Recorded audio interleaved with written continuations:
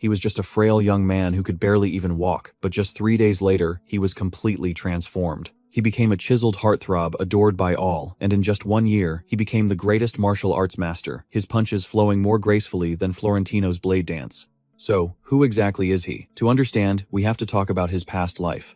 In the world of Murim, the guy with the biggest fists calls the shots. He had earned himself the title of Duan Yucheng, and Duan Yucheng had a temper as hot as a firecracker. If he wasn't taking down a few dark sects a day, he was hunting down the demonic cult. But in the end, he was ganged up on by the demonic cult's masters and ended up kicking the bucket. Right at that moment, a bolt of lightning struck a mansion out of a clear blue sky. When he opened his eyes again, he found himself in a completely unfamiliar body.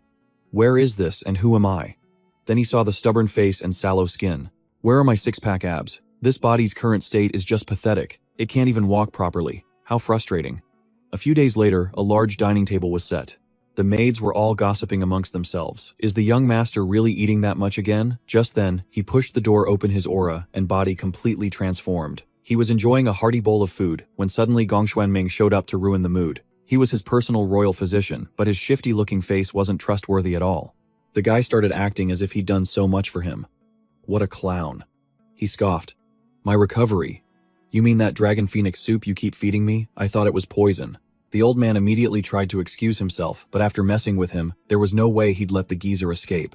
His face turned dangerous. Is this a place you can just come and go as you please? Between you and me, who is the master here? The old man's face went pale as he turned back and answered, It is you, young master. He called for ink and paper to write a little letter. I'll dictate, you write. Due to young master Li Zhenyan's medical condition, I must remain at the villa for a while. But since he's as tenacious as a leech, please provide instructions. Hearing this, the old man froze in terror. He was about to try and explain. The chopstick in his hand shot out like a bullet, grazing the old man and embedding itself squarely in the wall. He announced coldly, Listen here, old man. I'm not the Li Zhenyan I used to be. The old man trembled in fear.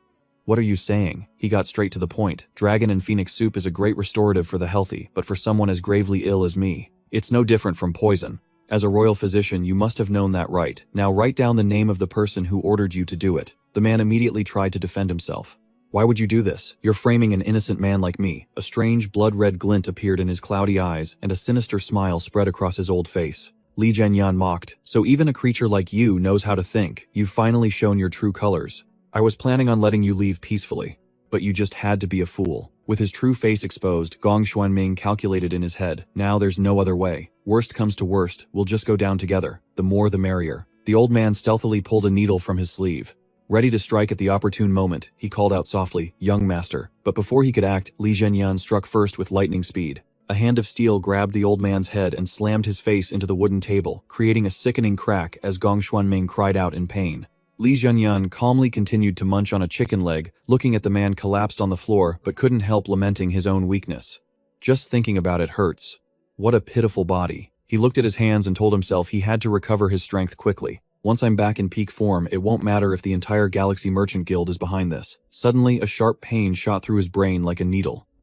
Why the sudden headache? Am I about to ascend to godhood or something? In the midst of his daze, a distant voice suddenly echoed, Sir. His eyes widened in shock, as blurry images of Gong Xuanming appeared in his mind. No, it can't be. This is... Fragments of unfamiliar memories began to flood in like a tidal wave, showing images of children and past events he had never experienced. Duan Yucheng realized in astonishment that these were Li Zhenyan's memories. The images shattered, and then merged into his mind, like a single drop of water falling into a still lake. Duan Yucheng murmured to himself, so that's how it is, to suddenly be given a second life, as Li Zhenyan, the eldest son of the famous Galaxy Merchant Guild. He wasn't as smart as his second brother, nor as strong as the youngest. He was just a weak eldest son, someone who used money to compensate for his shortcomings. In the end, he sank into a life of debauchery. By the time he realized his mistakes and wanted to turn back, it was too late. Due to his failing health, he was exiled to this villa. If these memories are real, then the main family doesn't even bother with this place of exile anymore. All reputation, no substance. A grand title, but a rotten situation. At first, the problem was being reborn without this body's memories, but now, I can focus on my martial arts. What a waste. Such a gifted body squandered like this. With my past life's knowledge and a few rare spirit pills, I'll reach a high realm in no time. Wait a minute. Spirit pills. He looked at the dazzling pile of gold and jewels on the table, remembering his wealthy background. I have money. What can't I buy? He glanced at Gong Xuanming's corpse slumped over the table. Oh well, time to bury him. 1 year later, amidst the atmosphere of the peaceful villa, with its vibrant cherry blossom trees, a strange man with a powerful bearing walked in and called out a greeting, startling the maids who were sweeping the courtyard. The newcomer was Mu Renshei, a member of the Galaxy Merchant Guild's guard unit. He announced loudly, "I have a letter for young Master Li Zhenyan. Where is he?" A maid quickly pointed towards the main hall. "Oh, he's over there." Mu Renshei followed her finger with his eyes, but the smile on his face immediately froze, his eyes widening in terror. It was the face of a guy just trying to earn his paycheck, who suddenly hears the company's been bought out. The majestic aura radiating from that body made Mu Renshei tremble, unable to believe his eyes. Young Master Li Zhenyan, once the sickly and frail eldest son, has now undergone a complete transformation. He has become a beast with a sharp, commanding gaze. Several seasons have passed with people coming and going like falling leaves. During that time, my core energy has taken form. I have engraved all the martial arts necessary for survival into this body. These include the body enlightenment technique and the swift shadow steps. I've now cultivated them to the 4th level, and everything is proceeding smoothly. But as I watch a leaf gently fall into my palm, I realize it's still not enough. As I was lost in thought, a voice cut through the air. Young Master Li Zhenyan. The newcomer was Mu Renshei, captain of the guard. He bowed obsequiously. "It's been a while. I've brought a letter from the ancestral hall." I glanced at him and replied coldly, "All right, let me see it." Seeing my current appearance and overwhelming aura, Mu Renshei couldn't help but be shocked. Good heavens, is this the Zhenyan I know? He was stunned by the transformation from frail to muscular. Seeing him just standing there frozen, I asked, "What are you staring at? Sit down." I opened the letter. It contained bad news. My father had fallen ill and was now bedridden. However, the letter didn't specify the reason. Why would he suddenly fall so ill? Seeing my silence, Mu Renshei hesitantly revealed, "It's very likely because of the Ouyang family.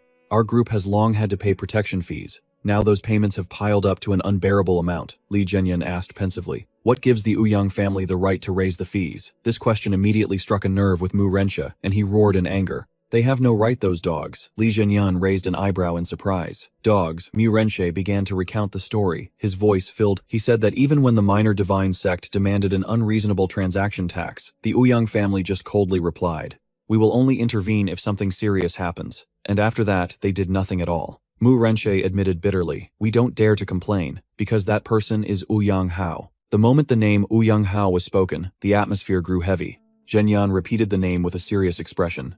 In his mind, he thought, "I've heard of him, a notorious figure in the martial world. He's so strong that even I've heard of him. This guy looks down on all the merchant guilds here." Zhenyan smirked knowingly. "I see.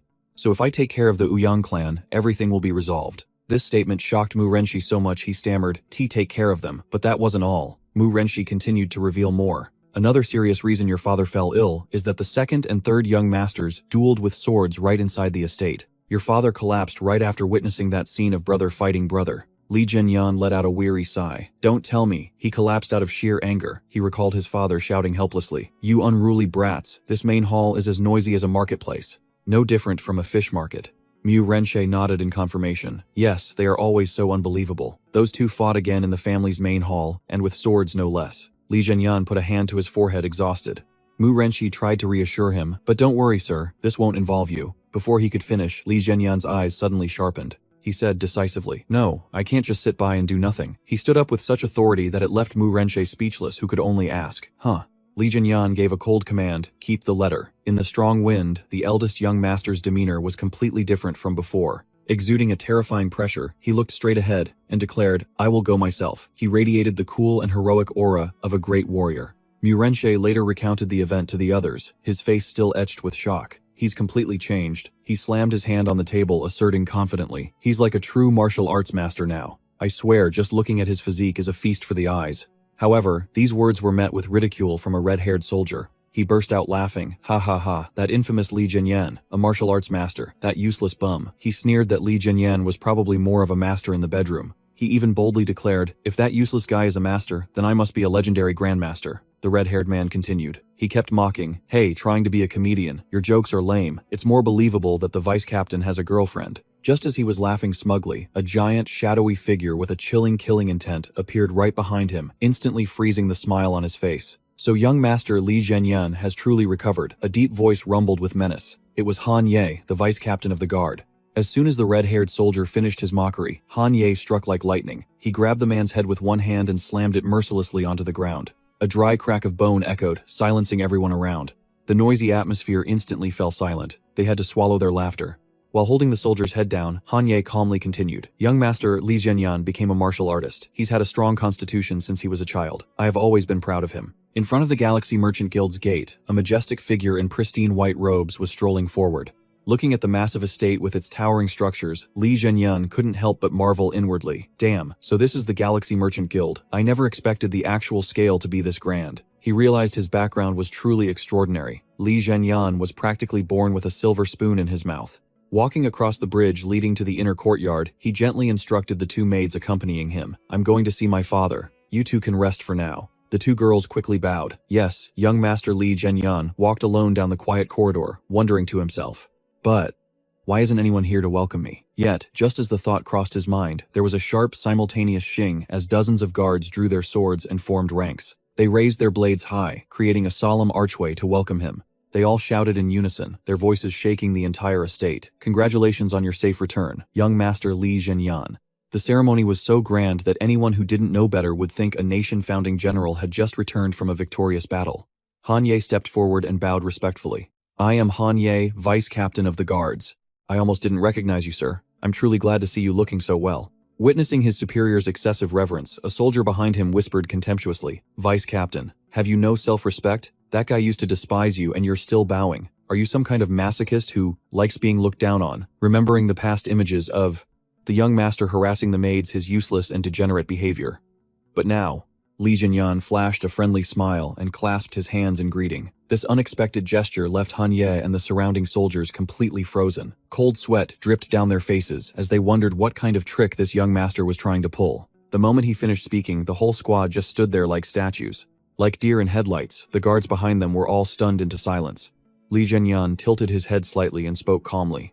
Please lead me to my father. Walking beside him, Vice Captain Han Ye smiled with satisfaction silently, assessing this transformation and confirming his thoughts. He was certain in his heart. Moreover, he is now our ally. The doors to the inner mansion opened, and a brilliant light flooded the space. As Han Ye led the way, he reported respectfully, I have already informed the master that you would be arriving. Li Zhenyan gave a slight nod in response. Thank you. However, that peaceful atmosphere was instantly shattered by a sharp, sarcastic voice. Well, look who it is. A red-haired man with a malicious grin approached casually, placing a hand on Li Zhenyan's shoulder, as if to put him in his place. It was the third young master of the Silver River Merchant Guild, Li Ziyan.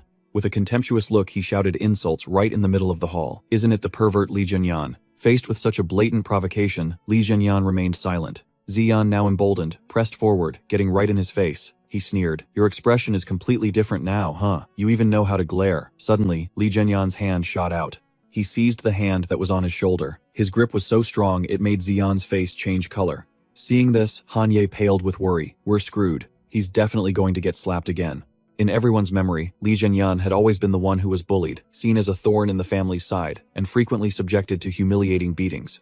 An elder standing nearby hurriedly tried to intervene and defuse the situation. The two brothers are finally reunited after all this time. You must both be so happy, right? But the family reunion atmosphere he was trying to create seemed about to devolve into a full-blown war between brothers. But Ziyan was naturally arrogant, and he roared in anger. Who do you think you are, putting your hands on me? His expression turned dangerous. Li Zhenyan struck as fast as lightning, a powerful swing of his arm landing squarely on Ziyan's face. The third young master went flying, tumbling onto the floor. To the utter astonishment of everyone watching, what the hell was that? Li Zhenyan calmly walked over his shadow looming over the man on the ground. He called his name in a low, deep voice, Ziyan. I was so excited on my way back.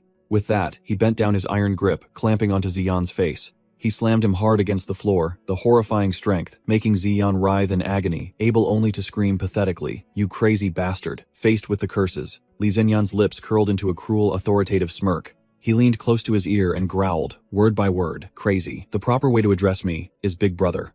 Outside the master's room, the servants were anxiously whispering amongst themselves, their worried eyes fixed on the closed door. They were staring so intently that if the door had a soul, it would probably get shy and try to cover itself. Just then, Li Huayan, the second son of the Silver River Merchant Guild, and also the general manager appeared with a stern expression.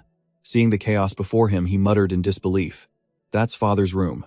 He approached and asked the guards in a harsh tone, What's all this noise? A trembling guard reported, General Manager, sir, it's the eldest young master and the third young master. They're arguing. The surrounding servants didn't even react. They were all too used to this. Hearing this, Huayan thought to himself that it was probably his third brother who started it again. Huayan yelled angrily, Then why aren't you people stopping them? He immediately rushed forward, intending to intervene Big Brother, but the scene before him made him freeze in his tracks. Li Zhenyan had his third brother in a one-handed grip, his face cold and expressionless against Ziyan's feeble resistance. Ziyan was completely overpowered. He could only manage a muffled sound in his throat. Huayan, is that you? Huayan, startled and bewildered, replied, yeah. Inside the quiet room with steam rising from the tea, Li Huayan approached with a smile. He looked at his eldest brother and remarked, you look well. Li Zhenyan replied nonchalantly, yeah, I'm fine now. Huayan's sharp eyes noticed the bandage on Li Zhenyan's hand. He asked with concern, was that from our third brother starting trouble? Li Zhenyan waved his hand dismissively, a meaningful smile on his face. Ah, it's nothing serious. He glanced over at Ziyan, who was standing meekly nearby with a bruised face, sweat beading on his forehead. In reality, right before entering the room, Li Zhenyan had taught his youngest brother a lesson he would never forget. A series of fiery slaps rained down on him. Ziyan had no time to even react. The father in that old fable about the bundle of sticks should have just taught his kids this way. It's faster. As Li Zhenyan hit him, he gave a cold warning. You shouldn't draw your sword on your own brother. Remember that, if you don't want to get beaten until his mouth bled. Ziyan could only beg in terror. I get it. I understand now, sir. Ziyan was still in shock, his mind screaming with resentment. How dare Li Zhenyan hit me? He used to be so weak. The fact that Li Zhenyan had taught Ziyan such a harsh lesson made the atmosphere in the room strangely silent. Thinking back to how things used to be, at best, he could only manage to dodge Ziyan's attacks. But now the tables had completely turned. Sitting at the tea table, Huayan stared at his eldest brother with suspicion in his eyes and finally asked, but what happened at the monastery? You seem like a completely different person. For all we know, the guy living with us could have been possessed by some video game demon. Li Zhenyan calmly took a sip of tea, a slight smirk on his lips as he replied, is that so? You've got a sharp eye. He suddenly stopped at the scrolls laid out on the table, his attention shifting so quickly he didn't have time to analyze the character's psyche. He reached out and picked up a scroll with a curious look. What's this? Seeing this, Li Huayan explained. Ah, that's the list of personnel I'll be taking with me to the negotiations tomorrow. Li Zhenyan unrolled the scroll and mumbled, personnel list. The name alone sounds like it was slapped together. He quickly scanned the names like Gong San and Choi Rei Li, making silent calculations in his head. He had originally intended to see who had recommended Gong Xuanming.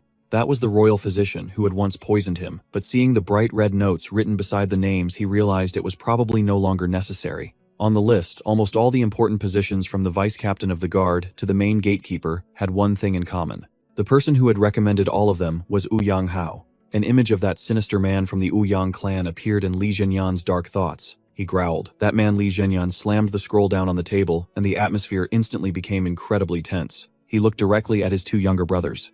His eyes were as sharp as daggers, as if trying to see into their very souls. Li Huayan, Li Ziyan, if either of you are colluding with the Ouyang clan, speak now. The question struck them like a bolt from the blue, leaving them both stunned. Li Ziyan shot to his feet, sweat pouring down his face as he yelled in frustration. What?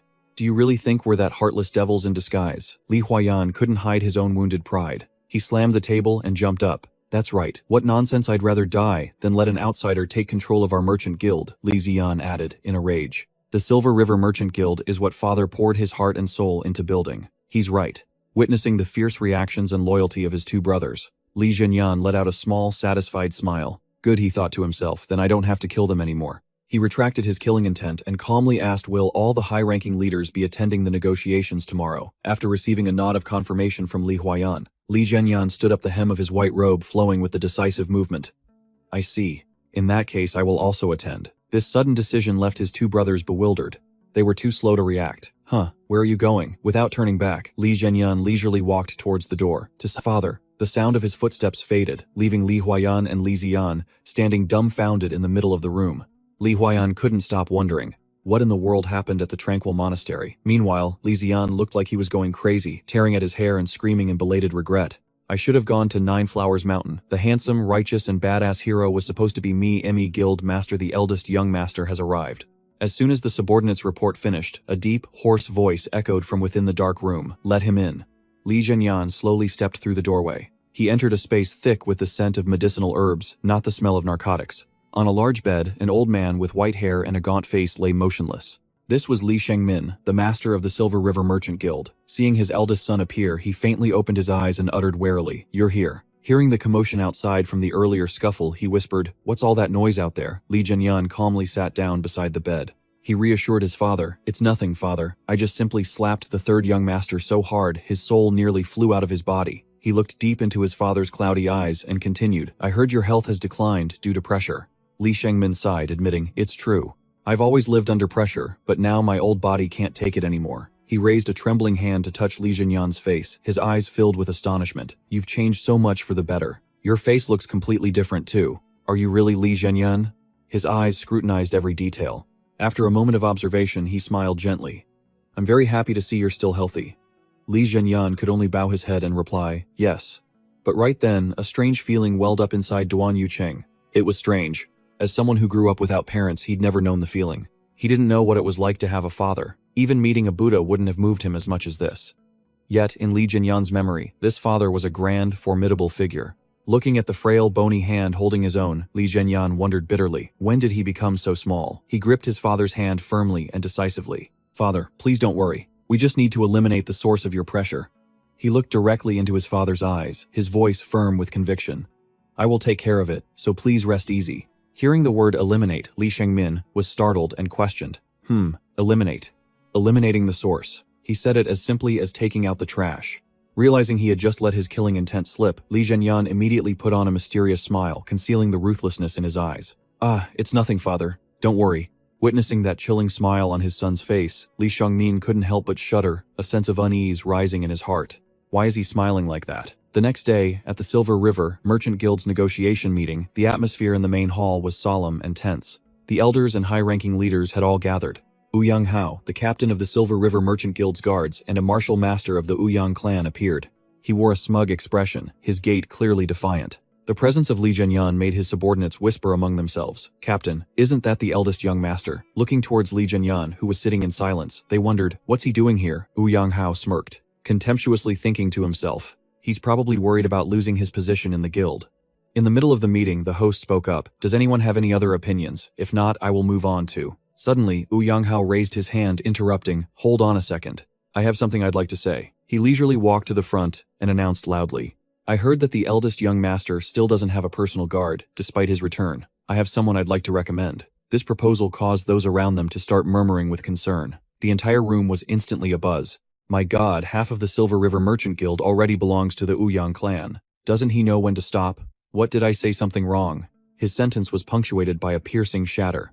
Ouyang Hao casually crushed the teacup in his hand, sending shards flying right in front of one of the elders. He glared around the room threateningly, then feigned an apology. Oh dear, my hand slipped. My apologies. His smile grew more sinister as he growled. Does anyone have an opinion on my proposal? The entire room was dead silent. Not a single person dared to speak up. Facing the powerful man, Ouyang Hao gloated. No one. In that case, I. A cold voice suddenly rang out, shattering the thick atmosphere. Li Zhenyan raised his hand, his sharp eyes locked forward. I have an objection. He slowly rose to his feet, each step steady as he walked towards Ouyang Hao. I also have a proposal, he said, right in front of the stunned captain. Zhenyan pointed directly at his face and declared, I propose the dismissal of the captain of the guard Ouyang Hao. The entire hall was rocked by this insane declaration. What good heavens is he joking? The room instantly turned into the most venomous viper's nest in history. The subordinates began to sneer. Does he not know how much the captain of the guard has done for the guild's security? Ouyang Hao burst out laughing with contempt. You want to fire me? He moved closer to Zhenyan, hurling insults. It seems being bedridden for so long has made you forget a few things. But that's not for you to decide. In response to that arrogance, Zhenyan just smirked. Is that so? An incredible pressure suddenly erupted from him. Before his opponent could even react, Zhenyan launched an attack with terrifying speed. A loud explosion ripped through the air as the ground beneath them shattered. Thick dust and smoke tore through the space. The dust gradually settled to reveal the majestic figure of Li Zhenyan standing tall amidst the wreckage.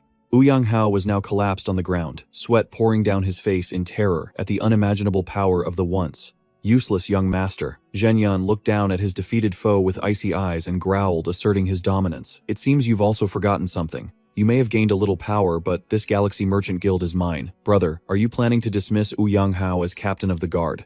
Is that why you came to the business meeting? Li Huiyan asked breathlessly as he hurried to keep up, amazed at his older brother's quick pace. He advised worriedly, to be honest, we're just a merchant guild. Tangling with those people from the martial world is just asking for trouble. Zhenyan stopped abruptly, glancing back at Li Huiyan. Do you know what happens when you underestimate a martial artist? His eyes turned bone-chillingly cold, his voice deep and threatening. The one who is careless is the one who gets devoured. Take a look at the current state of the Galaxy Merchant Guild.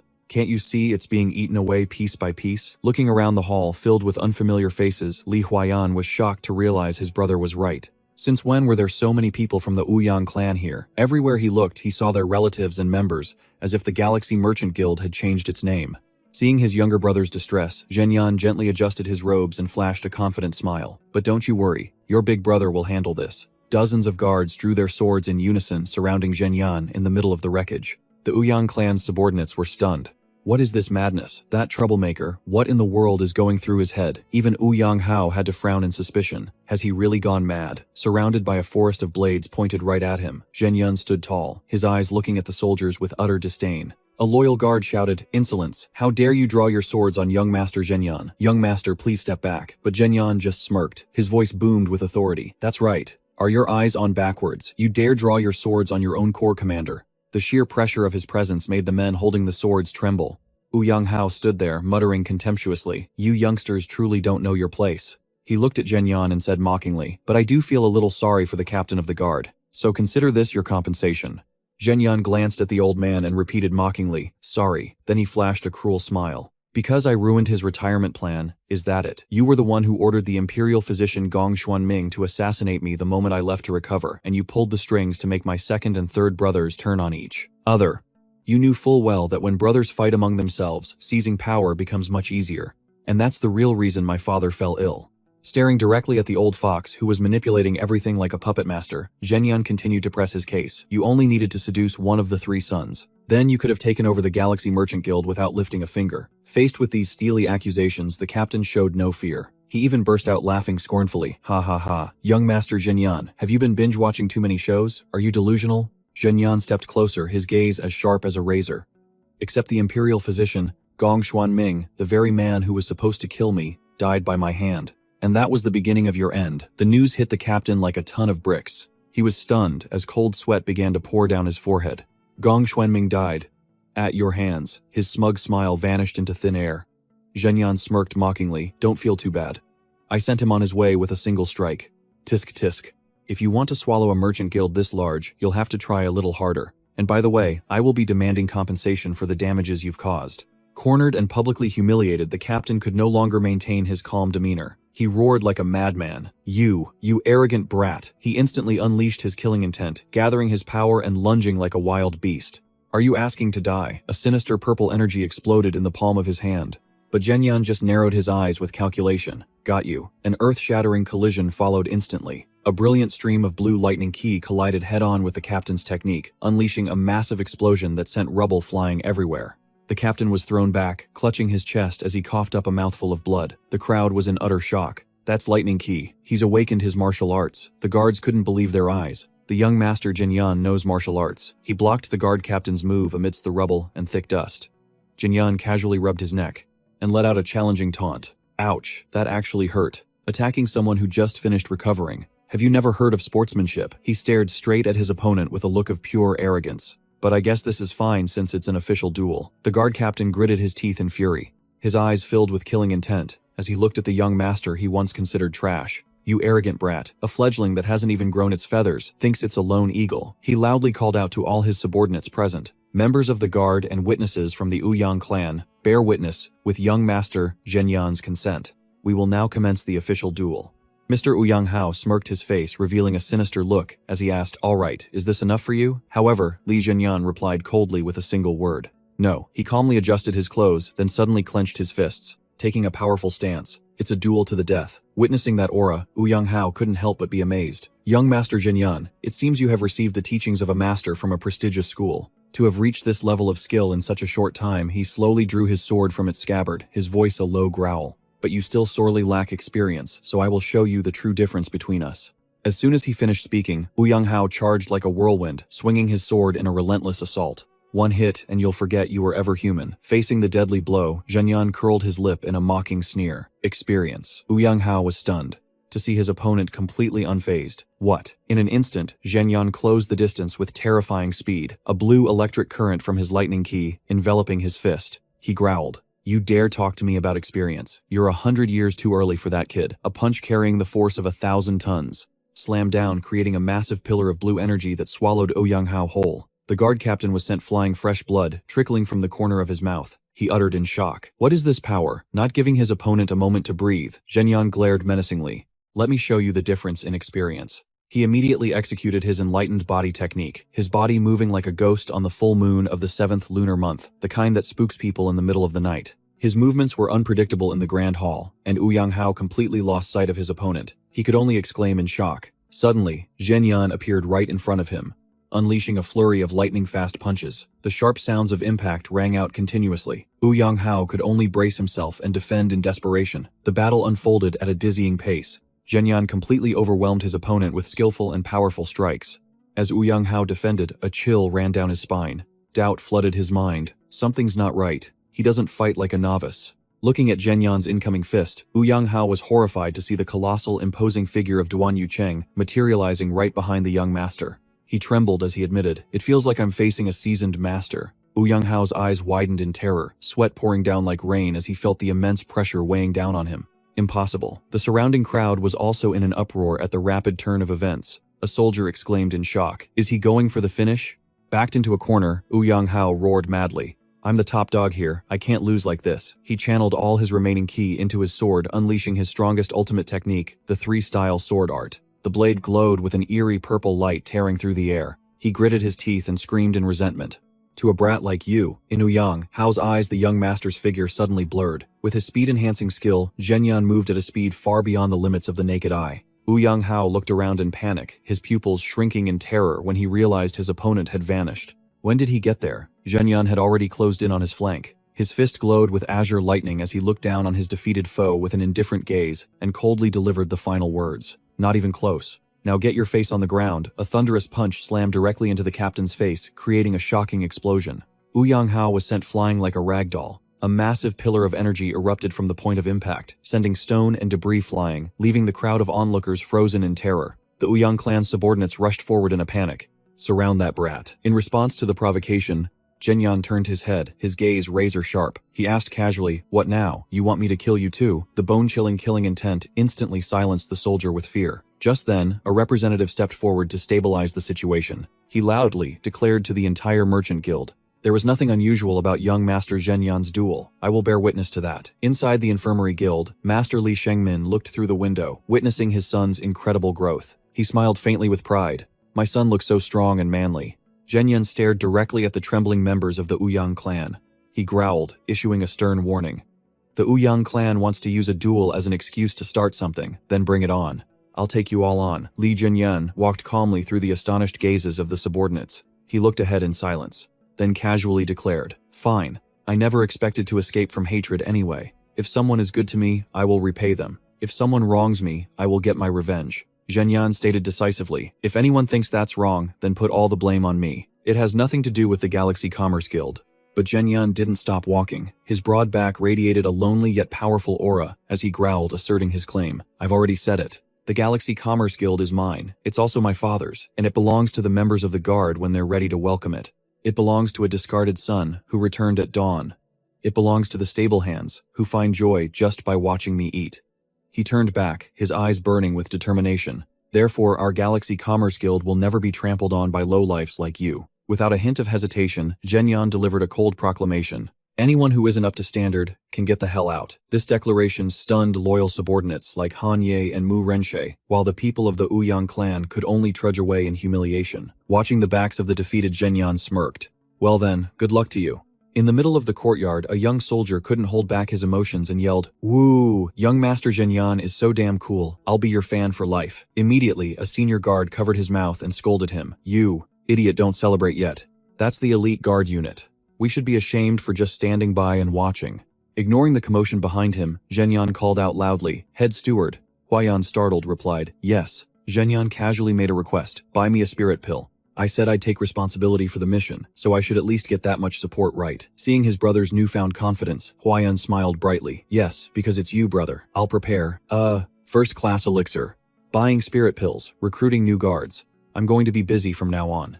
He glanced into the distance and thought to himself, as for the new guards, I already have a few people in mind." Meanwhile, in a secret room under the setting sun, a man with a long scar on his face held a gold ingot, a dangerous smirk playing on his lips. Are you certain? Was that really Li Zhenyan? A few days prior, on the first day, Li Zhenyan returned to the Silver River Merchant Guild. While strolling through the vast estate, he suddenly turned and asked the person with him, "Now that I think about it, Vice Captain, have you eaten yet?" Han Ye was completely stunned. "Are you asking me?" Seeing his master nod, he answered honestly, "No sir, I've been working since early this morning."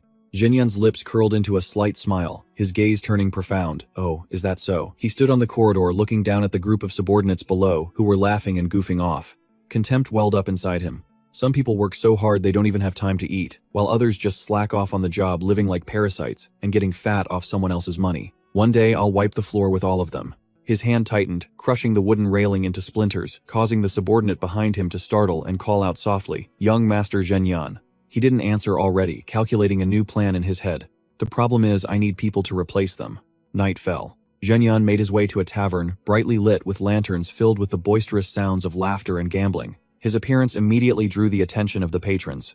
A man holding playing cards whispered, "Hold on, isn't that the pushover?" The person opposite him asked blankly, "Pushover?" The first man pointed and confirmed, "Look closely, that's the young master of the Silver River Merchant Guild." Zhenyan walked calmly through the crowd surrounded by their mocking whispers. "It really is him. I thought he'd be on his deathbed looking like a dried fish. It's been so long since we've seen him. Let's see how much money he's going to waste this time." Ignoring all the jeers, he walked straight toward a restricted area with a mysterious red sign hanging in front of the door. A guard round as a roasted pig, and holding a trident like a low-budget Aquaman, was standing watch. As soon as he saw Zhenyan, his eyes widened in surprise, but then, he immediately broke into a cheerful, mocking grin. "Oh my, long time no see, young master. Are you back to being a spendthrift again? No wait, you're here to make another donation, right? Don't touch me. I wouldn't want my people to get pig grease on them."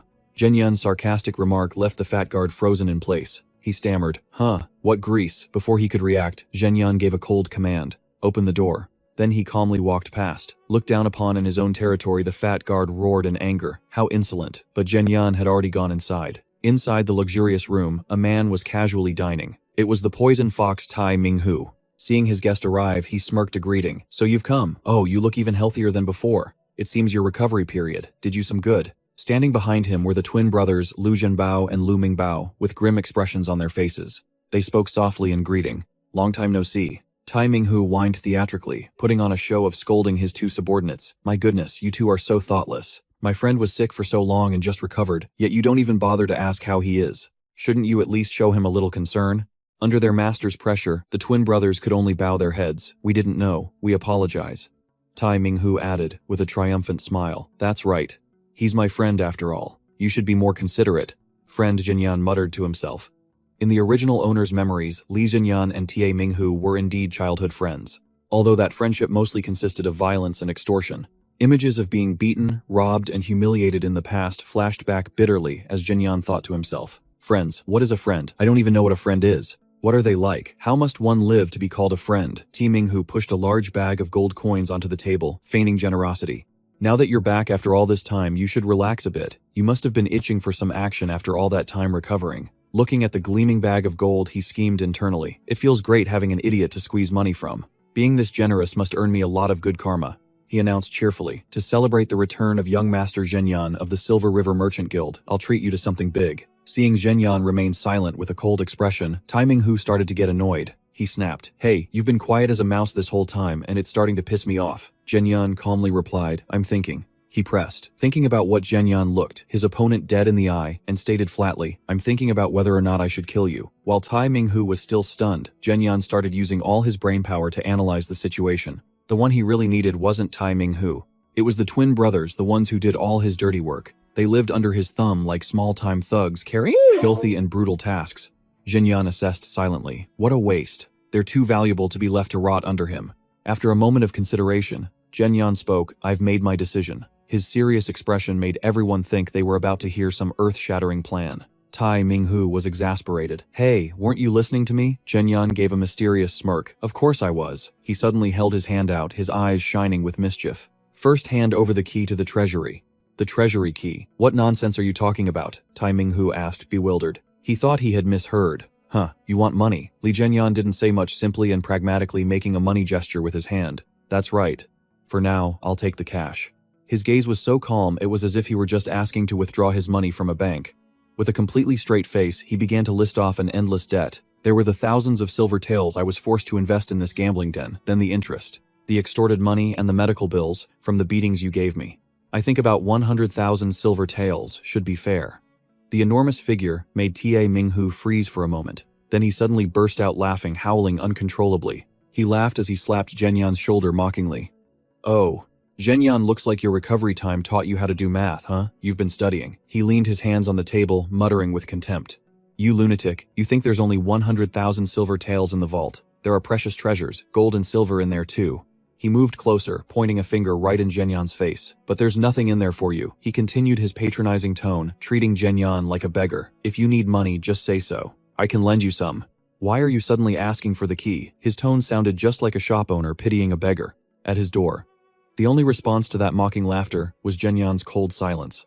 Being ignored like that made Minghu's face flush with anger. His expression darkened as he growled. Hey, you dare ignore me now. Just because you were a patient, you think you can act all gloomy and sullen, demanding the key and then giving me the silent treatment. His anger erupted, and Minghu screamed furiously in his face. Snap out of it, you bastard. Do you have any idea who I am? I'm Minghu, he roared, his eyes wide. Hey Li Zhenyan, what's wrong with you? You got a death wish staying silent like that. He immediately ordered the henchman standing behind him. Pin him to the ground for me. Maybe a good beating will knock some sense into him. The burly, bald-headed man roared. Yes, sir. He charged forward like a bear, using his brute strength to slam Zhenyan onto the table. But even while being restrained, Zhenyan's expression didn't change one bit. He glanced at the man holding him down, and uttered a single cold sentence. You know, I was planning on being a kind, forgiving angel and sparing your life. Instantly, a terrifying surge of power erupted from Zhenyan's body. A deafening explosion echoed as a powerful shockwave sent the giant henchman flying like a torn leaf, slamming hard against the wall. To Tai Minghu's utter astonishment, without giving his opponents a moment to breathe, Zhenyan dashed forward like a green flash of lightning, delivering a spinning kick. The other guard's leg bone seemed to have snapped. He screamed in agony before collapsing to the ground.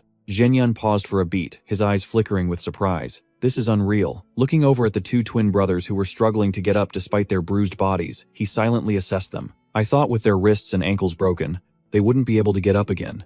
And yet there wasn't a trace of fear in their eyes. A satisfied smile spread across the young master's lips. They're the real deal, the twin brothers roared and charged forward, attacking wildly in unison. Zhenyan murmured softly. This time he gracefully dodged their attacks by a hair's breadth. With an extremely elegant movement, looking more like he was performing a ribbon dance than fighting, the two attackers only felt a gust of wind rush past them before they froze in shock. Realizing their target had vanished from sight, they looked around in panic. Where did he go? Suddenly, Zhenyan appeared right behind them, his steel-like hands grabbing both of their heads, and slammed them down. In that moment, he looked just like someone grabbing two mischievous cats by the scruff of their necks. He smirked triumphantly. Just as I thought. You two are too valuable to be wasted like this. A powerful slam onto the ground left them both collapsed on the spot. Zhenyan gave a cold command. Stay down, twins, I won't warn you a second time. He calmly turned around to face the only person left standing in the room. Witnessing Zhenyan's overwhelming power, Minghu's face had gone deathly pale with beads of cold sweat dripping down, as he could only mutter in fear. Oh god damn it. Zhenyan casually dusted off his hands, flashing a friendly but deadly smile. Looks like it's just you left, my dear friend, Minghu. You're usually so quick to react, Tai Minghu. Why are you so slow today? Trembling, Tai Minghu pulled out a short dagger. The gleaming blade quivered violently in his hand. He screamed in desperation. Hey, stay back. Can't we just talk about this? He gritted his teeth, trying to summon his last bit of courage. Zhenyan saw right through his fear, raising an eyebrow as he retorted. What are you so afraid of? Tai Minghu. In his desperation, Tai Minghu tried to reassure himself with a ridiculous thought. He's still just that weakling Zhenyan after all. A brave thought, but a little too late. He gathered all his strength, let out a crazed roar, and charged forward like a cornered beast. One hit is all it'll take to beat you, you fool. But his desperate punch was met only by a razor-sharp glare from Zhenyan. With terrifying speed, he didn't even bother to dodge, instead launching a direct counterattack that exploded with azure energy. A thunderous boom ripped through the air. Bricks and stone flew everywhere under the terrifying power of the lightning energy. Zhenyan closed the distance instantly, his steel-like hand clamping down on Minghu's head, and slammed him down. Before he could even process it, his face was planted on the floor. Zhenyan stared directly into his eyes, which were wide with terror, and delivered a cold finishing line. But the second hit is the one that proves you're the fool. A brilliant stream of blue lightning suddenly erupted violently from Zhenyan's hand, engulfing Tai Minghu's entire body. A blood-curdling scream echoed throughout the tavern, shattering the silent night. The sound carried so far that anyone who didn't know better would think they were slaughtering a pig in the middle of the night. Outside, the large guard heard the piercing scream and shuddered. He peered inside with terrified eyes, stammering incoherently. Oh god, someone's really going to die in there. Tai Minghu roared in pain as Zhenyun's steel-like hand gripped his head. He was thrown back, sprawling humiliatingly on the floor. Zhenyun calmly walked over, gently prodding the twitching body with his hand, and said coldly, "Hey, wake up." The only response was pathetic groaning. Tai Minghu lay there, his body trembling uncontrollably in fear, but then he suddenly let out a bizarre laugh. The laughter grew more and more inhuman. He looked up with bloodshot eyes and mumbled, "I'm fine, why do you ask?" In his mind, the old fox was calculating furiously. What on earth was he doing while he was recovering? Was he faking his illness to train in secret? He couldn't believe the useless young master from before could have undergone such a terrifying transformation. A thought flashed through his mind, sending a shiver down his spine. No way did he do all this just for revenge, but it's not like I did anything that bad to him. Memories of the whippings he'd inflicted on Zhenyun flooded back, making him scream internally. Damn it, that's definitely it. He came back just for revenge. Realizing he couldn't win with force, Tai Minghu instantly changed his tune and started sucking up. Hey, besides the key is there. Anything else you want, just name it, okay? His attitude changed so fast it was like watching a different actor take the stage. Zhenyun raised an eyebrow slightly. Something else. Tai Minghu scrambled to his feet as eager as if the fight had never happened. Yeah, anything at all. I mean, even though you got beaten up a tiny bit, we're childhood friends, right? We've always had a special bond. Seeing the other guy remain silent, he pressed his advantage. Zhenyun smirked slightly. Yeah, I get it, since we're friends. Waiting for just that cue, Tai Minghu cheered triumphantly. That's right, that's what friends are for. Smart choice. His joyful expression was like that of a man who had just narrowly escaped a death sentence. He rushed forward to hug Zhenyun, promising endlessly, "Are you mad? From now on I won't hit or threaten you anymore." Being hugged so tightly he could barely breathe, Zhenyun could only grimace. "Let go. I'm gonna puke." Tai Minghu was still lost in his act of brotherly love. Are we really friends? No, we're good brothers. He immediately turned and ordered his underlings who were scattered across the floor. Hey, you guys, come and say hello. You have to treat him like your big brother. Now congratulate him. The twin brothers, Lu Zhenbao and Lu Mingbao, despite being exhausted, had to force themselves up and say in reluctant unison, "Congratulations, big brother. You've gotten stronger, congratulations." Watching Tai Minghu's bootlicking performance, Zhenyun scoffed internally. What was that? A moment ago we were friends, now we're brothers. This idiot wags his tail like a puppy for anyone who acts friendly. He glanced at the twins with a calculating look and thought to himself, just you wait. When I get out of here, I'm taking the twins with me. Life won't be that hard with just the three of us. Zhenyun plotted silently in his head. Looking over at the twin brothers, he called out, "Mingbao, Zhenbao." Both of them immediately replied with respect, "Yes, big brother." Zhenyun looked them straight in the eye and made an offer they couldn't refuse. "Once we've sworn an oath, we are brothers for life. Do you two accept?" Seeing the twins' stunned silence, Tai Minghu quickly urged them on. "What are you staring at? You're brothers now." Hearing their master speak, Mingbao and Zhenbao immediately bowed their heads in submission. "Yes, from now on we will respect you as our big brother." Tai Minghu stood beside them, grinning and rubbing his hands in delight. Yes, yes. That's more like it. He looked so happy you'd think he'd just lured a huge fish into his net. But his smile froze instantly when Zhenyun added another cold sentence. "Well then, if we're brothers, we have to decide who's the eldest, right?" A sinister smile appeared on the young master's face. He ordered the twins, "You two wait outside. We'll decide and let you know." Tai Minghu started to feel that something was very wrong. He stammered as he watched the backs of his two loyal followers trudging out the door. He shouted in a panic, "What? Wait a minute." The door slammed shut. It left Tai Minghu alone to face the killing intent radiating from Zhenyun. He asked, trembling, "What are you going to do?" Deep down, Tai Minghu was horrified to realize a bitter truth. So, what he really wanted wasn't money. Only now did he realize he'd just personally sent his two human shields out of the room. Zhenyun casually cracked his knuckles and smirked. "We have to decide this quickly." He looked at the traitor before him with a contemptuous gaze. Tai Minghu, you really know how to take advantage of those kids' innocence. How can you be a person like that? Zhenyun clenched his fists. He declared his claim loud and clear. "From now on, I will lead and train them properly." Tai Minghu sighed in despair. You might as well take all my money." He clutched his head and wailed in anguish. "You beat me to a pulp for no reason, and now you want to steal my men too." The sheer panic caused Tai Minghu to scream like a madman. "Are you planning to leave me to get beaten to death outside? You might as well just kill me now." His shout was full of tragic drama. It was as if he were reading his last will and testament before heading to the execution block. Zhenyun looked at him with the cold indifference one might show a corpse. He asked softly, "You want me to kill you?" Then he launched a lightning-fast kick straight at Tai Minghu's head. Tai Minghu's eyes widened in terror as he realized Zhenyun's fist was right in his face. Zhenyun gave a cold smile. "Nice work, brother." Immediately, a chain of lightning-fast punches rained down on him. Tai Minghu was completely helpless, only managing to gasp, before a powerful fist slammed directly into his face. Zhenyun growled, "This is Then he threw a devastating punch into his opponent's stomach, causing him to collapse in absolute agony. Tai Minghu realized with horror that death was near. Is this my grave? I'm really going to die. He had probably never felt regret so quickly in his entire life. Zhenyan squeezed his neck tightly. A stream of blue lightning coursed through Tai Minghu's body, making him convulse. He gasped, "Ugh. Kill me." Zhenyan tilted his head mockingly. "I can't quite hear you." Overcome with fear, Tai Minghu wailed through his tears. "I said I'll give you the key, please don't kill me." Zhenyan smirked maliciously. "Is that how you beg?" Tai Minghu could only choke out bitterly. "Ha, damn it all." Zhenyan looked down at him with an authoritative gaze and added another ice-cold line. "Or should I be more polite, since we're friends?" After torturing his opponent to a pulp, Zhenyan casually turned and walked away, leaving Tai Minghu sprawled on the floor. The twins rushed over in a panic. Big brother, Tai Minghu." As he walked, Zhenyan nonchalantly dusted off his hands, thinking to himself, how ridiculous. He's lost his mind too. The twins stared at Tai Minghu with faces of utter disbelief. "Big brother, did you lose? Did you really lose?" The way they asked sounded as if they'd just witnessed the sky falling. Tai Minghu closed his eyes and admitted bitterly, "Yeah, I lost. From now on you will serve Zhenyan as your big brother." He thought to himself in humiliation, "Ah, damn it, this is so humiliating. I want to cry." Looking at the two kids who had followed him for so long, Tai Minghu reassured himself, yeah, those two would probably be better off at the Galaxy Commerce Guild than in this trashy casino. At least they'd have food to eat and clothes to wear. While this debt-collecting life is just going to ruin them. Despite the pain, he still worried for their future. He'd grown attached to them, as they were the only ones who had ever followed him. One of the brothers bowed his head and replied, his voice choked with emotion, "Yes, I understand."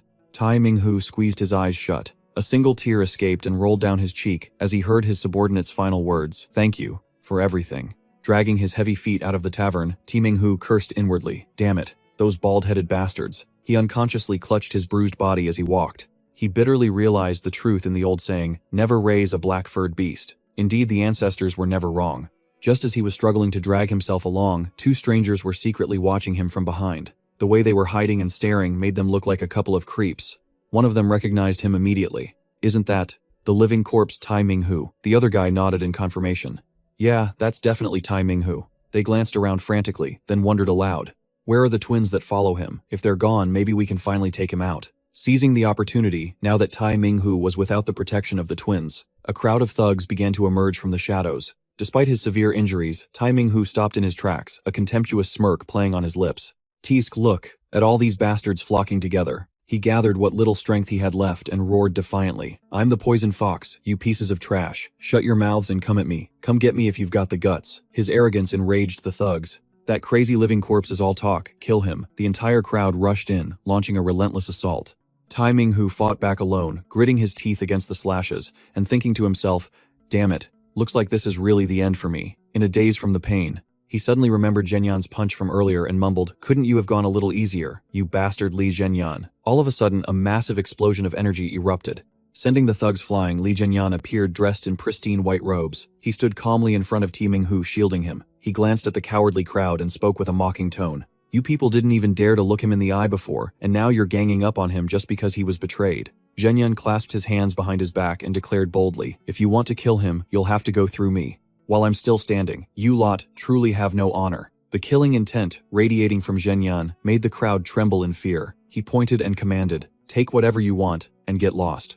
Staring at the back of the man who had just saved his life, Tai Minghu, though grateful, couldn't shake his sullen nature. He cursed under his breath, putting on such a disgustingly cool act. Though his mouth was cursing in his heart, he was already practically worshipping the guy. He staggered away, muttering bitterly as he opened a door. "This rotten world."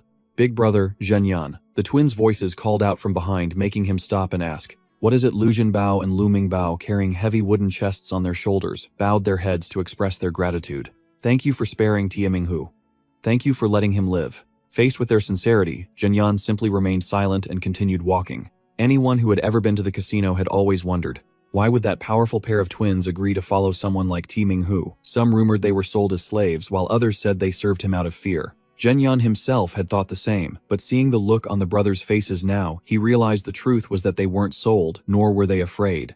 Zhenyan smirked and thought to himself with a sigh. Even after being reborn, understanding the human heart is still so difficult. It's true what they say. The hearts of men are impossible to fathom. The three of them strolled leisurely through the bustling city streets under a brilliant sunset. High up on a balcony, a strange man was secretly observing the entire scene. He was stunned, beads of sweat rolling down his face. He stammered, unable to believe his eyes. It can't be. Sensing the gaze on him, Zhenyan glanced subtly up towards the tall building. Meanwhile, at the Galaxy Commerce Guild, Li Ziyan was walking along, sighing wearily.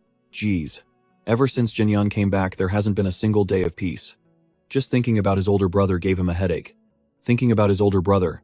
Just the other day, he brought home a mountain of money that fell from the sky, and now he's dragged in 2 huge guys. Seeing the figures of Zhenyan and his 2 new subordinates, Ziyan muttered with jealousy, I just can't stand him. Suddenly, a loud noise echoed, shaking the ground. What the hell was that? The violent sound was like a strong tremor. This was serious. His eyes widened as he looked towards the gate. A long procession of horse-drawn carts laden with goods was rumbling into the estate. The porters hurriedly unloaded the cargo under the direction of a manager. Be careful with that cart over there. It's carrying important goods. Ziyan ran over to take a look and was stunned by the sacks. They were stacked high in the courtyard. He asked urgently, Hey, what is all this? As he saw the jars of elixirs emitting a precious aura, he exclaimed excitedly, Whoa, there are even rare elixirs that people have to line up for at the crack of dawn to buy. Just then, a deep voice sounded from behind him. Those belong to me. Ziyan turned around and was stunned. Father. The guild, Master Li Shengmin, was now able to walk on his own. Though he still needed support, Ziyan rushed over worriedly. Father, you're still weak. It's too much for you to be out here. But the old man simply replied calmly, I'm fine. I feel much better. Ziyan's gaze was fixed on the pile of spirit elixirs. He asked curiously, Father, what are you planning to do with all these elixirs? Zhenyan only asked for 1 pill, so why did you buy so many? With a mountain of them like this, you could open your own elixir shop. Thinking he would also get a share, he cheered hopefully. There's some for me too, right? But his father's answer was like a bucket of cold water, splashed right in his face. It's all for your brother. Ziyan's expression immediately changed, completely shattered. All for my eldest brother. All of this. His father glanced at the mountain of goods and confirmed coldly, That's right. Did you think a single elixir was enough to change one's destiny? He continued to explain the massive investment. Compared to what I've poured into the Ouyang family and the Xiaoxun sect, this is barely anything. Li Shengmin revealed that he wasn't just buying goods, he was making a much bigger move. I have also sent letters to the branch managers, old friends, and the esteemed great merchants telling them that we are buying high-grade elixirs in bulk to overcome our crisis. Li Shengmin thoughtfully asserted that if their association were to collapse, the others would be affected too, so they wouldn't take this lightly. He smiled faintly, blaming himself for a past mistake. Making Ouyang Hao the captain of the guard was my fault, so the least I can do is clean up the mess. He's finally at an age where his old man has his back. This decision received enthusiastic support from his subordinates, a truly wise decision. The young master will surely become a great expert. Zhenyan's father replied proudly, That's right, my eldest son is truly exceptional. He turned to give instructions to the vice chairman. Thank you, vice chairman, I'm counting on you, the man declared confidently. Of course, leave it to me. Meanwhile, Ziyan stood in the back with a twisted expression about to say something but deciding against it. Hearing his son's words, Li Shengmin broke into a satisfied smile. Excellent, a perfect opportunity. He stood majestically in the middle of the estate and calmly announced, I finally get to spend my entire life savings. Upon hearing this, Ziyan froze for a few seconds, only able to gasp. A single leaf drifted past his face in the dreadful silence. He scrambled after his father's retreating figure, yelling in desperation about being shorted on his inheritance. Wait, Dad, what about me? What about my share of the medicinal pills? Li Shengmin leisurely turned his head back, asking with an innocent expression. Oh, son, do you need any? The question was so nonchalant, it was enough to make one spit blood. Ziyan was fuming, grinding his teeth and muttering, Damn it, how did that guy get so lucky? He watched with a suspicious look, wondering what on earth his brother was plotting. Just then, an immense pressure descended. A dark figure with a brilliant green aura was rushing forward at a terrifying speed, carrying a giant boulder on his back, secured with thick ropes. Li Ziyan only had time to scream, Ah. As the dark figure zipped past the rock carrier, commanded coldly, I'm on a walk, get out of the way. His jaw dropped in astonishment. What? Looking at the figure, the guy was thundering along, carrying a mountain-sized boulder, creating a deafening racket. He couldn't help but feel bewildered. A walk. Carrying a rock that huge is what you call a walk. He watched the retreating back, sweat pouring down his face at the sheer madness unfolding before him. That guy's a real hard worker. His intelligence was unbelievably simple. After that scene, he immediately returned to his own training. Leaping into the air, he swung his arm and threw the wooden sword to the ground with a dry crack. In his mind, the events of the recent battle replayed vividly. Ouyang Hao rushing forward with his sword. He remembered it so clearly, it was like watching a slow-motion film. He swung his sword, slashing hard at the wooden dummy, and yelled, swoosh. He clicked his tongue in regret. Damn it, that feeling. It's not like his at all. What the? A voice suddenly sounded from right behind him. Ah, you scared me. Turning around, he saw his big brother standing there who knows for how long, with a completely unfazed expression. Xian crouched down, stammering, "You damn, big brother, why are you here? Weren't you on a walk?" His big brother answered casually, "I'm done. If you're going to self-critique, at least do it properly." Like a teacher correcting homework, he stepped closer. "Try striking with the sword again." It's a pretty good simulation of Wu Yanghao's final move. Having had his entire training session seen through by his brother Xian, couldn't help but blush with embarrassment. Geez, he saw everything from start to finish. He gritted his teeth, tightened his grip on the sword's hilt, and channeled all his strength into his arm. With a decisive and powerful motion, Xian swung the wooden sword and shattered the wooden dummy, creating a shocking explosion that sent splinters flying everywhere. That looked decent enough. Wu Yanghao's thrusting technique is just that sloppy. He nodded like a middle-aged teacher grading an exam. He shouted in shock. What immediately, his big brother lunged forward at an incredible speed, forcing him to brace for the surprise attack. A harsh clang rang out. Clang, the sound was like two iron pans smashing into each other. In the middle of the struggle, his big brother remarked coldly, "You let your guard down." What the hell? Before his younger brother could compose himself, the elder brother pressed on, explaining, "When I close in, you panic and only know how to defend." Li Xian was cornered, yelling helplessly as he parried. "Is this lunatic crazy?" He hastily backed away, trying to negotiate. Wait, big brother. Can't we just sit down and talk?" It was a perfectly reasonable suggestion, unfortunately made to the wrong person, but the only reply to his plea was a dreadful silence. He gritted his teeth and tightened his grip on the wooden sword in his hand. Whatever, bring it on. But in the blink of an eye, his big brother's figure suddenly vanished, leaving him to look around the empty training ground in shock. He's gone. Suddenly, his big brother appeared right behind him like a ghost. When people are cornered and lose control, they often play their strongest card.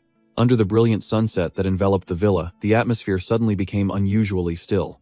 Unexpectedly, a pristine white bandaged hand grabbed his chin, locking his every move. His big brother closed in his gaze, razor sharp. Gasp, gasp. His breathing was ragged and difficult, as if life had just beaten him to a pulp. Sweat poured down his pale face. He thought to himself in horror, "I almost really died." His eyes widened in terror as he recalled the moment his brother's sword blade had flashed past his neck. In his shock, Xian began to analyze the technique. A thrust has a lower hit rate than a slash, and besides, the three-layered transforming sword of Wu Yanghao's is a one-hit finishing move, so he has to be cautious. He nearly died, but he was still conscious and looking handsome. He realized that if he could have reacted faster just in that brief moment, then the outcome of the battle would have been decided long ago. A sense of powerlessness washed over the man who was once the great Duan Yucheng. He silently reminisced about his glorious past. "To be honest, in my previous life, I wouldn't have even let a guy like Wu Yanghao draw his sword." But the harsh reality slapped him right in the face. So hard, it nearly knocked his self-respect right out of him. He bitterly admitted, "My current body doesn't even have half the strength I had as Duan Yucheng." The image of Duan Yucheng, lying in a pool of blood in the past, returned as a painful reminder. He realized that defeating someone like Wu Yanghao couldn't possibly satisfy him, because even at the peak of his power, there were some people he had been powerless to overcome. "No," Xian growled softly, his eyes burning with determination. The powerful sound echoed throughout the courtyard. "I must become stronger than ever, so no one can even compare." Just as his fighting spirit was soaring, a servant's voice called out from the gate, "Young master, you have visitors." Li Jinyan immediately retracted his killing intent, let out a sigh, and replied, "I know, I'll be right there." Meanwhile, on a bustling street corner, rumors about the change in the Silver River Merchant Guild's young master were spreading like wildfire. Rumors travel faster than refugees. A man loudly dismissed them. "Hey, give it a rest with that nonsense. Stop saying such stupid things." He sneered with contempt. "You think Li Zhenyan knows martial arts? That guy only knows how to chase women. There's no way he's some kind of master." Hearing these insults, Chu Sheng, who had witnessed the event, couldn't hold back and yelled, "You think so? I'm sure of it. I saw it with my own 2 eyes." He began to recount excitedly. "The other day, I was completely drunk, walking past Ti Minghu's casino. At the same time, over at the docks, a manager's booming voice rang out.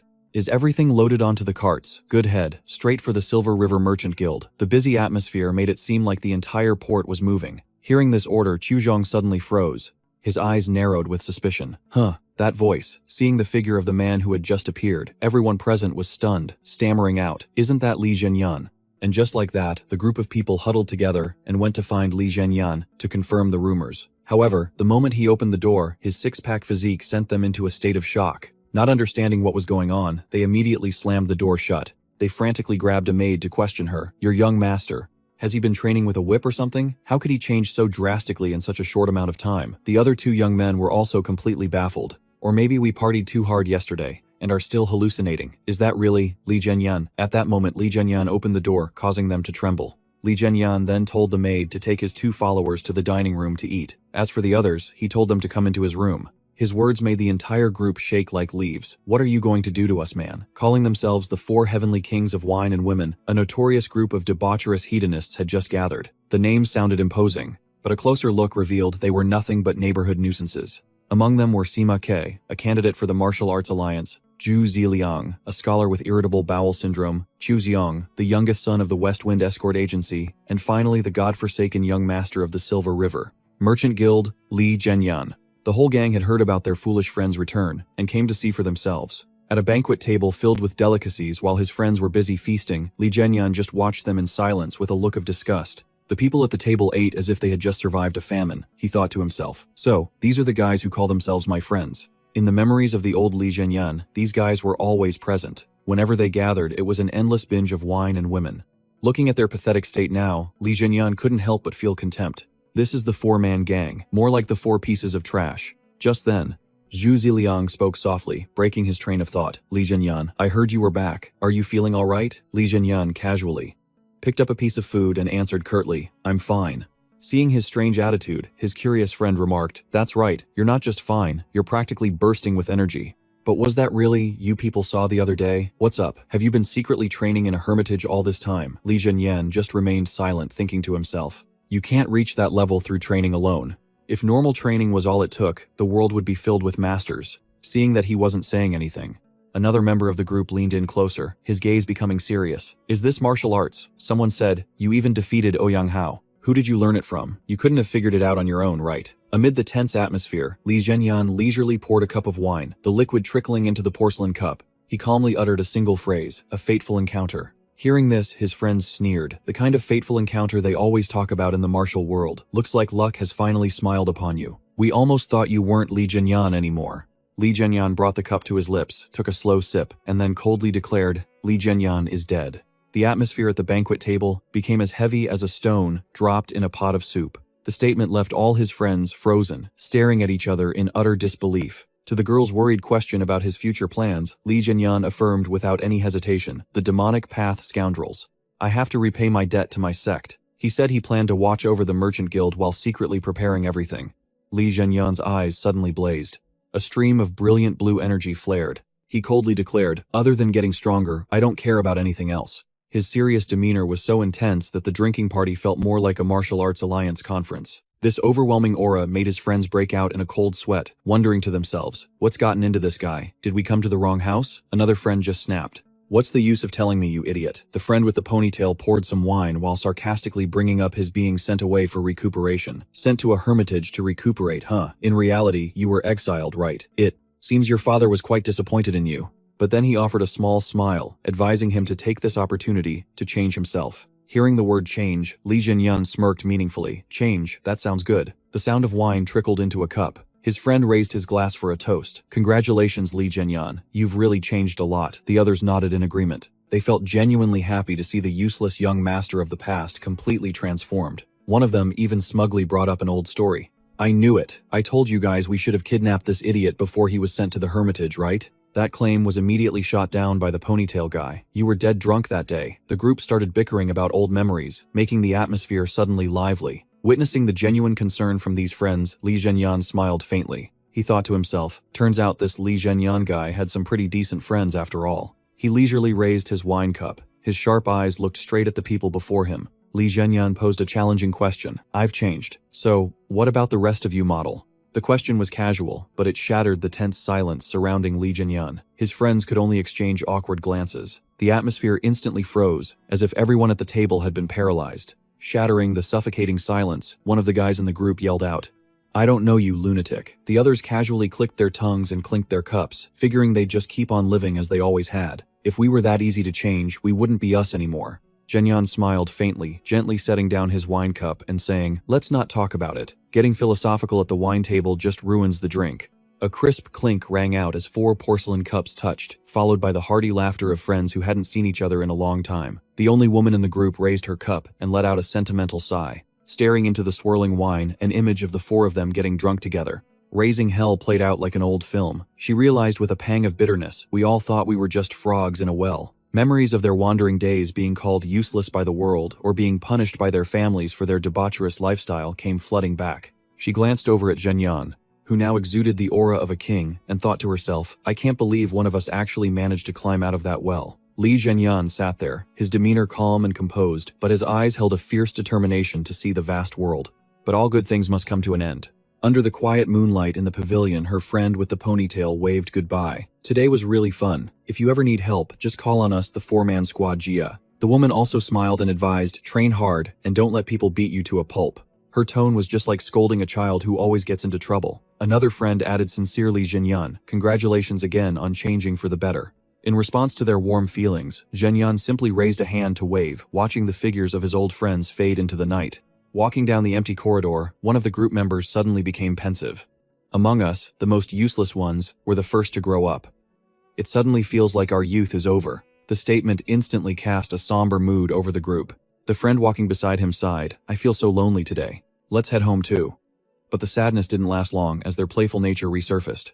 Youth is like a cup of tea. If the tea sucks, we'll drink matcha lattes. Whatever's more fun gets priority. One of them excitedly suggested, where to? The brothel. He was immediately chewed out by the woman. Go home, you bastard. Go home and study, you failed scholar. Hitting a sore spot, the scholar hurriedly tried to explain himself. Hey now, I already told you it's not that I can't learn, it's just that I don't test well. To make peace, he suggested again, how about we grab a cup at Dongxiang House? Dongxiang House. The most vibrant tavern in the region was still brightly lit with high-hanging lanterns.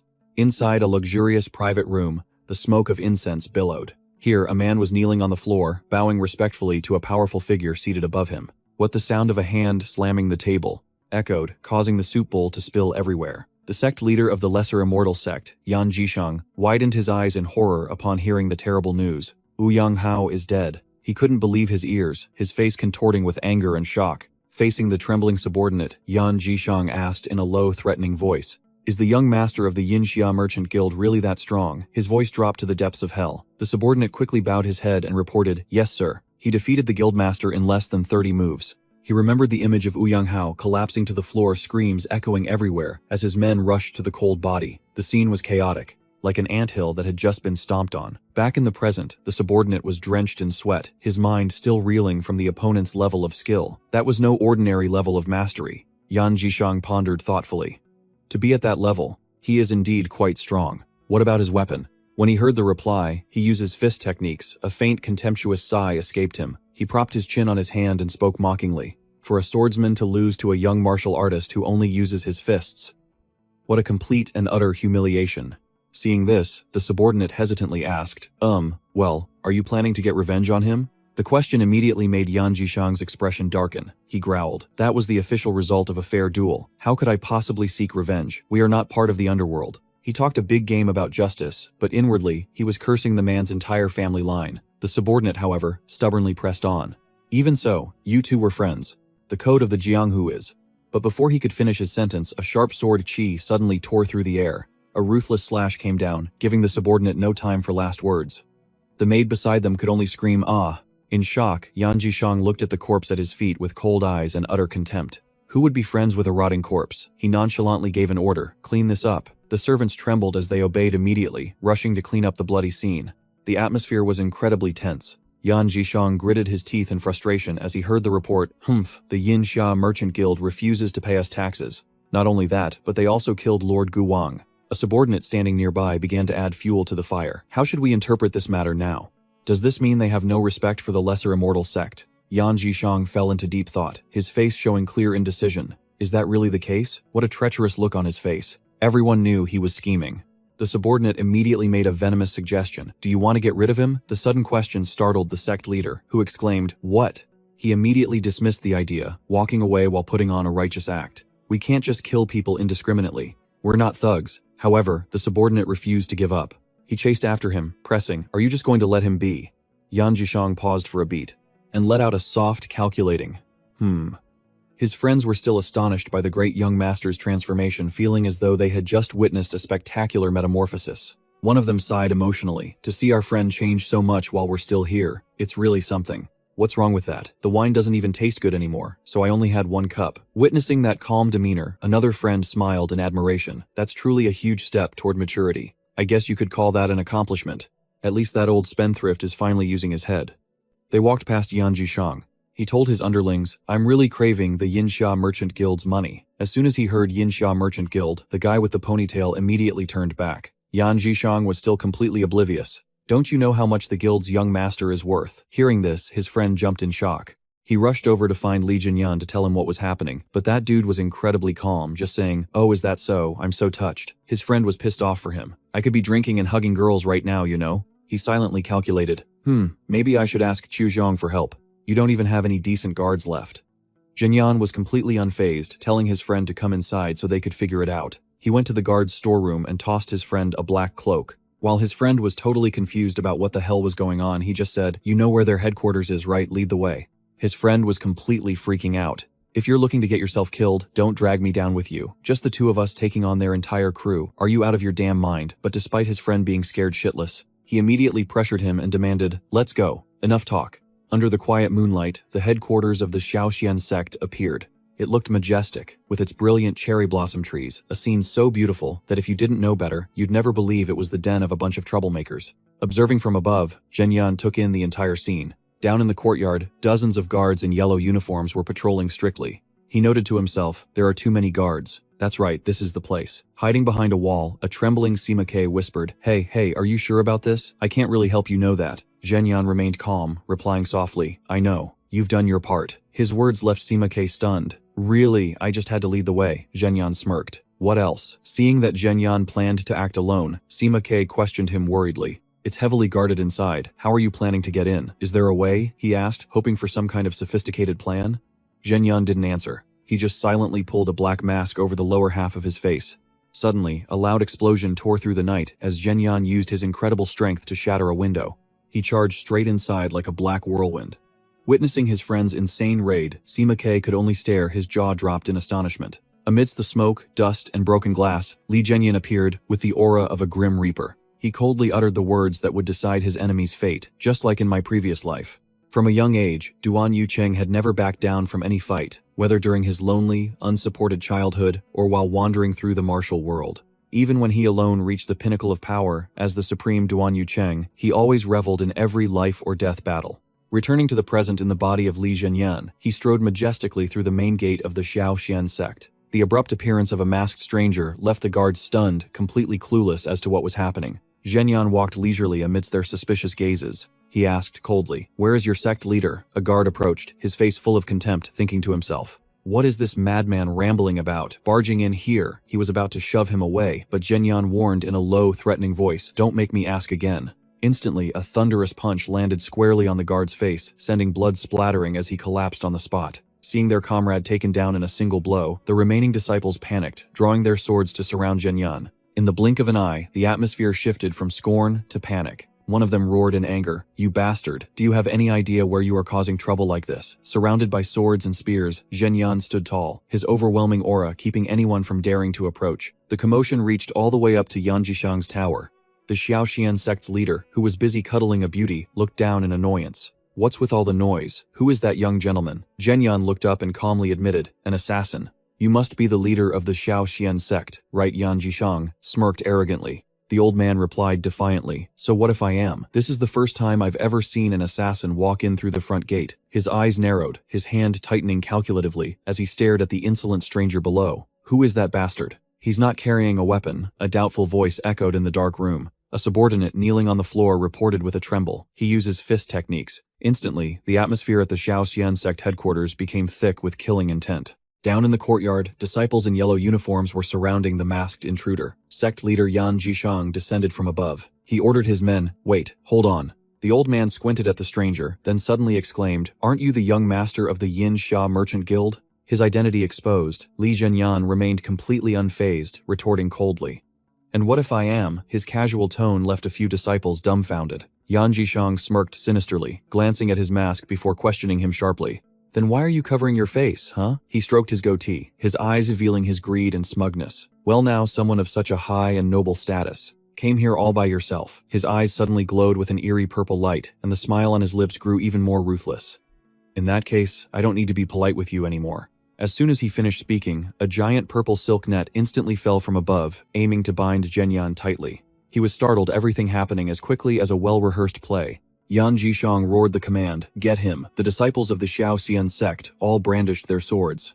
They rushed forward like a whirlwind. Surrounded by dozens of opponents, Zhenyan narrowed his eyes as memories flooded his mind, the blazing memories of Duan Yucheng from long ago. "It's been a long time since I faced so many opponents at once. This is the first time since then." His mind flashed back to a bloody, rain-soaked battlefield, where corpses piled up like mountains. Zhenyan moved like lightning, his steel-like hands, grabbing the purple silk net and tearing it apart with his raw ki. What was considered an inescapable trap of the Xiaoxian sect, ripped like a cheap rag in his hands. He spun around and launched a thunderous kick, a violent surge of blue lightning ki erupting from it. However, he noted to himself that his physical strength wasn't what it used to be. Even so, his power was still enough to create a world-shaking explosion. A ring of emerald green energy swept through the area, sending the disciples of the Xiaoxian sect flying for meters. It was as if a storm had just torn through the courtyard. Agonized screams of "ah" echoed throughout the compound. Zhenyan stood amidst the rubble, his mask partially torn, revealing an arrogant smirk. "This bunch is actually pretty interesting." He then plunged back into the massacre. Every punch, every step carried the force of 1,000 pounds. The sounds of breaking bones and cries for help filled the air. Witnessing the horrific scene, the remaining disciples trembled in fear. He's not even using a weapon, and he can fight like this. What kind of monster is he? That bastard is completely insane. Is he trying to be some kind of lone wolf demon? Zhenyan's eyes darted to the side. Suddenly, a razor-sharp blade cut through the air, aiming straight for his face. Zhenyan tilted his head, dodging it by a hair's breadth. He smirked arrogantly, and though blood still stained his face, he casually wiped it away and issued a challenge. "Are you all trying to show off your fancy weapons?" But despite this taunt, Yan Jishang remained terrifyingly calm. The old man replied coldly, "This is a precious item I'd rather not use, but since my opponent is the renowned young master, I'll make an exception just this once." With that, the old man pulled out an exquisite crossbow, his eyes glinting with murderous intent. Suddenly, the disciples of the Xiaoxian sect rushed in from behind, desperately clinging to Zhenyan to hold him down. He was caught off guard. Using the human wave tactic, they screamed, "Hold him down." One of them thought, trembling, "People are actually going to die from this." Yan Jishang narrowed his eyes at his target, growling, "You may be skilled in martial arts, but can you dodge these arrows?" His voice was as cold as an American president declaring war. Immediately after came the ruthless command, "Fire." A volley of arrows rained down from above, aimed straight at Zhenyan and the men swarming him. Witnessing the sect leader's cruelty, Zhenyan was enraged. He doesn't even care if his own men get hit, he's just firing anyway. Even the criminal underworld wouldn't do something like this. He immediately focused his ki, his eyes glowing intensely. Li Zhenyan parried a sword strike tearing through space, and creating a massive wave of ki that obliterated everything around him. A burst of energy erupted, blowing away all the incoming arrows. In an instant, the dust began to settle. Zhenyan stood proudly amidst the wreckage. Yan Jishang stared in disbelief. He blocked all those arrows with just a single dagger. Seeing the disciples lying all over the ground, even the secret observer in the background was shocked by this incredible power. Zhenyan smirked and gave a triumphant thumbs up to his comrade. From a distance, Sima Ke returned the gesture in perfect sync. Zhenyan spun the dagger in his hand and took a powerful stance, ready to end the fight. The dagger shot forward with terrifying speed, straight towards Yan Jishang. The entire courtyard shook as if struck by lightning. Yan Jishang's eyes widened in terror at the soul-crushing power of the intruder. A dry thwack was heard, and the old man could only choke out an "erg" as he felt a sharp piercing pain in his neck. He tremblingly raised a hand to the bleeding wound. Li Zhenyan stood there with a cold demeanor, casually remarking, "I don't normally like using daggers," as if he'd just try to move for fun. His eyes burning with killing intent stared directly at the despicable sect leader. "But for you, I'll make a special exception." Yan Jishang's face turned pale. He ground his teeth, cursing in fear. "You madman, cornered." He screamed frantically at his men. "What are you standing around for? Fire, you bastards. Kill him for me." This command sounded more like a desperate shriek. While the guards were still hesitating, Zhenyan closed the distance with horrifying speed, declaring coldly, "Hand-to-hand combat is my true specialty." Under immense pressure, the cowardly Yan Jishang grabbed a young girl to use as a human shield. But Zhenyan didn't even flinch. A brilliant blue current of lightning, ki, erupted violently from his fist. An earth-shattering explosion occurred, instantly destroying a large corner of the main building. As the thick dust slowly cleared, the blue-haired girl was completely unharmed in Zhenyan's protective embrace. He gently told her, "Step back." Across from them, Yan Jishang lay flattened on the ground, the wound on his neck bleeding profusely, causing him to tremble uncontrollably. The old man stared at the young master's back, his mind filled with pure terror.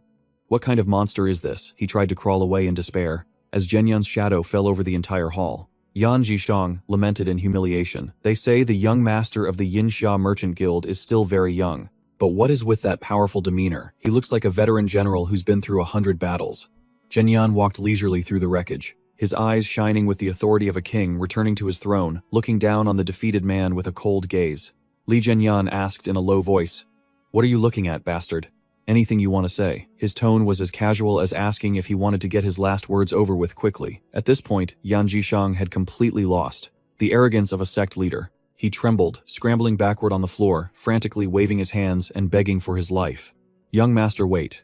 I've amassed a considerable fortune. If you spare my life, I'm willing to give it all to you. I can give it to you without a second thought." He didn't answer, instead, giving the old man a swift kick. Li Zhenyan looked at the man gasping for breath beneath his grip and questioned him coldly. "Tell me, sect leader, why do you use money to measure the value of a human life? Is that so?" Without a single moment of hesitation, Li Zhenyan swung his hand, his voice ringing out with absolute finality. "Here's your money. I don't need it. You can keep it." A pile of coins clattered to the ground. Too bad its owner won't have a chance to spend them. Immediately after, an immense wave of energy erupted. Zhenyan delivered the final blow, striking down on Yan Jishang's head, with the force of 1,000 pounds ending the cruel sect leader's life on the spot. Witnessing the gruesome scene, Tu Lan, who was standing nearby, could only stare wide-eyed in absolute horror. From a distance, Sima K, who was hiding behind a door, couldn't help but gasp in astonishment. "Whoa." He clicked his tongue in annoyance, wiping a splatter of blood from his face, then muttered with contempt, "What a filthy bastard." Under the bright sun, Li Zhenyan and Sima K prepared to leave. Sima K asked, "Oh, Li Zhenyan, you're heading this way, right? Let me escort this young lady for a bit." Zhenyan nodded, confirming he was going in a different direction. Zhenyan smiled trustingly. "Then, I'll leave her to you." Sima K quietly led the girl away. Suddenly she spoke up. "You are young master Sima K, aren't you?" He stopped in his tracks, stammering in surprise. "How do you know who I am? I thought I was living a pretty low-key life, but I'm still getting recognized like a celebrity on the street." The girl smiled and explained, "I've seen you many times at the Dongxiang Pavilion. Besides, you're young master Li Zhenyan's best friend. Who else could you be?" Sima K scratched his head in embarrassment. "Oh, so that's how it is." The girl expressed her sincere gratitude. "I'm truly grateful to you for today. Next time you visit, I'll treat you to a jar of first-grade Dujiang wine." He quickly waved his hand, refusing. "I didn't really do much, so there's no need. Besides, my coin purse just had a family meeting and decided to call it quits. Besides, I don't plan on going back to the brothel anymore." Seeing this change in him, the girl remarked, "Young master, you've really changed quite a bit, haven't you?" Sima K looked into the distance and thought to himself, "That's right, I should change too. Especially since my friend has changed so much." The next morning, Li Zhenyan appeared with a calm and composed demeanor. "It's time for breakfast." On the table were plates of delicacies piled high with meat. Zhenyan sat with the twin brothers of the Liu family. Noticing the two guardians' eager yet hesitant expressions, he calmly ordered, "Go ahead, eat your fill." The two brothers immediately replied respectfully, "Yes, boss." Then they began to enjoy the lavish breakfast. "If you're hungry, you shouldn't hold back. You can always eat." The two Liu family guards were engrossed in feasting on the rare delicacies, exclaiming endlessly, "This merchant group is so rich, we could eat like this several times a day, and it'd be fine." Right, it'd be totally fine. Meanwhile, Li Zhenyan remained silent and thoughtful. A hand gently touched a scratch on his face as a worried voice asked, "You're injured. Did something happen last night?" Zhenyan nonchalantly chewed a piece of meat and said curtly, "It was nothing worth mentioning." However, deep down, he couldn't help but blame himself. Looking at the chopsticks in his hand, he thought, even though it was a surprise attack, getting injured by a sneak attack is not acceptable. In my past life, that absolutely would not have happened.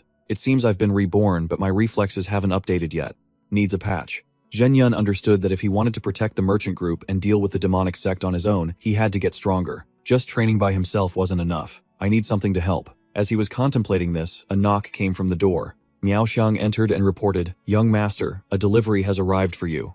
Zhenyan asked in surprise, "A delivery for me? I didn't order anything. Was it sent to the wrong person?" He looked at the servants carrying in gift boxes and thought to himself, "I really didn't buy anything." He opened the accompanying letter and saw that it was from his good friend, Zhu Yong. In the letter, he cheerfully boasted, "Hey Li Zhenyan, it's me, Zhu Yong. After we parted, I stopped by the tavern for just one drink and then went straight home.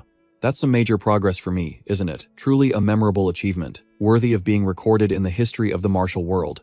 Zhenyan smirked at his friend's nonsense. The letter continued, "Actually, I came yesterday to deliver something for your father, but I was so scatterbrained I completely forgot." Zhu Yong went on, "I left this item on my way back. Once you get stronger, remember to protect our little branch office too. You have to." Zhenyan opened the black box and was stunned. This is 100-year-old He Shou Wu. He gazed at the rare medicinal roots which were sparkling brightly. He assessed it. From the looks of it, it must be at least 400 or 500 years old. If I'm lucky, this could help me raise my 100 War 10 stage technique to the 5th stage. A faint smile appeared on his face. So, this is what it's like to have a good friend, huh? He looked at the other box. Inside was another letter. Li Shengmin. This is a gift for trusting me all these years, and also for the long-standing friendship between us. The Taihu Merchant Group. Zhenyan fell into deep thought. If it's the Taihu Merchant Group, they are indeed one of the wealthiest merchant groups in the Central Plains. It seems my father has planned for everything. He even involved the Taihu Merchant Group. I never knew father was so thorough. He curiously opened the last box, and his eyes widened in shock. What is this? Is the universe giving out freebies today? Inside, the luxurious box was a porcelain bottle containing a sparkling liquid that emanated an unbelievably pure aura. He whispered in disbelief. Void Purity Stalactite Milk. Void Purity Stalactite Milk was a top-tier spiritual medicine that, if put up for auction, would have the entire martial world fighting over it like a Black Friday sale. Spiritual medicines comparable to it were few and far between. Only things like the natural purple fruit, the moon pill flower, or even the 10,000-year snow ginseng. All of them were extremely rare treasures that drove the martial world into a frenzy whenever they appeared. Zhenyan picked up the jade bottle and inhaled its pure fragrance, then confirmed to himself, it's real. It's really void purity stalactite milk. In his past life as Duan Yucheng, he had only been lucky enough to taste a few precious drops. Even the greatest masters of the martial world could hardly get their hands on it, yet now an entire bottle was sitting right in his palm.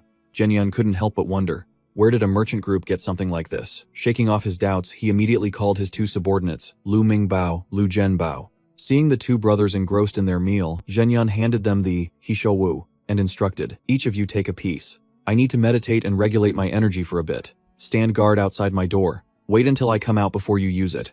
Lu Mingbao took the medicinal root in his hand and asked naively, what is this stuff?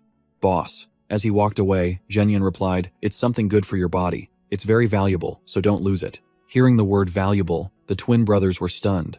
It's that valuable. Lu Mingbao peeked through the door and exclaimed, the merchant group leader has a whole pile of similar stuff prepared already. This is just for you, boss. It's like Lady Luck is finally smiling on you. You managed to stumble upon the final boss's hidden treasure. Right in front of Zhenyan's eyes were stacks of wooden chests, each one glowing with the brilliant radiance of rare spiritual medicines. Staring at the massive treasure, Zhenyan stood frozen, completely speechless. After a long silence, he let out a satisfied smile, thinking to himself, money really is wonderful. After 7 a.m., Zhenyan began the process of absorbing the spiritual medicine. He sat cross-legged in a meditative pose, his entire body shrouded in a brilliant emerald green aura. Between his palms, a concentrated mass of energy was slowly taking shape. Zhenyan could clearly taste the bitterness, though it had no scent, so absorbing this felt just like practicing martial arts. However, the breakthrough was anything but easy. He gritted his teeth, enduring the physical torment. Cultivating in pain is never fun or exciting. Zhenyan realized that if he still had the old frail body of Li Zhenyan, it definitely would have disintegrated long ago under the crushing pressure of this massive energy. Fortunately, he had already put himself through some brutal physical training. Suddenly, Zhenyan's eyes snapped open, as a fierce burst of fiery energy erupted, forcing a roar from his throat. Hack! The entire room shook under the weight of that emerald power, swirling like a violent storm. Zhenyan clenched his teeth against the bone-deep pain, feeling every fiber of his muscle screaming out. It felt like his body was being incinerated. The internal energy was thrashing wildly before suddenly being compressed to the extreme. Sensing the energy's resistance, Zhenyan gritted his teeth and focused every ounce of his will, clasping his hands tight. Fine then, I'll just force this energy in even harder. Instantly, a massive emerald explosion rocked the entire room. Zhenyan let out a soft sigh. Whew. The spiritual aura finally stabilized, shrinking into a pure energy core before dissolving into his body. Looking at his hands crackling with eerie blue sparks, and feeling the new power surging through his veins, Zhenyan squeezed his fist with confidence. 5th stage, he had officially broken through to the 5th level of his cultivation technique, but just as he succeeded, Zhenyan grimaced in disgust at the pungent stench rising from his body, making him grumble. Just how much booze did this guy drink before? Even the toxins coming out of me smell like a brewery. He wiped away the black sludge leaking from his pores while muttering, goodbye for good remnants of Li Zhenyan. His gaze fell on the bottle containing the stalactite milk. Zhenyan pondered. The question is, should I absorb this stalactite milk right now? It's like mixing sand and muddy water into a brick and throwing it in the furnace. It could easily shatter into pieces. It was a dangerous gamble that could tear his body apart. Yet he decided to down the precious elixir anyway. But if this body can handle it then. A weird crimson aura suddenly exploded from within, engulfing the entire space like a monster baring its fangs and claws. Zhenyan smirked defiantly against the crushing pressure. So this is the aura of the stalactite milk. You think you can challenge me? Feeling the power surging beyond his control, he whispered to himself, maybe I shouldn't have been so greedy.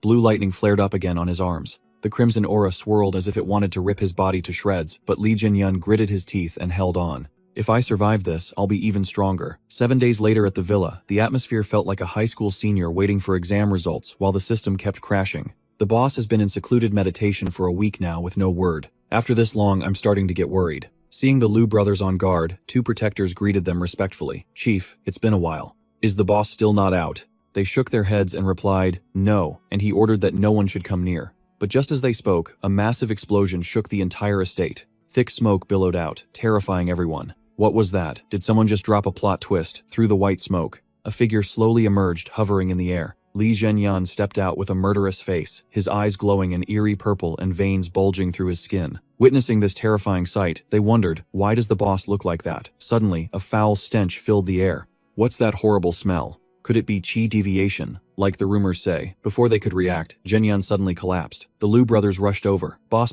wake up. In his daze, Zhenyan moved slightly, making them overjoyed. Ah, boss, are you alright? Li Zhenyan just stared into space. Li Zhenyan's breathing was heavy sweat pouring down his pale face as he struggled after that massive energy burst. Zhenyan looked up, his glowing eyes filled with struggle. Amidst the steam rising from his body suddenly, he bolted upright, making everyone jump back in shock. Without a word of explanation, Zhenyan stumbled forward. Boss, where are you going? He didn't turn back, only growling an order. It's too hot. I need to cool down. Don't follow me. With that, Zhenyan leaped over the high rooftops, vanishing in the blink of an eye, leaving his subordinates stunned. Looking at his back, one soldier wondered, the weather's great, has the boss lost his mind? In reality, the situation was critical. Zhenyan's entire body felt like a furnace about to explode. He thought, I'm literally steaming. I could probably fry an egg on my chest. His feet crushed the roof tiles as he sped across the buildings at a terrifying speed. He realized with horror that this power was too much for his current body to handle. This internal energy, it's screaming and boiling inside me. The more he moved, the more his power flared, making his muscles tighten and his veins bulge. He gnashed his teeth against the agonizing pain. I can't control this power. If I slip up, the whole Unha Merchant Guild might pay the price.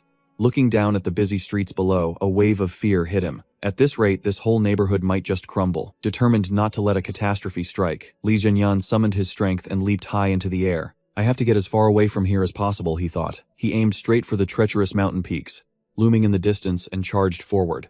Zhenyan frantically scaled the steep cliffs, desperate to find a place to vent the chaotic energy raging deep within him.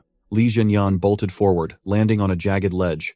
Gasping for air, he collapsed to his knees. He slammed his hand against the ground, causing the brilliant blue bolts of his lightning sovereign force to spiral out of control, erupting violently. His face twisted in agony, his eyes glowing with a cold blue light. Zhenyan let out a desperate roar. No, I can't hold it back any longer. In his dazed state, visions of Duan Yucheng and the bloody battles of his past life flashed before his eyes like a haunting urge. His eyes widened as he perceived the frantic energy surging through his body. Zhenyan gritted his teeth and made a final split-second decision. If I can't suppress it, then I'll unleash it, he thought back to his past. Kameha. He threw his head back toward the sky, pouring every ounce of his internal energy into a roar that seemed to tear through the very fabric of space. Instantly, a massive pillar of blue lightning, possessing unprecedented power, didn't strike down from the heavens. Instead, it erupted from Zhenyan's own body, surging from the ground straight into the clouds. The energy explosion shook the entire region, leaving the distant villagers in utter shock as they witnessed this bizarre phenomenon. They couldn't hide their amazement. I've never seen lightning strike upward from the ground before. As the energy storm dissipated, raindrops began to pitter-patter on the parched earth. The drizzle quickly turned into a heavy downpour. It was as if the heavens were seizing the chance to douse the flames of that explosive furnace. Amidst the ruins, Zhenyan stood silently in the cold rain, steam still rising from his skin. He looked down at his hands where faint blue sparks still flickered. He muttered softly, 6, 7. A defiant smirk played on the young master's lips as he realized the terrifying extent of his breakthrough. If my internal energy can explode like this, then the 8-stage 110 perfection art has officially reached the 8th level. Zhenyan's entire being radiated the overwhelming pressure of a true grandmaster. After drawing in his power, he began to walk leisurely through the rain. He headed toward the bustling town. The sight of a man with long disheveled hair walking through the streets with his toned bare chest exposed caused the townspeople to whisper and gossip. Why is that man walking around half naked, striding through the rain with his muscular chest on display? Li Zhenyan made the onlookers gasp in surprise. Oh my god. Realizing he was attracting far too much unwanted attention, he smirked and told himself, I'd better buy some clothes and put them on to stop being the center of attention. He immediately ducked into a clothing shop by the roadside to find something decent to wear. Donning a deep blue robe that radiated authority, Zhenyan asked the shopkeeper with satisfaction, I'll take this one. How much is it? Immediately, the old shopkeeper, his face beaming and his eyes sparkling like a greedy capitalist meeting, a god of wealth hurriedly waved his hands and replied respectfully, Oh young master, there's no need to pay. Seeing Zhenyan's surprise, the old man explained with deep gratitude, Ever since you, the eldest young master, cleared out those thugs from the Zhuyang clan and the Xiaoshan sect, the number of troublemakers on the streets has dropped significantly. Thanks to you, I can finally bring my grandchildren to the shop without fear. Repaying you like this is my good fortune. Seeing the clouds were still heavy, the shopkeeper kindly handed him a bright red umbrella. The rain is still pouring, young master. Please take this umbrella with you. It's very high quality, hee. Looking at the innocent eyes of the children in the shop watching him, Zhenyan smiled faintly and accepted it. Then I shall gratefully accept your kindness. The sound of the umbrella snapping open cut through the rain. Zhenyan walked leisurely down the street, looking back at the townspeople, who were smiling and waving at him. He sighed inwardly. Truly, this feeling is much more peaceful than before. In the past, after a battle, I never paid any attention to my surroundings. Watching the people passing by, the children playing, and the workers taking shelter from the rain, together a strange sense of tranquility seeped into the mind of the man once known as Duan Yucheng. This peace isn't so bad. But just as his soul began to relax, a loud, angry shout suddenly shattered the quiet atmosphere. Move out of the way. Zhenyan's eyes instantly sharpened as his instincts flared. Catch that man. Don't let him escape. The shouts echoed through the torrential rain. A man in brown clothing was running frantically through the city streets. Behind him, a group of men in blue robes were in hot pursuit, radiating murderous intent. Li Zhenyan stood there, red umbrella in hand, calmly observing the scene. His expression shifted slightly when he realized the man fleeing was Tai Minghu. When Tai Minghu spotted Zhenyan, he jumped in fright like a cornered rat. He gasped. Zhenyan remained as calm as if he were greeting an old friend. Hey, it's been a while, hasn't it? Quite a downpour we're having. He glanced at the men surrounding them and added sarcastically, You seem pretty busy, don't you? At that same moment over at the Murong clan, an important meeting of the Chiwang Council was taking place. In that space filled with power, they all sat with dignified postures, though who knows if they were thinking about the lottery or acting like lone wolves. Dugu Ming, the head of the Dugu clan, spoke up to break the silence. It has been a long time since the heads of the Chiwang Council have gathered like this. It's a pleasure. Brother Murong, you've worked hard. Murong Bin, the head of the Murong clan, replied humbly, Not at all. I merely arranged the seating. Murong Bin suddenly turned to Zhu Yangsheng, the head of the Zhuyang clan, with a meaningful look. That reminds me. Brother Zhu Yang, I heard you've run into some misfortune lately. Is it true that Zhu Yangho challenged a disciple from the merchant group and lost his life? The question struck a nerve, making the atmosphere turn thick and heavy. Another clan leader chimed in. Wasn't Zhu Yangho, a highly experienced expert of the Zhuyang clan? I heard he caused trouble with the merchant group, making a scene, and was dealt with quite unexpectedly. A burst of arrogant laughter echoed through the hall. Ha ha ha. Imagine being taken down by a mere disciple of a merchant group. Ka ka ka. That was Nangong Wu, the leader of the Chiwang Council and the #1 figure of the Dadao clan. He mocked with a laugh. This is more hilarious than a circus act, don't you guys agree? Faced with this utter humiliation, Zhu Yangsheng gritted his teeth so hard they made a sound. A fiery red bloodlust flared in his eyes as Nangong Wu refused to let go of that Zhu Yangho fellow. It was as if he had been discarded by the Zhuyang clan. Zhu Yangsheng remained silent, but deep down, a flame of hatred was blazing within him. I was planning to teach that merchant group disciple a lesson anyway. He clenched his fists and declared a bloody war. I'll show you all the true power of the Zhuyang clan. The leader of the underworld thugs stepped forward, his voice low and threatening. Hand that annoying brat over. Don't get yourself dragged into trouble unless you want heads to roll. Tai Minghu shot a quick glance and asked Li Zhenyan, Hey, who are these guys? Li Zhenyan calmly explained, Just some thugs causing trouble around here lately. The Red Moth Alliance. They're plotting to take over the entire prosperous district nearby. Gang life has been pretty cutthroat and busy these days. Hearing this, Tai Minghu spoke bitterly about his own situation. I used to be in the auction business. I went back to check the books, but they robbed everything. They're just a bunch of damn tyrants. Li Zhenyan looked down at Ti Minghu's arm and asked, Is your hand fully healed yet? Ti Minghu gave a bitter smile, raising his still trembling hands. Luckily, I'm still just a cripple for now. Ha ha. Li Zhenyan turned to the thugs, delivering an authoritative warning. Since you guys don't look like locals, let me make this clear. Wait until Tai Minghu's hand is fully healed before you start trouble. For today, get lost. His arrogant words made them burst into fits of contemptuous laughter. What the hell are you babbling about? You must have been spoiled since you were a kid to not realize what's happening. Who do you think you're talking to, acting all high and mighty? Is that so? Despite the mocking grin on his face, once they looked into Li Zhenyan's deep eyes, the thugs felt a chill run down their spines. They thought to themselves, we were going to say all that, but this annoying guy is putting some weird pressure on us. The leader gritted his teeth, his killing intent clear. Does this guy want to die? The thug stepped closer, pointing his finger right in Li Zhenyan's face defiantly. You don't know who we are, do you? Someone like you dares to provoke us. He was boastful, his face full of confidence as if, just mentioning his name, would make the whole street go dark. I'm going to give you a beating right now. Before he could even finish, Li Zhenyan gave a light flick of his finger, and the man went flying like a kite with its string cut. With a thunderous boom, his body was slammed into the wall, leaving a cloud of dust. Li Zhenyan stood calmly under his red umbrella, his overwhelming aura, making the rest of them freeze in their tracks. He spoke coldly. Hey you guys. Watching the thugs tremble in terror, Li Zhenyan continued his deep, heavy warning. I'm hungry. If I fight now, I might suffer a cultivation deviation, so don't bother me. He waved his hand, signaling them to vanish. Next time we meet, whether it's against Tai Minghu or me, it'll be a real showdown. With that, Tai Minghu wobbled to his feet, rushing after him and begging with a pathetic look. Hey, treat me to a meal, I'm starving too. Seeing his disheveled state, Li Zhenyan clicked his tongue. This whole thing was bizarre. He led the man through the rain toward a roadside eatery. Let's go. You're definitely eating at Tan Ping's. Inside Tan Ping's noodle house, the sound of slurping was non-stop. Tai Minghu downed a hot bowl of noodles, his face lighting up as if he'd just been brought back to life. Now I finally feel alive again. He turned to Li Zhenyan, curiously. Why do you eat like a beggar now? You downed 4 or 5 bowls straight. You used to eat so little back in the day. It is what it is, he said, then immediately called the waiter. Give me 4 large bowls. Outside, the rain was still pouring as Tai Minghu asked about his 2 younger brothers, the Songbao twins.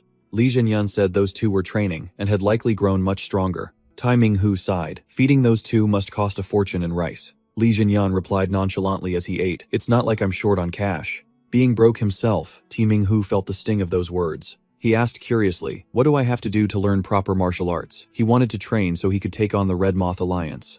Thinking about them made him want to swear. Those Red Moth bastards are everywhere. There are so many of them, you run into them no matter where you go. Li Zhenyan replied casually, you want to learn from me. This made him freeze. With a serious face, Li Zhenyan told him he just had to listen and kowtow right now if he wanted to learn. He frowned and grumbled, what, don't you know who I am? I'm Tai Minghu. But his actions said the exact opposite, as he immediately dropped to his knees. He stood up irritably complaining, if you don't actually teach me, don't blame me for going and taking a dump in front of your merchant group. Suddenly, Li Zhenyan swung his umbrella, cutting through the air. He gestured, I'm done teaching you the move. Tai Minghu was beyond pissed. Like hell you are, you jerk. I already kowtowed to you. I'm going straight to your group to take a dump and get my revenge. With a loud thwack, Li Zhenyan whacked him and said, shut up, hold the umbrella with one hand, and swing it like that 100,000 times, then come back to me, if you still want to learn martial arts. Tai Minghu was stunned. What did you say? 100,000 times. His face looked like he couldn't believe his ears. Yes, 100,000 times. Li Zhenyan's face hardened. Don't talk back. If you can't do it, then get lost, you useless piece of junk. He started to get nervous. Are you for real? Li Zhenyan grabbed his shirt in a flash, his gaze becoming even more terrifying. His voice was steely. You think martial arts is just some clumsy scratches? If you can actually swing that umbrella 100,000 times, you could take out at least half of those Red Moth thugs. You know, look how pathetic you are right now, only knowing how to run like a rat. Tai Minghu, if you're going to live like a coward, you might as well die, he yelled. I don't want to die, Li Zhenyan shot back. If you don't want to die, then keep hiding like a sewer rat, or just stay off the streets, and keep your mouth shut before they beat you senseless again. Outside, the rain began to stop, and the sky cleared up. Tai Minghu finally made his decision. Let me borrow the umbrella. Then he left immediately. He looked pretty cool, but the truth was he didn't have any money to pay, so he had to bolt. Li Zhenyan mused for a moment. Now I have to see if he can actually realize anything. As for the Red Moth Alliance, if he promised to find them, he had to keep his word. Elsewhere, at the headquarters of the Red Moth Alliance, the atmosphere was grim and reeked of blood. Inside the firelit shrine, the subordinates were trembling, kneeling on the floor. High above a man with fiery red hair and massive muscles sat majestically on a throne. He looked down at the corpse lying in a pool of blood and growled at the subordinate kneeling below. So, what exactly was your excuse for losing Tai Minghu? The aura emanating from the red-haired leader seemed to freeze the entire room. It meant they had nearly caught them all, only to be thwarted by an ally of the Fox Spirit. Da Ye, leader of the Red Scorpion Union. At his master's question, the subordinate stammered out a reply, sweat pouring down his face in terror. Yes, that's right. According to my men, his martial arts are incredibly strong. He's known throughout the Yonghua region as the most powerful fighter. Even after saying this, his legs were still trembling uncontrollably, as if he was about to be erased from existence. The more he listened, the darker and more terrifying Die's gaze became. He immediately gave an order in an icy tone. Have the men watched, and find them both for me. A subordinate bowed his head to the ground in obedience, while Ye's intention was already crystal clear. They must be killed. At the private estate, Li Zhenyan was wiping away sweat after a training session. He raised an eyebrow slightly upon hearing about his opponent's cruel methods. They tear their victims to pieces. The subordinate walking beside him nodded in confirmation with a grave expression.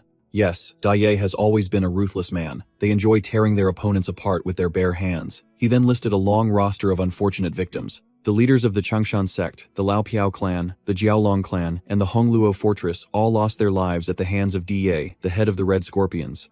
He's currently conquering many clans in the Luhuan region, wielding immense power over the entire area from the escort agencies to the merchant guilds. From inns to even the brothels, no one is exempt. Everyone must pay tribute to Da. Even Tai Minghu was forced to pay tribute, and it's said that he even plundered the auction house.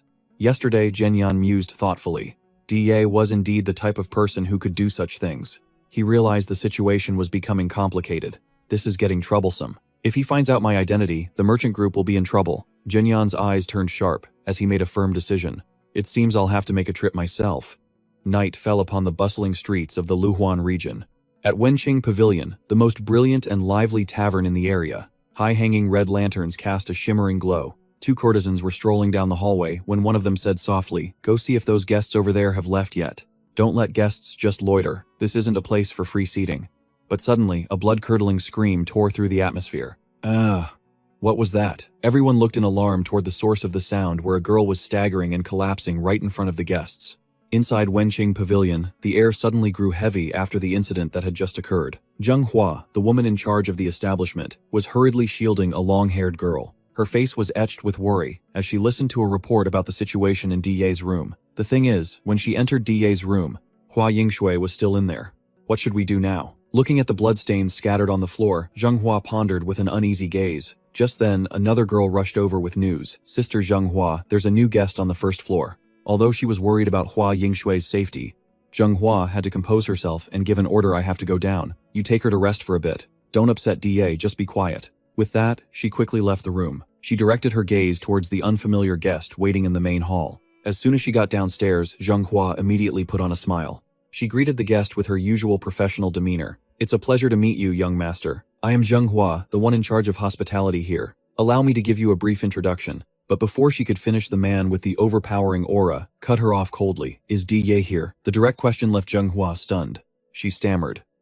The guest maintained his calm expression and repeated firmly, "I'm looking for Da." Realizing her guest's objective, Zheng Hua frowned slightly and asked, You mean the guildmaster? Have you informed him of your visit?" The response to her probing was a statement full of arrogance. "No. Just tell me if he's upstairs or not." "Is he inwardly?" Zheng Hua couldn't help but panic. "Who is this man? Should I tell him?" In the end, she had to nod in confirmation. "Yes, he's upstairs." Li Zhenyan started walking casually, but not before leaving a warning that sent a shiver down Zheng Hua's spine. "You're Zheng Hua. While I'm going up, have your people evacuate." Seeing the young master's back as he headed for the stairs, Zheng Hua called out in alarm, "Young master, it will be difficult to get up there. The guild master has a very violent temper."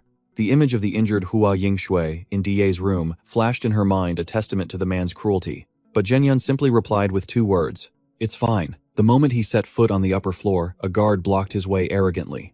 Who are you? This isn't a place you can just wander into." Faced with Zhenyan's contemptuous silence, the guard felt insulted. He roared, "You bastard, are you mute?" Without a moment's hesitation, he swung his weapon in a furious attack. But Zhenyan's move was as fast as lightning. He grabbed the handle of the weapon and threw the guard straight to the floor below. A shocking crash echoed through the building. The guard was sent flying like a sandbag. Witnessing the horrifying scene, the nearby subordinates of the Red Scorpion Union were stunned.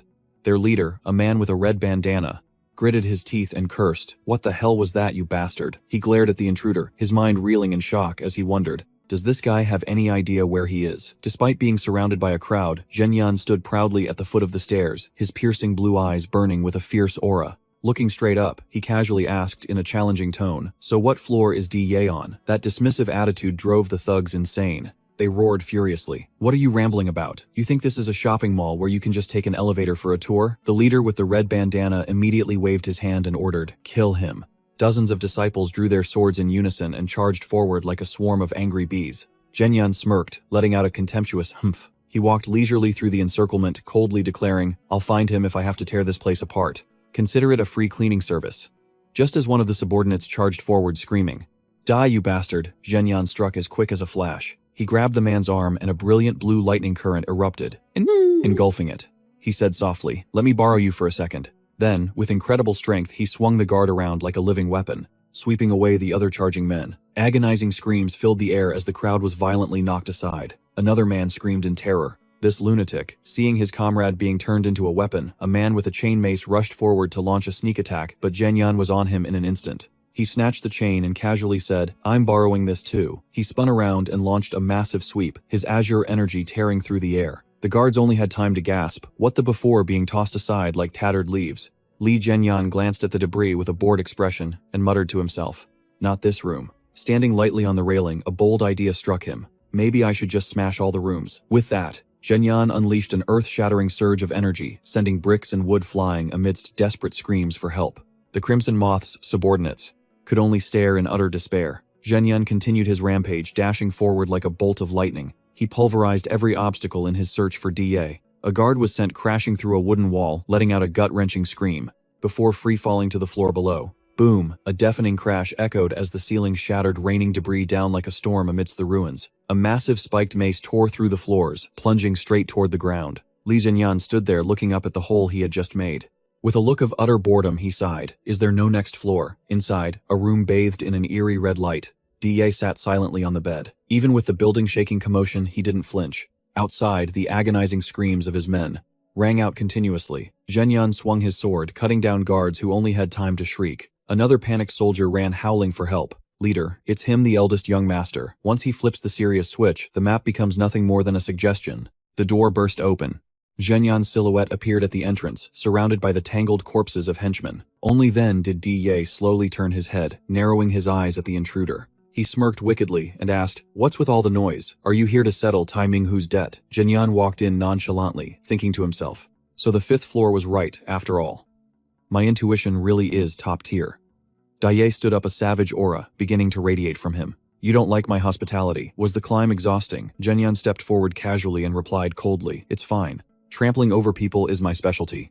The two opponents stood face to face, the air thick with killing intent. Da narrowed his eyes mockingly. "Is that so?" He leaned in close to Zhenyan. His bloodshot eyes burned with madness as he hissed, "My specialty is looking down from above. Dealing with underworld scum like you is the best. It's so much fun to beat the life out of you." Seeing his opponent's twisted excitement, Zhenyan frowned slightly in suspicion. He glanced down at his feet. Dai leaned in with a sick grin. "Oh, it's nothing. My hand just slipped."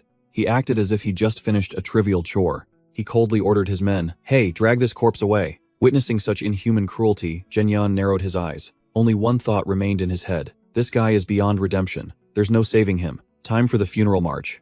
Azure killing intent blazed in Zhenyan's eyes as he growled, "How do you want to die?" Faced with that threat, Dai didn't flinch. Instead, he let out an arrogant laugh. "I like those eyes. Everyone who ever tried to kill me had that same look." He stepped closer. "Of course, I ended up tearing them all to pieces." Outside, the Warm Affection Tower was in total chaos. Screams erupted everywhere as people fled in panic.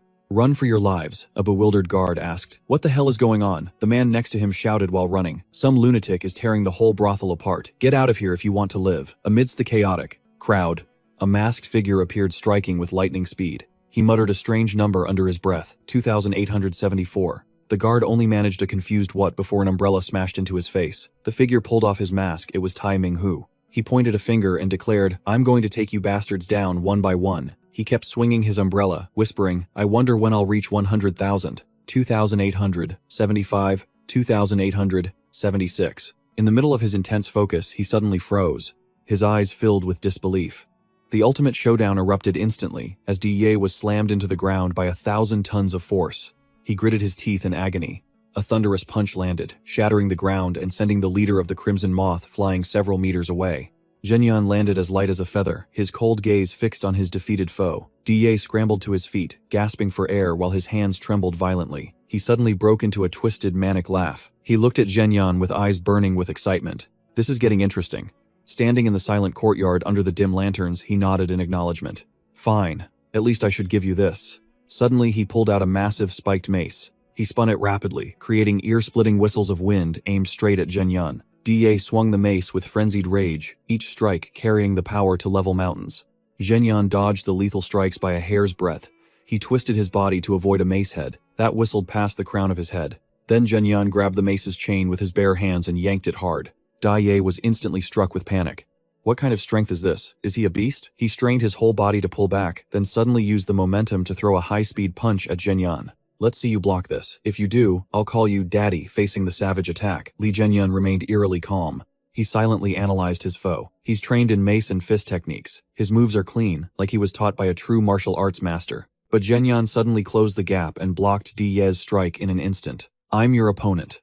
Boom. A horrific impact made the ground tremble violently. His face distorted in pain as he groaned. Both sides paused for a moment. Di Ye, slightly injured, made a quick guess. So you've only learned some basic fist techniques too. He roared, I'm going all out against you. His power surged, muscles bulging until they ripped his clothes to shreds. In the blink of an eye, he reached Zhenyan, screaming, I'm going to rip you apart. Before he could finish, Zhenyan's hand clamped onto his neck, and he spun his body 180 degrees. He slammed him to the floor with a resounding thud. Di was in agony, still unable to believe this was real. He had used all his strength, yet he was still getting beaten like a child. Suddenly, his hand was seized by the man's grip. How does it feel looking up from down there? His leg pressed down hard on his neck. Damn it, you're starting to get on my nerves. But the man just laughed as if nothing was wrong, saying, You're too weak. Have you even eaten today? Li Zhenyan immediately gave him a taste of the second level of his internal energy, unleashing a torrent of lightning that made him scream in pain. Argo, but Li Zhenyan didn't stop continuously increasing the intensity to the third level, the fourth level, and the fifth level.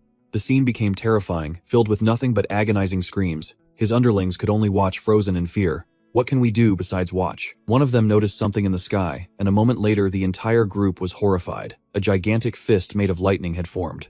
It was the White Thunder, tenfold Art Thunder's roar. When it came crashing down with a terrifying boom, the entire area shook violently. No one here could believe their eyes. Was he some kind of god? Dai Ye's body was now nothing but a pile of black charcoal. With no sign of life left, Li Zhenyan walked slowly through the smoke, his sharp eyes staring directly at the stunned subordinates. He asked in a cold voice, Hey, who are you people? To dare collect tributes here? What the hell are you anyway? Faced with his overwhelming presence, the gang members could only stammer in fear. We are. Li Zhenyan didn't let them finish interrogating them in a harsh tone. Why are you sucking the lifeblood from the weak here? Answer me. He was just asking, but his aura made it seem like he was about to execute them all. Seeing the group trembling in terror, Li Zhenyan smirked and issued a challenge. If you just want to show off your strength, then aim for me. I'll make sure you all end up just like this bastard. Chi Ai's subordinates were in a state of utter panic. One of the leaders tried to regain his composure and yelled, Don't be scared. It's just one guy. Kill him. He charged forward recklessly, swinging his axe, but was met only with a series of dull thuds as he was swiftly taken down. Witnessing the horrific scene, the local townspeople began to whisper among themselves in astonishment. Oh my god, is Chi Ai really dead? Then, who on earth is that young man? Another person whispered. Hopefully. Does this mean we don't have to pay tribute anymore? A weathered-looking man commented thoughtfully. Chi Ai is dead, and those guys are about to be wiped out. Who would we even pay? However, some remained worried. But what if that young man demands tribute instead? Having just escaped one nightmare, they were afraid of walking into a new one. Just then, Tai Minghu, who was standing nearby wearing a mask, spoke up to correct them. He's not that kind of person. Seeing everyone looking at him blankly, he asserted firmly, I said he is not that kind of person. He has more than enough money. You all have nothing to worry about. With that said, Tai Minghu resumed, swinging his red umbrella, engrossed in his training. 2,877, 2,878. A guard tried to approach him, but Tai Minghu swung his umbrella and sent him flying with a yell, Hia. He then glanced over at Li Zhenyan, who was fighting amidst a bloody encirclement, and thought to himself with admiration, that guy's a really good fighter. Philosophical thoughts began to form in Tai Minghu's mind. Every person carries a spark in their heart. What do you do then? Do you run and hide like a drenched rat? But nurturing that flame is your own responsibility. Sometimes just watching others fight is enough to awaken your entire perspective on life, to see through your own past cowardice, and find new strength. So you want to become stronger, so strong that you go mad with power. Are you a rat, or are you a fox? Tai Minghu answered coolly, I know my place. A peacock must act like a peacock, and a phoenix like a phoenix. If you're born a duck or a goose, how can you ever possess the dignity of a peacock or a phoenix? Then he struck with lightning speed. The guard only had time to cry out, Wait, hold on. As the red umbrella tore through the air, Tai Minghu swung, decisively finishing his opponent and declaring proudly, I am the fox. Back at the Yinsha Merchant Guild after his bloody excursion, Li Zhenyan left his younger brother Li Huayan completely astonished.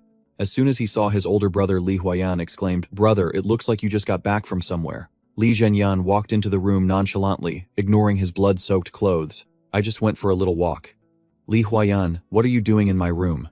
Li Huayan stared at the dark red bloodstains on his brother's clothes and asked with concern, I had something I wanted to ask you, but what is all that blood? Li Zhenyan remained calm, replying coldly, it's not my blood. Hearing this, Li Huayan let out a sigh of relief. Oh, right. While a servant was cleaning his wounds, Li Zhenyan reflected on his own progress. It seems this spirit medicine was quite effective. I should repay the people who sent this elixir to the Yinxia Merchant Guild. He began to ponder how to return the favor, unsure of what to gift the Taihu Merchant Guild. Seeing his brother so preoccupied, Li Huayan asked curiously, was the elixir this time that valuable? Even father wanted to know. If it's from the Taihu Merchant Guild, they're the ones who sent the unformed stalactite milk. Even I would have a hard time putting a price on that. The answer shocked Li Huayan so much he practically shrank into a chibi. It's that valuable. Then repaying them will be really difficult. He automatically shriveled up from the shock of hearing the value. Li Zhenyan stood up. Not everything that can be repaid with money is necessarily a true gift. The elixir they sent is something that can't be valued in gold or silver. Seeing his younger brother at a loss for what to do, Li Zhenyan made a bold decision. We'll form a merchant alliance. We'll gather everyone and make a big move that will earn the world's respect. The words merchant alliance shocked Li Huayan so much his glasses nearly fell off. Why suddenly form a merchant alliance? Li Zhenyan calmly explained the differences between the partners who had sent elixirs. There are large guilds like the Taihu Merchant Guild, but there are also places like Juyong's Shifeng Escort Agency. One is a merchant group that can't even afford to form its own escort team. If I create a merchant alliance to protect them, that itself will be my repayment. Li Huayan was still in shock, worried about the scale of the plan. But isn't this too big of a project, brother? Li Zhenyan reassured him. We don't need a massive start. First, we'll just bring the Taihu Merchant Guild and the Shifeng Escort Agency into the alliance. When you receive something that can't be repaid with money, you can only repay it with something beyond money. Li Huayan began to delve into the operational details. What about the membership fee regulations? Li Zhenyan scanned the scrolls on the table and replied briefly, keep the rules simple, just like Emperor Gaozu Liu Bang's laws. When Li Huayan questioned the ultimate goal of all this, Zhenyan's lips curled into a slight smirk. He recalled the previous battles where he had suppressed other rival forces. The goal is clear. Ever since the young master gave the Guiyang clan and those Xiaoxian sect brats a proper thrashing the street, thugs have mostly disappeared. The strongest calls the shots. We use our fists to restore order, simple and effective. Li Zhenyan recalled the words of Juyong. Later, when I'm even stronger, I can help protect our escort agency too, he mused, reflecting on his position. The most important thing is still protecting the merchants' lives. He realized that having a faster way to send alerts during an emergency would be even better. This was because they needed to respond in time to the unexpected dangers found on the trade routes of the Murim world. One step faster, and you live. One beat slower, and it's game over. Li Huayan asked worriedly, but brother, what if even the Great Tiger Merchant Group's guards can't hold them off?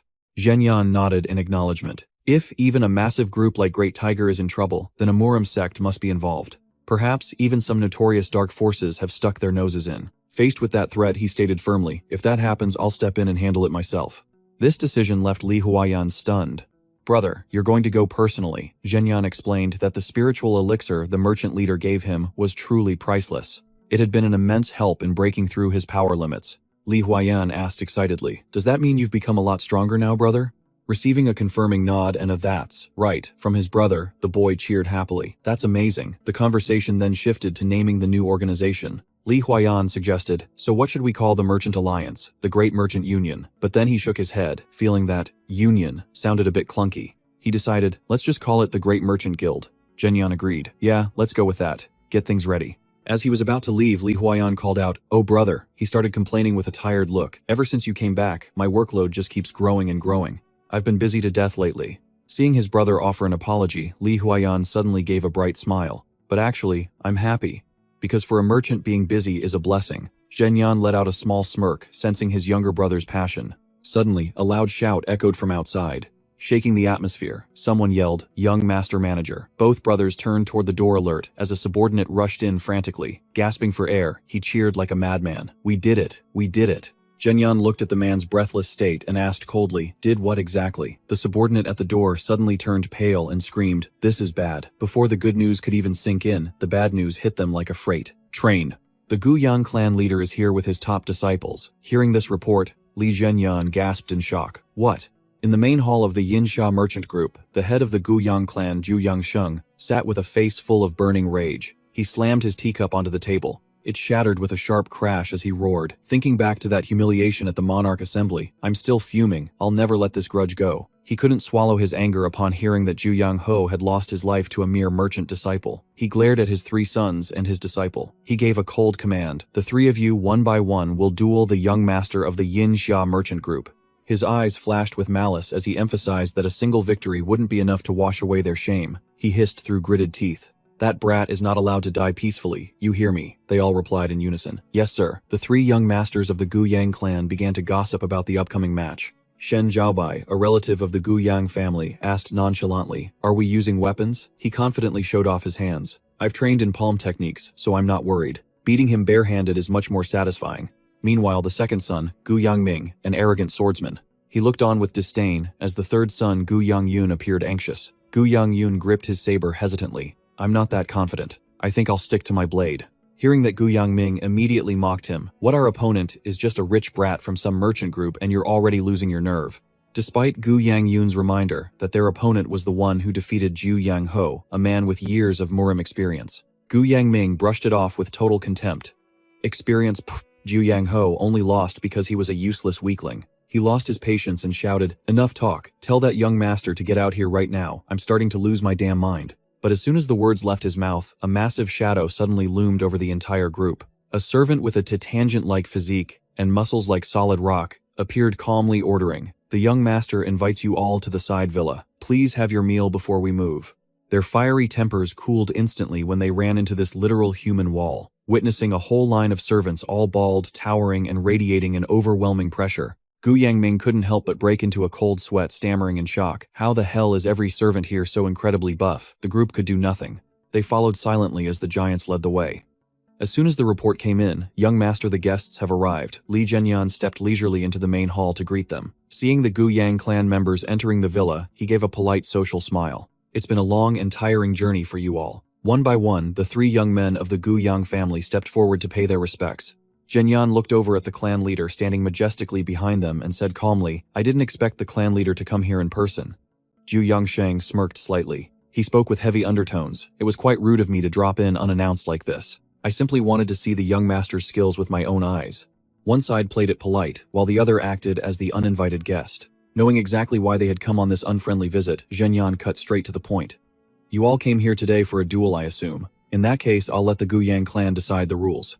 Clan leader Zhu Yangsheng immediately made his demand. "Can my sons receive some guidance from the young master?" He laid out a set of rules that were incredibly simple, yet brutally harsh. The rules are simple. Leave the ring, lose consciousness, or lose the ability to move, and you're done. Li Zhenyan gave a slight nod. His eyes didn't waver for a second. "Keep it brief." "Good. Let's start." As soon as the words were out, Gu Yangming stepped onto the stage, taking a confident stance. Watching from afar, Patriarch Zhu Yangsheng thought maliciously to himself, "I can't wait to see that merchant prince on his knees, begging for his life. Imagining victory before the fight even starts. That's pure delusion." But the moment he faced him head-on, Gu Yangming suddenly felt an invisible crushing pressure. He narrowed his eyes at Li Zhenyan, his heart filled with an uncontrollable dread. Something's wrong. This isn't just some merchant heir. This is someone who survived the bloodiest storms of the martial world. His killing intent is overwhelming. A massive doubt clawed at his mind. Could it be that defeating Ju Yangho wasn't just a stroke of luck? Seeing Li Zhenyan standing there casually with his hands behind his back, Gu Yangming asked, "Well, is the young master not planning to draw his sword?" Li Zhenyan simply replied, "I'll just wing it." That blatant contempt made Gu Yangming's blood boil. He let out a cold smirk. "You'd better worry about yourself first, pretty boy." Li Zhenyan moved like lightning. A punch packed with 1,000 pounds of force slammed directly into his opponent's face, leaving him only enough time to gasp out "Ack." A thunderous explosion echoed as a powerful shockwave sent Gu Yangming flying for several meters, crashing straight through the stone walls of the villa. The fight ended before it even really began. As the thick dust settled, it revealed Gu Yangming lying motionless among the ruins. Seeing his pride and joy defeated in a single blow, Patriarch Zhu Yangsheng's eyes widened in horror. He ground his teeth so hard he crushed the teacup in his hand, the sharp clink of shattering porcelain piercing the silent arena. Li Zhenyan calmly dusted off his hands. He looked at the fallen loser and let out a mocking sigh. "Honestly, that's why I told you to draw your sword earlier." He turned to the others and said coldly, "Next." But while the tension at the villa was at a breaking point, Miao Xiang was on her way to the laundry docks. She stomped along, muttering in a rage. Those bastards from the Justice Union got exactly what they deserved. I should have smashed that guy's head in while I had the chance, she huffed, ignoring the booming sounds of battle coming from the young master's fight behind her. Some people don't need to see it with their own eyes to know who's carrying the team. Witnessing his brother's pathetic defeat, Gu Yangyun could no longer keep his cool. He turned to Shen Zhaobai and said, "I'm going in. Shen, please look after my brother." After a quick nod from his comrade, Gu Yangyun stepped into the center of the ring. He growled, "Judging by your strength, there's no point in holding back. Please, enlighten me, Mr. Li." Li Zhenyan smirked and gave a challenging gesture. "After you, Master Zhu Yang." A crimson killing intent erupted as Gu Yangyun drew his blade, his eyes burning with determination. He roared, "Here I come," and charged like a cyclone. The sheer force of his movement caused the stones beneath his feet to shatter into pieces. Facing the oncoming blade, Li Zhenyan inwardly appraised him. Decisive. This guy actually lives up to his weapon's reputation. A man with nothing left to lose is dangerous, and when someone gambles their very life, it's truly terrifying. Just as the blade was inches away, Li Zhenyan made his move. He calmly whispered to himself, "One move." Gu Yangyun's eyes nearly popped out of his head as he screamed, "What?" He couldn't believe what he was seeing. Li Zhenyan had used nothing but his bare fingers to swat away the razor-sharp strike. His mind screamed. He read my movement and blocked it with just one hand. In that instant, the gap between them wasn't just about technique, it was about a whole different level of existence. Suddenly, blue lightning crackled once again in Li Zhenyan's hand.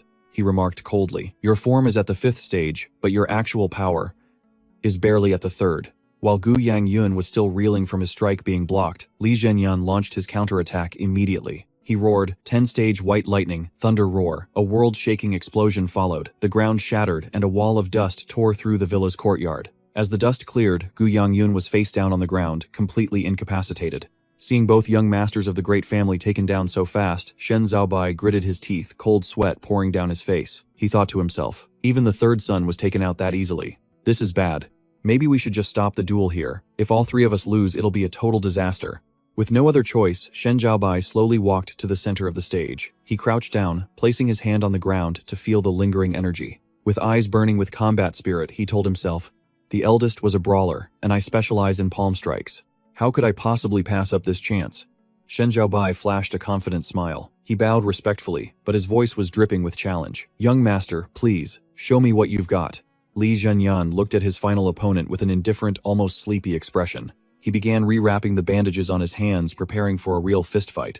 Deep down, Li Zhenyan gave a small nod of approval. Finally, someone who knows what they're doing. This might actually be interesting. He smirked, his sharp eyes locking onto Shen Zhaobai. Then he coldly replied, "Be my guest." Instantly, Li Zhenyan lunged forward with terrifying speed, and the two of them clashed head-on without a moment's hesitation. But Shen Zhaobai's attacks didn't seem to faze him at all. Seeing that Li Zhenyan was only defending, he started to get cocky, then try and block this. He moved with lightning speed, turning into a whirlwind as he struck. But even that move failed to land. Li Zhenyan thought, that move had potential. But there's way too much wasted movement. With that, he snatched one of the man's legs and squeezed hard, making him howl in agony. To finish it off, he slammed him down with a massive thud, cracking the very foundation of the courtyard. And just like that, the duel was over. He let out a bored huff and strolled toward the patriarch, who was sitting in grim silence in the distance. Li Zhenyan stopped. His cold, sharp gaze pierced right through the man as he declared loudly, "The duel is over." Seeing the other man remain silent, he smirked and made a provocative cutthroat gesture.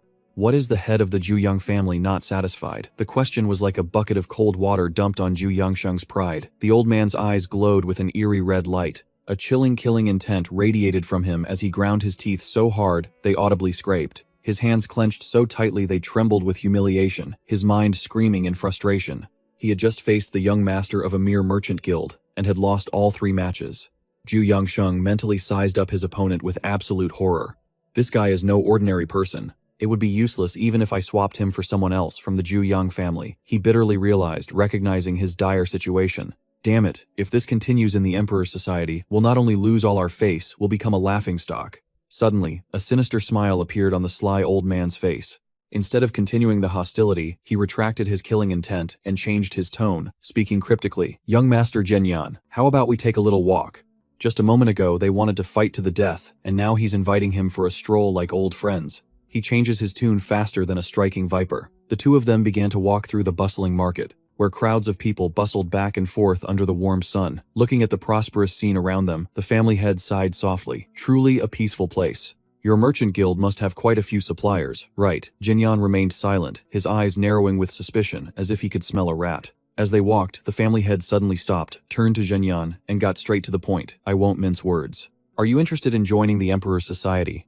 The sudden offer made Jinyan pause. The old man continued to entice him with attractive conditions. Not the Yingxia Merchant Guild, just you. Just join as an ordinary martial artist, and the Emperor's society will protect the entire Yingxia Merchant Guild. Jinyan repeated the name thoughtfully, the Emperor's Society. It was an infamous organization in the martial world, with the 4 great illustrious families, as its core led by the Nangong, Dugu, Murong, and Shimen families. But in the end, aren't they just a bunch of outcasts left over after the martial arts alliance recentered itself around the 9 great sects?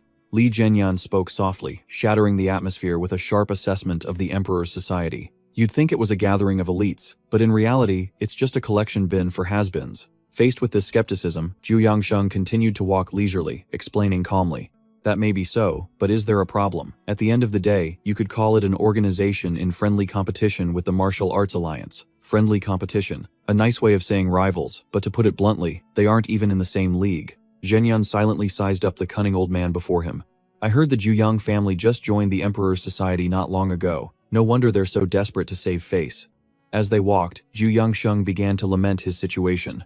I heard that Zhu Yangho's subordinates have been spreading stories about you everywhere. Thanks to that, I have no face left. The old man suddenly stopped and placed a hand on Jinyan's shoulder with a look of fake sincerity. But I don't blame you. I just hope you'll come to the Emperor's society with me, so I can salvage a bit of my dignity. Seeing Jinyan's silence, he started to lay out his plan. It's not that difficult. In this situation, the only way is for the young master of the Yingxia Merchant Guild to join the society so that others will think you are under my command. What if I refuse? The smile on Zhu Yangsheng's lips suddenly turned sinister. Why? There's no disadvantage for you. Is the young master of a merchant guild really that slow with his calculations? He continued to pressure him with contemptuous words. What does the heir of a merchant guild gain from joining the Emperor's society? You don't lack for money, yet you'd be taking the seat of a common martial artist. Zhenyan couldn't be bothered to argue further. He turned his back decisively and walked away. If you don't want to have a match with me, then fine. This certainly wasn't a pleasant stroll. Watching the young master's back disappear up the stairs, Zhu Yangsheng suddenly stopped his voice, a threatening growl. Hey young master, I'm giving you one last chance. Do you want to see the entire Yingxia Merchant Guild wiped out? The old man's face twisted with malice. He roared. With the power of the Zhu Yang family, sparing your life and turning you into a public enemy would be as easy as flipping my hand. He moved in closer, his bloodshot eyes burning with madness. You think I don't dare? Are you strong enough to stop me? Is that it? Zhu Yangsheng lunged to grab Zhenyan, shouting through gritted teeth. Even so, you dare make an enemy of the Emperor's society. How can you disregard someone's goodwill like this? Suddenly, with lightning speed, Zhenyan unleashed a powerful strike, sending the old man flying back amidst a cloud of dust. He said coldly, Enough, you lunatic. A hand of steel clamped around Zhu Yangsheng's throat and lifted him off the ground. He stared directly into the old man's eyes, which were wide with terror. He issued a cold threat. If I kill you right now, I will wipe out the entire Zhu Yang family. So, what do you think? The question sounded like he was taking a survey. A survey on exterminating a clan. Zhenyan leaned close to the old man's ear, a vicious smile on his face. And then I'll frame your eldest son as the murderer. Want to test me? Backed into a corner, Zhu Yangsheng let out a strange laugh. He forced out the words, In my life, I've heard many vicious things. But I fear that last sentence will be the hardest to forget. He reached out and grabbed Zhenyan's wrist, his eyes burning with fury. Truly a man who knows no etiquette, and gives no thought to the consequences. But you should wait until you have the strength to back up those words. Instantly, a plume of virulent green poison smoke erupted violently. Zhu Yangsheng screamed maniacally, This is the demonic poison palm I perfected to deal with the 4 great family heads. No matter how strong you are, can you withstand this? It was his last resort, a desperate all or nothing. Attack. Zhenyan faltered for a second, as the poisonous mist began to seep in. But in the blink of an eye, his eyes blazed with azure lightning. Zhu Yangsheng, stunned, realized something was terribly wrong, stammering in disbelief. What my poison? Is being incinerated by lightning energy. A massive pillar of lightning erupted from Zhenyan's body, disintegrating all the poison gas and blasting the old man away. Zhu Yangsheng collapsed to the ground, repeatedly spitting up mouthfuls of fresh blood. Looking down at the defeated man, gasping at his feet, Zhenya commented coldly, All that bravado at the start, and this is all you've got. Perhaps it's because my white lightning 10-stage art has already reached the 8th stage. Zhu Yangsheng clumsily staggered back to his feet. Though blood continued to pour from his mouth, he tried to maintain one last shred of arrogance. If you're going to kill me, do it right here. Killing me will only make you a public enemy. The old man gritted his teeth, spitting out a venomous challenge. But what about the Sovereign Union backing me? How do you plan to handle them? Things have already gone this far.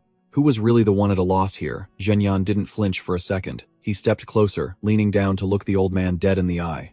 With cold certainty he declared, "The one losing is you." Like a flash of lightning, Zhenyan grabbed the man's head once again. He slammed Zhu Yangsheng's face into the dirt, pinning him down. His voice was a low growl, radiating a killing intent that chilled the very marrow of the bone. "Zhu Yangsheng, for the words you just spoke, I will make you regret them for the rest of your miserable life." Li Zhenyan began to move. He dragged Zhu Yangsheng's battered body into the middle of the courtyard as everyone watched in absolute horror. A dull thud echoed as he tossed the man down like trash. The disciples of the Zhu Yang clan cried out in panic, "Patriarch Father!" The villa instantly descended into chaos at the sight of such an impossible scene.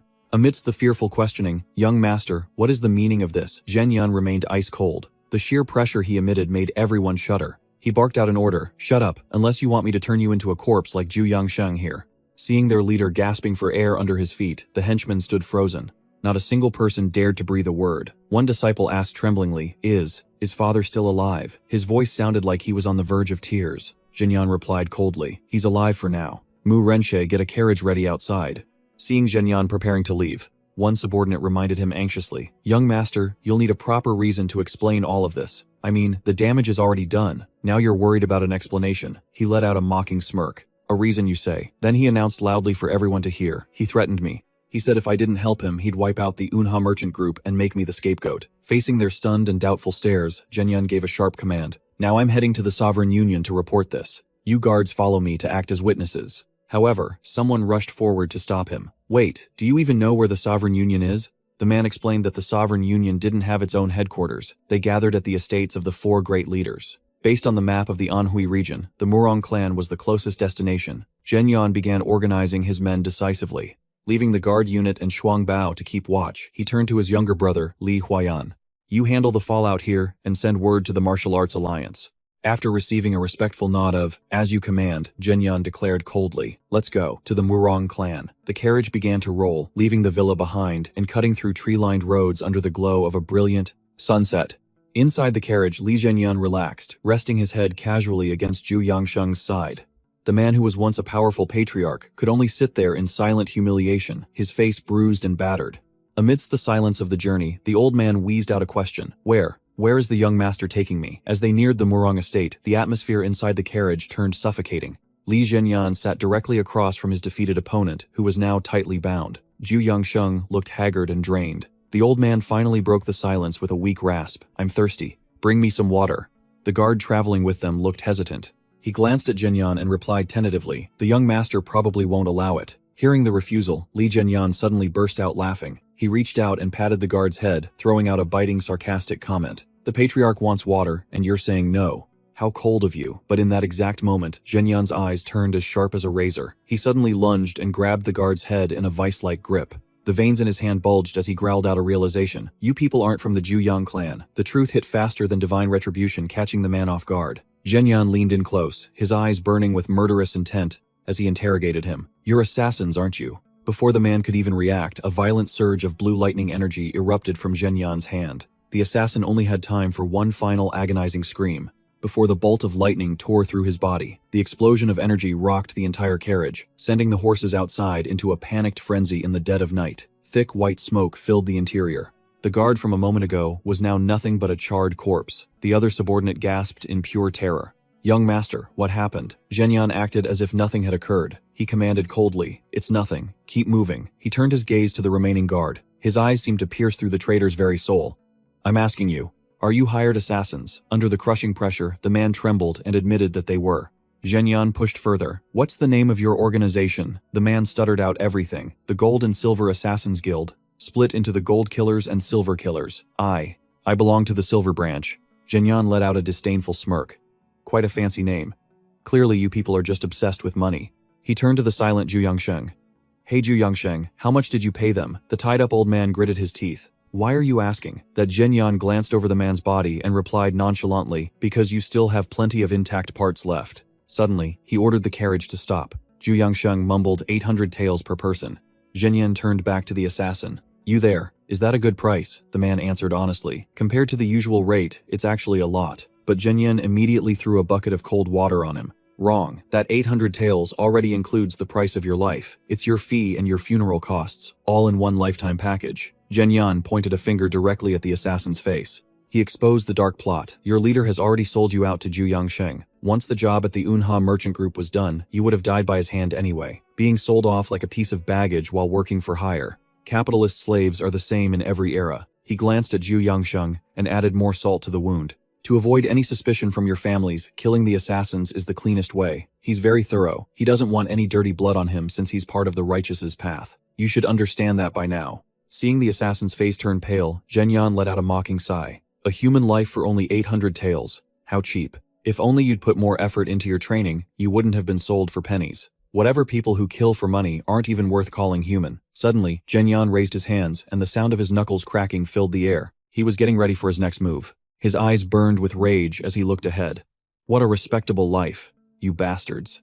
Zhenyan glanced out the carriage window, coldly taking stock of his pursuers. Outside there were 3 assassins, 1 cripple, and 1 corpse. The carriage proceeded calmly into the territory of the Murong family.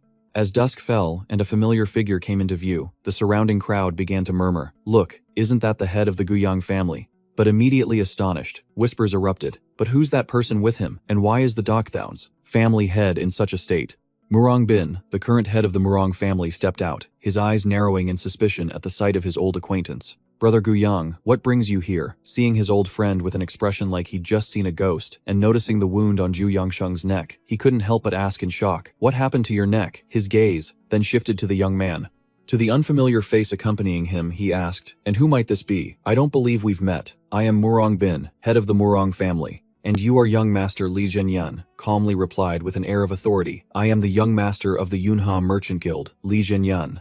The name gave Murong Bin pause. A flicker of suspicion about the current head of the Murong family crossed his mind. He immediately turned to question Zhu Yangsheng. "Brother Guyang, why is the young master with you, and why is he bound like a criminal?" Into the tense silence, Li Zhenyan spoke up coldly. "Let me explain. It's like this. These are the men hired by Zhu Yangsheng." He began to expose the entire truth about the men Zhu Yangsheng had hired to assassinate him. Hearing this, Murong Bin grew worried. He thought to himself, he dared to threaten the Merchant Guild. This is a serious matter. Brother, if this news gets out, the Martial Arts Alliance will laugh us to scorn. It would be better to just imprison the young master. Murong Bin looked directly at Zhenyan, probing him. What was the young master of the Yunha Merchant Guild thinking coming here? Are you here to report this because you fear future repercussions? In response to the suspicion, Zhenyan calmly turned the question back. If the Murong family head were in my position, what would you do? Murong Bin pondered for a moment before declaring firmly, "For someone who murdered my family and turned me into a criminal, there is no other way but to kill them." But then he looked at the man tied up before him and sighed with calculation. But if that person were Zhu Yangsheng, one must also consider the Guyang family and the eyes of the martial world. Suddenly, the bound Zhu Yangsheng gritted his teeth and roared in bitter resentment.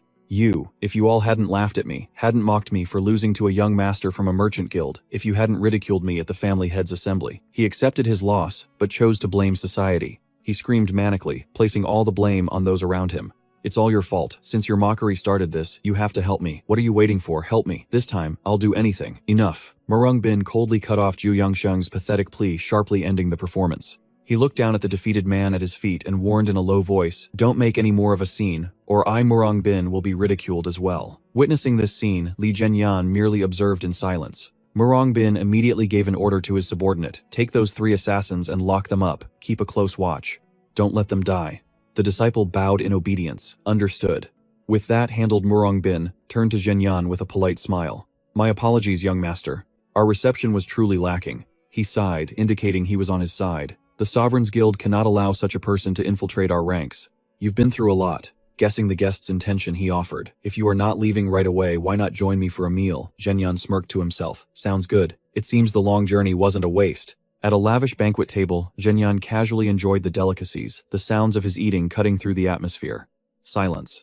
As Murong Bin observed him, he couldn't help but marvel inwardly. The young master of the Unha Merchant Guild managed to defeat the head of the Guyang family. Where on earth did a character like this come from? He put down his wine cup and got straight to the point. "Young master, how should we handle this matter? Have you come up with a solution?" Zhenyan wiped his mouth and replied calmly, "I cannot kill Zhu Yangsheng with my own hands, but I will deal with this within the rules. What do you think?"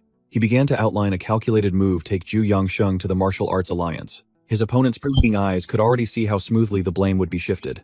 Jinyan explained. This way, the Guyang family's resentment will be directed at the Martial Arts Alliance, which is a way to protect both you and me. He added another point to persuade the family head. Even if the Sovereign's Guild's reputation suffers a little, it's not more important than this. The other family heads will surely agree. Murong Bin nodded in agreement. That's very reasonable.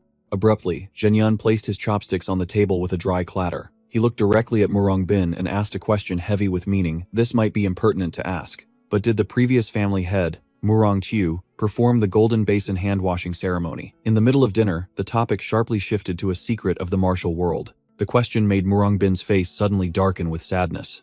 He sighed. Young master, your news of the martial world is quite outdated. My father has been missing for over a year. This news stunned Jinyan. Missing Murong Bin continued bitterly. Even our own family members were sent to search, but to this day there's been no result. I have been living with the sin of being an unfilial son ever since. Hearing this, a frightening coincidence flashed in Jinyan's mind. 1 year ago, that's the exact same time I was regressed. He recalled the image of a blood-soaked Murong Chiu from Duan Yucheng's memories. A horrifying truth began to emerge. That means it wasn't just me. Murong Chiu died too.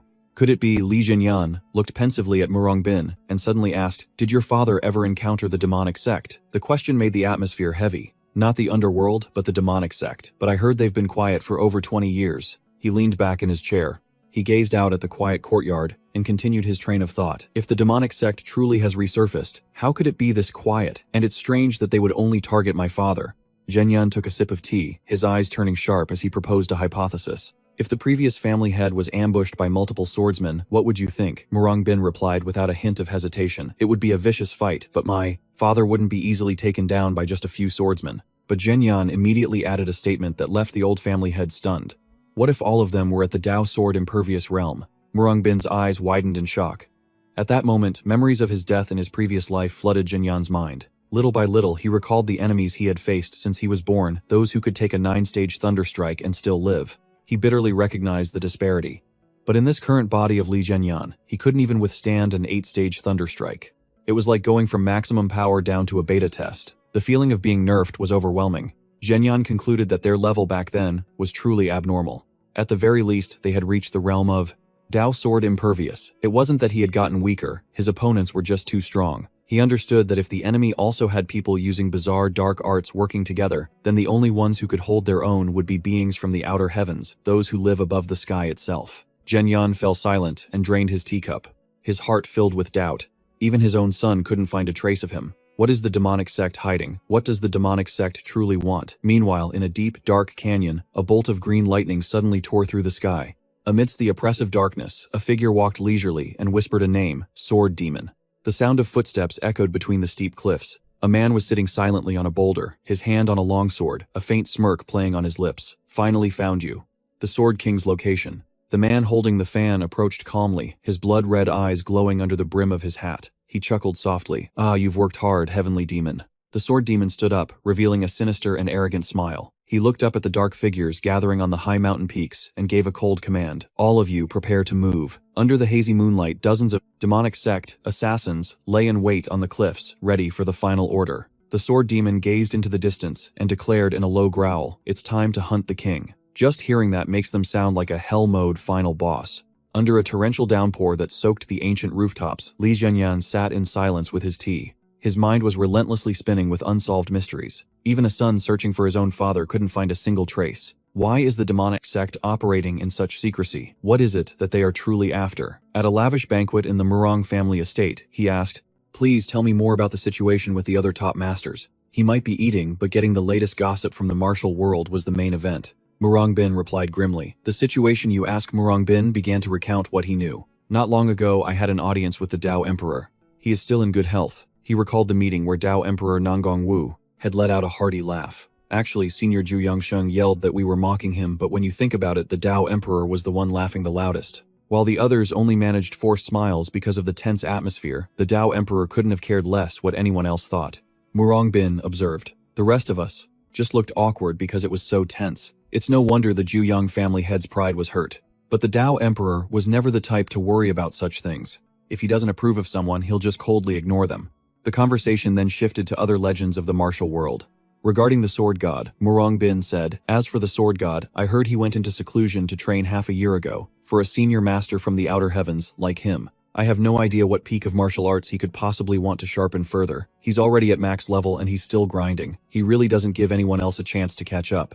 As for the Sword Emperor, his whereabouts were even more mysterious. The Sword Emperor has no fixed residence. He often wanders the world, so news about him is hard to come by. The last time he stopped by, I told him my father had gone missing, and I haven't heard from him since. Meanwhile, the Sword King had chosen a more peaceful path. After semi-retiring, the Sword King is now focused on training his disciples. When the final name was mentioned, Zhenyan's hand, which was holding his teacup, suddenly froze. Murong Bin continued with a hint of caution. As for Duan Yucheng, well, he has such a violent temperament that even my father was wary of him, so no one really knows his current status. He's probably roaming the world looking for trouble, or maybe destroying some dark sect somewhere. The old man sighed and concluded, "It's hard to get along with someone like that." Zhenyan slammed his teacup on the table with a sharp clack. He looked directly at the man and asked, "What exactly is Duan Yucheng's personality like that makes him so unapproachable?" The question left Murong Bin utterly stunned. You don't know." The old man began to list a series of terrifying deeds that would make anyone tremble in fear. Even juniors from the righteous faction who he deemed arrogant would often get a beating, and if any seniors from the unorthodox faction rubbed him the wrong way, he'd thrash them to a pulp. Heretics and demons, he kills them on sight, and he slapped the faces of more than just one or two heirs from prestigious families. His life principle is very clear: if I don't like what I see, I deal with it on the spot. Hearing this description of his past self, Zhenyan could only let out a soft ha-ha. He crossed his arms, lost in thought for a moment, then suddenly spoke with conviction. But he is a man of his word. If he makes a promise, he keeps it. Murong Bin continued his story about Duan Yucheng with a look of pure admiration. He wouldn't even hesitate to challenge his own seniors, which gives you the feeling that he was born to be a pure martial artist. The old man sighed softly, recalling what he'd heard from the previous generation. "According to what my father used to say, it seems he lived a rather lonely life." Hearing this, Li Zhenyan lowered his eyes, took a sip of tea, and murmured as if to himself, "Not entirely lonely." The unexpected comment left Murong Bin speechless. He asked again, "What did you say?" Zhenyan immediately snapped out of his trance and casually covered his tracks. "Nothing, I just said the food is delicious." Changing the subject with lightning speed, he got straight to the point. "So are you planning to return to the merchant caravan now?" Zhenyan nodded. "That's right." Seeing an opportunity, the Murong family head proposed, "If you don't have anything urgent to attend to, why don't you, the young master, go to the martial alliance in person?" This suggestion took Zhenyan by surprise. The next day, at the Murong estate, everything was ready. Murong Bin nodded in agreement. "That's an excellent idea. If you testify yourself, young master, you'll be able to present the case exactly as you wish." He then introduced a special traveling companion. As it happens, someone from the Murong family who was on business nearby is on their way back. They can accompany you, young master. This man is Bai Hanqing of the Murim Alliance. A man with long hair and a long scar on his cheek stepped forward, cupping his hands respectfully. Bai Hanqing greets you. As for the prisoner, Murong Bin made thorough arrangements. "We will escort Zhu Yangsheng separately. You two can go ahead using your lightness skill." Bai Hanqing replied decisively, "Understood." Before departing, Zhenyan didn't forget to add, "Oh, one more thing. While I'm away, I hope you will look after the Enzia Merchant Guild." Murong Bin smiled reassuringly. "Please rest assured, the warriors of the Murong family have already arrived to protect it." At the Merchant Guild, Li Huayan had also come out to greet the escort party from the Murong family. With a relieved expression, Zhenyan cupped his hands in a formal salute. "That's good then. I will not forget the kindness of the Murong family head." However, he still had another concern. "And one more thing. Those assassins seem to belong to the Gold and Silver Assassins Guild. I hope the Emperor's Society can investigate this organization. Once their hideout is found, I will also lend my strength." Murong Bin nodded in agreement. "It's a small matter. I understand." He looked at Zhenyan with a profound gaze. In truth, the Murong family had been preparing for a major battle. Zhenyan smirked with confidence. "Thanks to the family head's brilliant foresight, I can leave with peace of mind." With that one simple compliment, the diplomatic deal was sealed. "Thank you." And with that word, Li Zhenyan and Bai Hanqing simultaneously bent their knees, unleashed their superior lightness skill, and shot off like two streaks of light, tearing through the night sky toward the Murim Alliance. At this rate, even a horse would quit its job.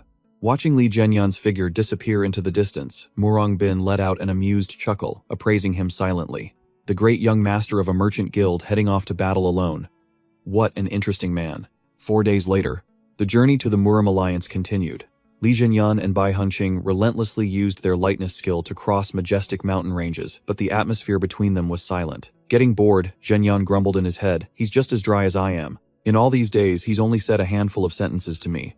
Throughout the journey, Bai Hanqing only uttered short phrases like, "time to go," or "let's rest a bit, then continue." The replies from Zhenyun's side were just as brief. As the two entered a bustling town amidst the dense crowd, a stranger suddenly bumped hard into Bai Hanqing's shoulder. The man bowed his head slightly. My apologies," and quickly passed by, his eyes narrowed with vigilance. When he glanced at a nearby notice board, he realized the man who just bumped into him perfectly matched a name on the wanted list, Yin K the Lecher. "It seems I just saw someone on the Murim's public wanted list. Kill or capture is permitted." Then he shot off in pursuit. The wanted man was startled and terrified. He immediately fled, causing chaos in the streets as people screamed in panic. Watching the enemy's fleeing figure, Hanqing thought to himself, "So noisy. He sure runs fast." He knew that recently many rogue masters dissatisfied with the Murim Alliance's methods had been frequently capturing and killing its members. The fact that a wanted man would dare to show his face on the street without a disguise made him suspicious. He chased him to a deserted area and immediately understood the situation. "Just as I thought. It's a trap." A stray wolf went out hunting, only to become the prey. Three figures emerged from the shadows surrounding him. Hanqing glanced at his opponent's hands and made a silent assessment. Looking at those two with missing hands, they must have lost to the alliance leader before. He spoke with casual mockery. "Are you two still breathing? If you had any fight left in you, you would have sought revenge against the alliance leader long ago. Why reveal yourselves in such a pathetic state?" Looking at the setup, Zhenyan smirked. "Using the Murim's public wanted list as bait, huh?" The leader with a long scar on his face grinned sinisterly. He retorted, "Cutting off hands is a hobby of your alliance leader. As for sending the heads of Murim Alliance disciples to him, that's our hobby." Amidst the silence, a mysterious shadow suddenly appeared from behind, remarking playfully, "That's a nice hobby." This sudden presence startled the assassins. The leader shouted warily, "Who's there?" Li Zhenyan stood there with a composed demeanor, his sharp eyes looking directly at the men surrounding him as he questioned them coldly. "When did you start following us?" Faced with the great young master's overwhelming presence, the assassin just smirked. "I'm just a guy who enjoys beating up trash like you." News of his appearance immediately sent shockwaves through the martial arts world. Back at the Merchant Guild, Minghu was screaming his head off. Li Zhenyan went to the Murim Alliance. Faced with this over-the-top attitude, Huayan calmly explained, "The young master went to testify in the Juyang family head's case. Got a problem with that." Unable to do anything, this dude sat down and started throwing a tantrum. "I have a pact with your Li Zhenyan." Everyone was completely baffled. He was about to declare he'd swing his umbrella 100,000 times, but he stopped, afraid of losing face. But this guy was so nuts, he was about to take a dump in front of their gate. He was immediately thrown out by the guards. Minghu had to quickly pull up his pants, muttering, so he snuck off to the Murim Alliance. "You're looking down on me too much." He resolved to charge straight into the Murim Alliance himself. This dude then continued to swing his umbrella, grumbling non-stop as he walked. Bai Hanqing stood behind his eyes, narrowed cautiously, silently assessing the newcomer. "When did he start following us?" Despite the enemy's aggression, Zhenyan remained strangely calm. He smirked slightly and introduced himself arrogantly. "I'm a guy whose hobby is beating people up." The somewhat playful answer made the atmosphere suddenly bizarre. My apologies, I forgot the seniors were here. Well, I've lured him in for you, so I'll be on my way now. I have urgent business to attend to." That dismissive attitude drove the assassin mad. He roared contemptuously, "Who's beating who? This piece of trash thinks he can." The lecher stepped closer, spewing filthy insults. "Hey rogue, you going to take a leak or something?" He smirked sinisterly, looking Zhenyan up and down. "What's your problem, kid? Why are you so worked up? A strong, healthy guy like you can do it." Zhenyan paused, his eyes suddenly turning ice cold. He turned slightly to ask Bai Hanqing, "Bai Hanqing, can we kill a public enemy?" Bai Hanqing nodded decisively. "Yes. All public enemies of the Murim Alliance are registered with verified information so they can be executed on the spot. The papers are in order, which means the killing is legal." "Executed, huh?" Zhenyan repeated with a cruel smile. He began to tighten the cloth wraps on his hands as a blue torrent of internal energy started to surge. Bai Hanqing watched, unable to stop a shiver from running down his spine at his partner's changing aura. 3 days of traveling together and... This was the first smile I had seen from him. Seeing this, the assassin lunged forward with a roar. "You bastard, you've got guts, but you're dead wrong if you think you can take us." He and his lackeys drew their swords simultaneously, launching a frantic assault. A barrage of short blades and silver needles tore through the air, aiming straight for Li Zhenyan's vital points. However, Li Zhenyan moved as swiftly as a phantom. He spun around, dodging the blades by a hair's breadth with incredibly fluid movements. He swatted away all the hidden weapons with his bare hands and declared coldly, "I'm sending these right back to you." Quick as a flash, Li Zhenyan launched his counterattack, hurling the weapons back at his opponents with double the 18 force.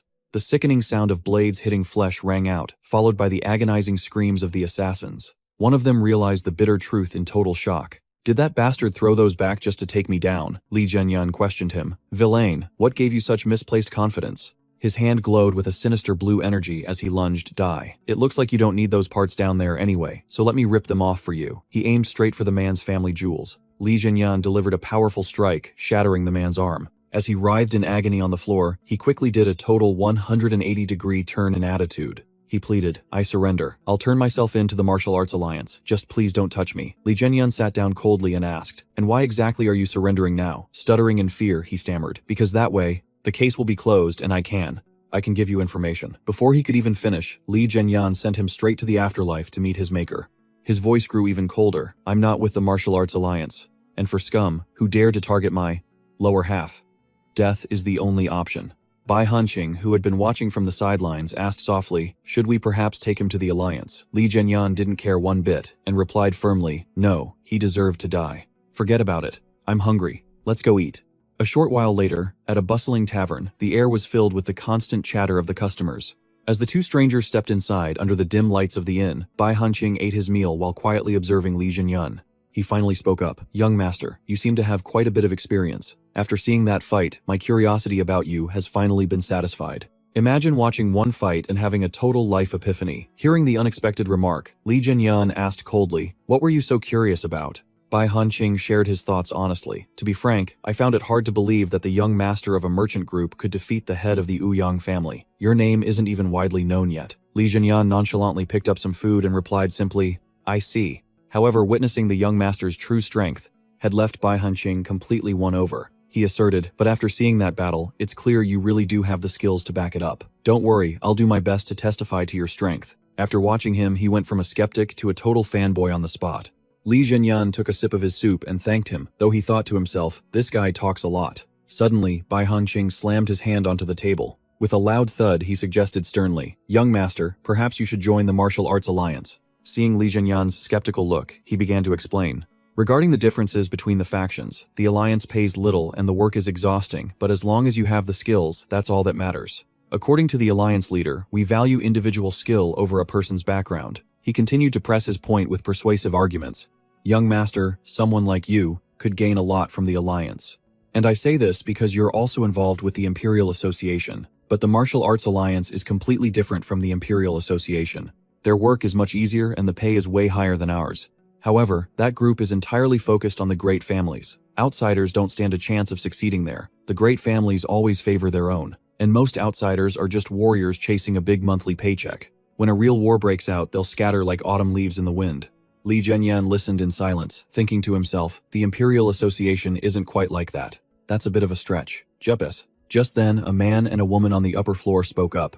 Good grief, I see it now, it's not the Martial Arts Alliance, it's the Slanderous Alliance. One laugh and the whole conversation took a sharp turn. She glared at Bai Hanqing with a sharp gaze and warned him through gritted teeth. Don't go around belittling others like some kind of trash talking. Alliance member got it. Bai Hanqing could only break into a cold sweat as he replied submissively, yes ma'am, I can't believe I dared to call our Imperial Association leaves in the wind. Bai cowered and bowed his head, his voice full of regret. I spoke out of turn and made a mistake. Please forgive me. But may I ask for your name so I can apologize properly? The man with flaming red hair and an arrogant aura smirked slightly. He replied, my surname is a compound one Chu Feng, and my name is Jia. As soon as he finished, Hua and Yue burst into hearty laughter. Ha ha ha. Even though the atmosphere was incredibly tense and everyone else was watching in silence, he waved his hand dismissively and generously. You've apologized, so that's enough. Don't worry about it.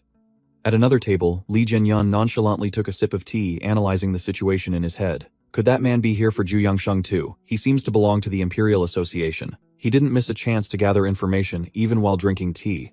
Sitting opposite him, Bai shook his head slightly. I don't know him. If it's the Imperial Association, they're probably gathered here because of the Dragon Phoenix tournament. Hearing the unfamiliar name, Li Zhenyan muttered, oh, the Dragon Phoenix tournament. Bai immediately asked with excitement, is the young master interested? Bai started rambling on. You're young and your martial arts are superb, which means you're perfectly qualified to participate. Since the Dragon Phoenix tournament is a major event watched by the entire world of martial arts, it would be a priceless experience. However, Li Zhenyan coldly crushed his hopes.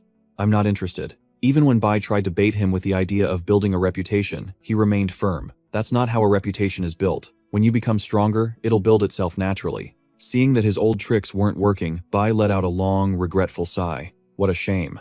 The alliance leader is offering a top-grade spirit pill to the winner. The moment he heard the word spirit pill, Li Zhenyan immediately changed his mind. He slammed his wine cup down and declared firmly, "I'll participate." This dizzying change of heart left Bai completely stunned. "Young master, you reversed your answer so quickly." Li Zhenyan coughed lightly to cover his embarrassment. "It's fine. Everyone makes mistakes. You should have led with the part about the spirit pill." After the meal, Li Zhenyan strolled out of the inn. "Thanks for the meal, innkeeper." Bai hurried after him with a reminder, "Young master, if we go just a little further, we'll reach the Martial Arts Alliance." As they were walking, the two of them suddenly crashed into Hua Enyue's group, who were blocking the path. Hua Enyue was visibly annoyed. He sneered, "Making us wait at the gate until we're starving. I thought you were just being disrespectful, but it seems you're just slow. How interesting." Sensing the provocation, Bai leaned close to Li Zhenyan's ear and suggested, "Young master, from here on out, shall we run like the wind?" Li Zhenyan smirked slightly. "Of course." The two immediately unleashed their superior movement techniques, shooting forward like streaks of light, and leaving a thick cloud of dust behind them. Hua Yingxue, getting a face full of dust, coughed violently and shouted in anger, "Those rude bastards definitely did that on purpose. Just look at the cloud of dust they kicked up." Witnessing his opponent's display of speed, Hua Enyue's face flushed with anger. He snapped his fan shut and ordered Hua Yingxue, "You follow slowly with our guests. I'm going to show those two what a real movement technique is." Having been overtaken, his pride was 100% triggered. He immediately unleashed his internal energy and gave chase. Just as the atmosphere grew tense, a shout of encouragement rang out, "Young master, please teach them a lesson." Meanwhile, the young girl standing next to him could only stare in confusion and wonder to herself, what's wrong with him, leaving the bewilderment behind. A terrifying race exploded between the sheer cliffs under the brilliant sunset as they darted like lightning bolts tearing through the mountain mist. His opponent was stunned by his incredible speed. What? How is he so fast? In the midst of the breathtaking race, a thought flashed through the mind of the one trying to keep up. At this rate, the Emperor's society might actually win. Streaks of energy tore through the air, creating dazzling lines of light. With neither side willing to back down, they both landed at the same time out of breath. Immediately, someone rushed over and asked young master who won. Li Zhenyan gave a confident smirk and asserted, "I think I won by a hair." Seeing that his opponent still seemed unconvinced, another person spoke up mockingly. "Hey, you slowpoke over there, is there something wrong with your eyes?" he panted repeatedly, urging, "Hurry up and tell us." Li Zhenyan looked ahead with a profound gaze. He wondered to himself, what does any of that even matter? Just then, an authoritative figure with an otherworldly aura suddenly appeared. The crowd simultaneously bowed their heads respectfully and shouted, "Alliance leader." The martial arts alliance leader, with his snow-white hair and long beard, gave a mysterious smile. But with no less dignity, he loudly announced the result for all to hear. "In any case, the winner is the young master over there." As soon as he arrived, a resonant shout rang out. Alliance leader Bai Hanqing and his subordinates all bowed in unison before the dignified old man. Dressed in brilliant golden robes, the martial arts alliance leader Liu Zhenghong smiled slightly at his trusted subordinate Han Jing. "You've worked hard." At that moment, a man with long hair and a graceful demeanor, holding a fan, bowed slightly. "I am Hua Enyue of the Hua family, paying my respects to the alliance leader." He had the air of a handsome, educated nobleman from the moment he appeared. Liu Zhenghong nodded. Then he turned his sharp gaze to Li Zhenyan standing nearby. "So, this is the great young master of the Yunha Merchant Guild." Hua Enyue slightly hid his face behind his fan. He silently sized up his rival with a wary look. "So this is the one who dared to severely injure the Nine Yang clan head. What should I do?" Li Zhenyan clasped his hands in return. "I am Li Zhenyan of the Yunha Merchant Guild." The old man introduced himself grandly. "I am Liu Zhenghong." A curious look appeared in the alliance leader's eyes. "Are you here to participate in the Dragon and Phoenix Grand Ceremony?" After a nod of confirmation, "Yes, I am." Liu Zhenghong smiled encouragingly. "I wish you luck. You two are heading to the main hall. Am I right? I'll go with you." "Yes, sir." The group strolled leisurely under the afternoon sun. Hua Enyue looked at the back of the Merchant Guild's great young master, then suddenly stepped forward to perform a formal martial arts salute. With great solemnity, he said, "I am honored to meet you at the Dragon and Phoenix Grand Ceremony." His greeting sounded more like an invitation to a duel. Seeing Bai Hanqing's exhausted state, Liu Zhenghong couldn't help but laugh. "Haha, it seems you came in last in the movement technique race, Hanqing." Bai Hanqing scratched his head, looking both embarrassed and shocked. "How can that be? I thought we arrived at almost the same time." The alliance leader shook his head and explained young Master Hua wasn't even using his full strength. Since he came for the Dragon and Phoenix Grand Ceremony, he likely wanted to conserve his energy, and while he was at it, probe his opponent's strength. The old man continued to tease his subordinate. "Although I don't know the full story, it seems you didn't want to lose Hanqing, so you just ran alongside them." He wasn't running for the mission, but because of his pride. Bai Hanqing turned to ask Li Zhenyan, "Great young master, did you know all along?" Li Zhenyan thought to himself, to think he'd use such a petty scheme for something so trivial. He calmly reassured his companion, "But it's nothing to be angry about. Before a tournament, it's only natural for everyone to hide their true strength. The alliance leader also patted him on the shoulder comfortingly. Of course, don't be ashamed. The group entered the center of the martial arts alliance, where the magnificent main hall came into view. Liu Zhenghong strode into the grand hall amidst respectful greetings. "You have arrived, sir," the old man replied softly. Then he suddenly ordered all his subordinates. "Everyone leave us. Only the young master of the merchant guild may stay. Regarding the matter of the 9 Yang clan head, I just need to confirm the great young master's martial prowess. Then a decision can be made."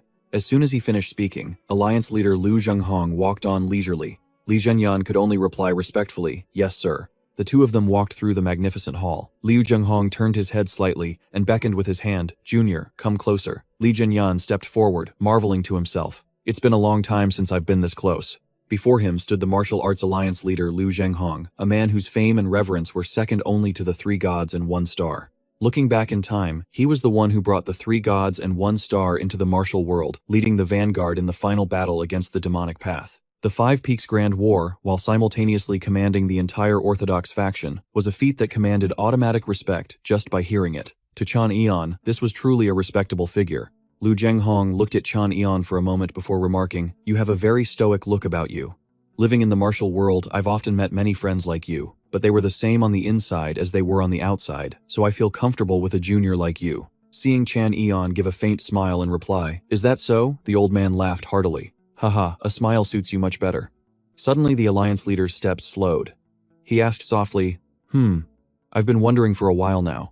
Are you, by any chance, the successor of Duan Yucheng?" The question struck like a lightning bolt, causing Chan Eon's expression to change as beads of sweat began to roll down his face. He was stunned, thinking to himself, how could he possibly know that? A secret he thought was well kept was suddenly called out by name. Seeing the junior's tense demeanor, Liu Zhenghong wondered aloud. Why the anger? Are you saying your master learned a few moves from Duan Yucheng? The old man began to analyze more deeply. "You practice fist techniques, don't you?" Receiving a nod of yes from Chan Eon, he continued. "And you can control lightning ki." "Correct," Chan Eon admitted. "That's right." Liu Zhenghong calmly explained. "In the martial world, the sects that cultivate lightning ki include the 4 great families and the 4 great gates, Namgung and Baikri. Oryu of the 4 gates has since shifted to the sword. Namgung follows the Taoist path. Baikri gave up after several failures, which leaves only Duan Yucheng's Oryu gate." The martial alliance leader mused thoughtfully. Still, for a sect so stubbornly passed down to a single successor like that, calling it a sect is a bit of a stretch. Hearing this sharp observation, Li Chan Eon smirked faintly, marveling to himself. He truly is the martial alliance leader. He calmly admitted, "You're right. I am the successor of Duan Yucheng." Liu Zhenghong looked at him with the eyes of a wise sage. He gently touched Chan Eon's shoulder and marveled, "It truly is fate. I had a feeling." Those who master lightning ki often carry a domineering aura. The old man wistfully recalled the image of Duan Yucheng from years past amidst bolts of lightning that tore the sky asunder. From his eyes, his presence, his tone, to even his personality, everything was like lightning itself. That's why I don't have any particularly special memories with Duan Yucheng. He wanted to become a bolt of lightning that could tear open the heavens. Who could possibly befriend someone who only wants to strike down the sky? How can one who lives in the summer sun get along with someone who lives in the cold winter wind? As they walked through the magnificent grand hall, Liu Zhenghong gently inquired, "Is your master still well? It's been a long time since I've heard any news of him." Chan Eon's face suddenly fell. He replied grimly, "He's just like the former head of the Murong family, gone without a trace." It was a 2-for-1 deal on disappearances. But no one wanted to hear this news, which left the alliance leader stunned. "Do you mean Murong Chu, or is this just business as usual?" Duan Yucheng's successor was always one to have little contact with the world, so this could be normal. Chan Eon shook his head definitively, confirming a painful truth. No, this time the connection is completely and forever severed. Liu Zhenghong froze, stroking his chin in deep thought. "I will report this to the 3 gods and 1 star." His eyes narrowed with worry, as he realized that the great masters of the martial world were disappearing one by one. Has the demonic cult already begun to move? If the demonic cult appears, will our only choice be to fight like that last time? You weren't even born back then. Chan Eon asked curiously, "Are you referring to the 5 Peaks Grand War?" Liu Zhenghong gazed into the distance. His voice grew deep and somber. "It's true the 5 Peaks Grand War is widely known, but there was another battle after that. A time when the 3 gods and 1 star fought against a single demonic cult. Grandmaster." The haunting image of a single evil silhouette under a blood moon flashed in his mind. Just one person. Who could possibly understand the feeling of such a crushing defeat? The old man sighed with bitterness. "Every time I hear that the sword god is still in seclusion training himself, I remember that day, even though it was a battle to decide victory between the righteous and the demonic. The 3 gods and 1 star had to fight together against just one person. Liu Zhenghong looked directly at Qian Yian and stated clearly, "That is the secret history I often tell my alliance members, and it is also the reason we must never stop getting stronger. If that demonic grandmaster left behind a descendant, then he would be about your age. Perhaps the enemy of the previous generation left a successor for the next." The alliance leader's assessment caused the atmosphere to fall silent. He gently placed a hand on Qian Yian's heavily bandaged one, his eyes filled with expectation. "Junior, you must become stronger." Liu Zhenghong looked straight into his eyes, instructing him with an authoritative tone, "You must be absolutely overwhelming, and even more selfish." As for the matter of Zhu Yangsheng, the alliance leader told him not to worry too much about it. "As the successor of Duan Yucheng, there's no reason to doubt you." The old man gently patted Qian Yian's shoulder and declared, decisively, "Zhu Yangsheng will be imprisoned in the Thunder Prison." With the decision made, he asked about his plans to participate in the Dragon and Phoenix Grand Ceremony, then urged him to go and rest. Qian Yian bowed respectfully to thank the alliance leader, then calmly walked out of the grand hall as a quiet night settled over the majestic mountain ranges. Strolling down the deserted corridor under the dim moonlight, Qian Yian's mind couldn't stop wondering about the martial world's eternal enemy.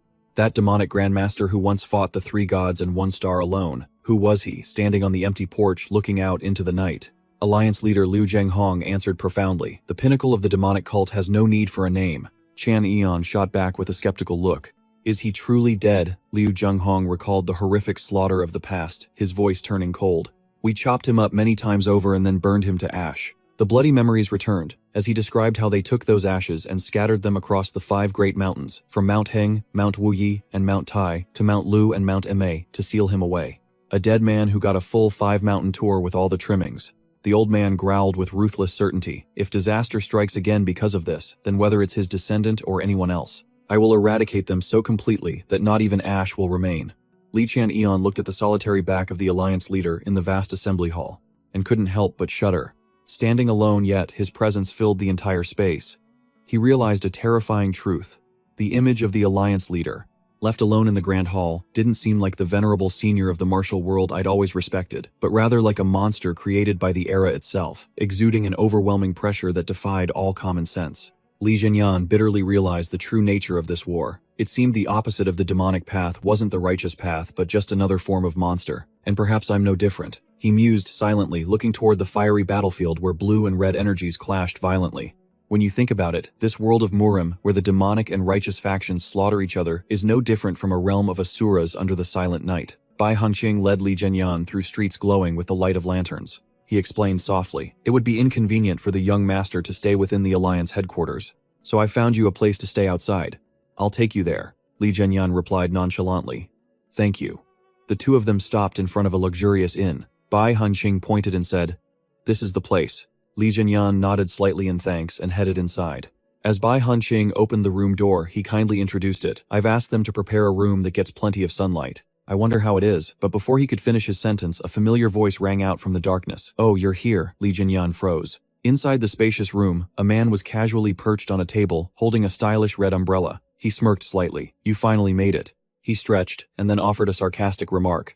It's so spacious and nice, it's annoying. A room this fancy doesn't suit someone who's used to sleeping on the streets." The person sitting there was none other than Ta Minghu with a haggard face and dark circles under his eyes. He complained I had to pull several all-nighters just to get here. "Damn it." Li Zhenyan couldn't hide his surprise, asking in a low, tense voice, "How did you find me all the way out here?" Ta Minghu replied in a very low-tech way. I just went into every single inn and asked if they had a room booked under the name Li Zhenyan, that's all." As he finished speaking, he suddenly slammed the red umbrella down on the wooden table. It made a talk about a self-promo. Ta Minghu proudly declared his arduous journey and prepared to ask his next question.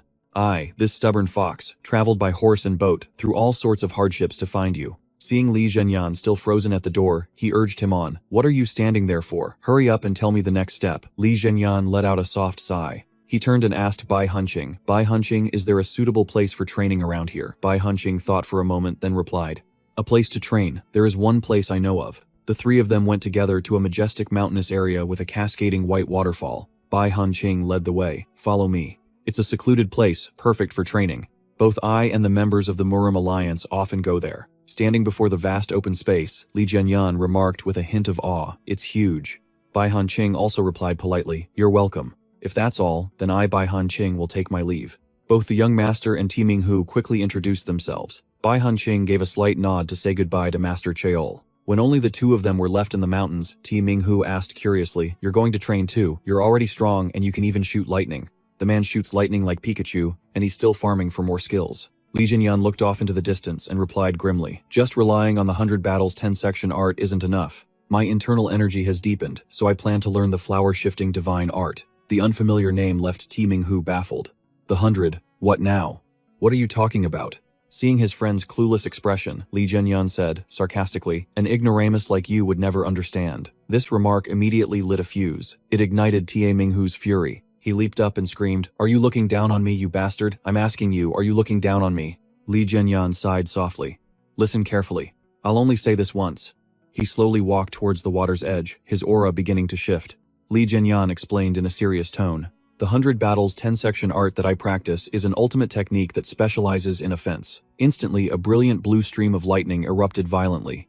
It enveloped his entire body. "But you can't defeat a true master just by knowing how to attack," Li Jinyan explained soberly to Ti Minghu, the limits of pure power. "When facing a master, you must know how to exploit their techniques, how to counterattack, and how to retaliate," he affirmed.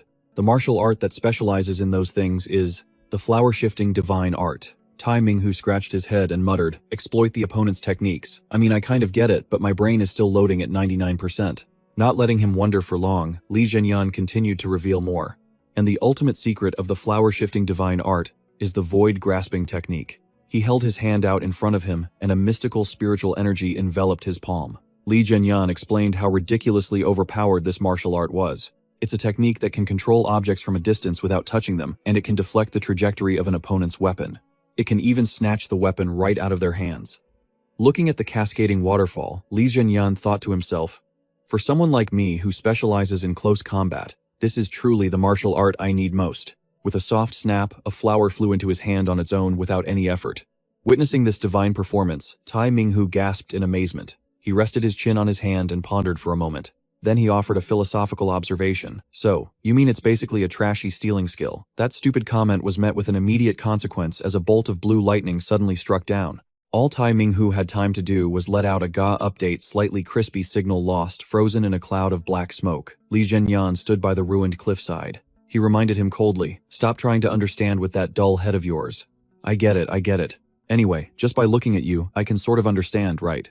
He looked at the fox who was scrambling to his feet and remarked, "It seems the effort of swinging 100,000 times was worth something." Li Jinyan was curious about how it felt to achieve his goal. Ti Minghu held up his two muscular arms which were covered in calluses to show them off. He whined, "You see these calluses? What feeling are you talking about? The only thing that happened is my arms got bigger." Faced with his companion's dejected expression, Li Jinyan could only observe in silence. "Ti," Minghu snapped, "you bastard, can't you teach me properly?" The only response was the enigmatic silence of the young master. Li Jinyan leisurely picked up his fan, his eyes growing profound. "At first I saw some potential in you, so I gave you a chance. But seizing an opportunity isn't something everyone can do." Li Jinyan stared intently at the umbrella, and suddenly spoke. "All right then, let's see how you do with a harder assignment." He hadn't even cleared level 1, and was already being thrown at the final boss. Out of your 100,000 swings, only a single one is useful. Whether you want to block a blow, land a strike, or deflect a weapon, you must use the most effective slash out of those 100,000 attempts. If you can't, you will die, Li Jinyan repeated thoughtfully. The most effective slash. Around them, dazzling golden figures appeared like phantoms, simulating the thousands of essential techniques from those 100,000 attempts. Find the strongest slash among 200,000 horizontal cuts. Choose the most precise one. From 300,000 thrusts, select the fastest and most accurate one. Then connect them effectively, reorder them, and that becomes a technique.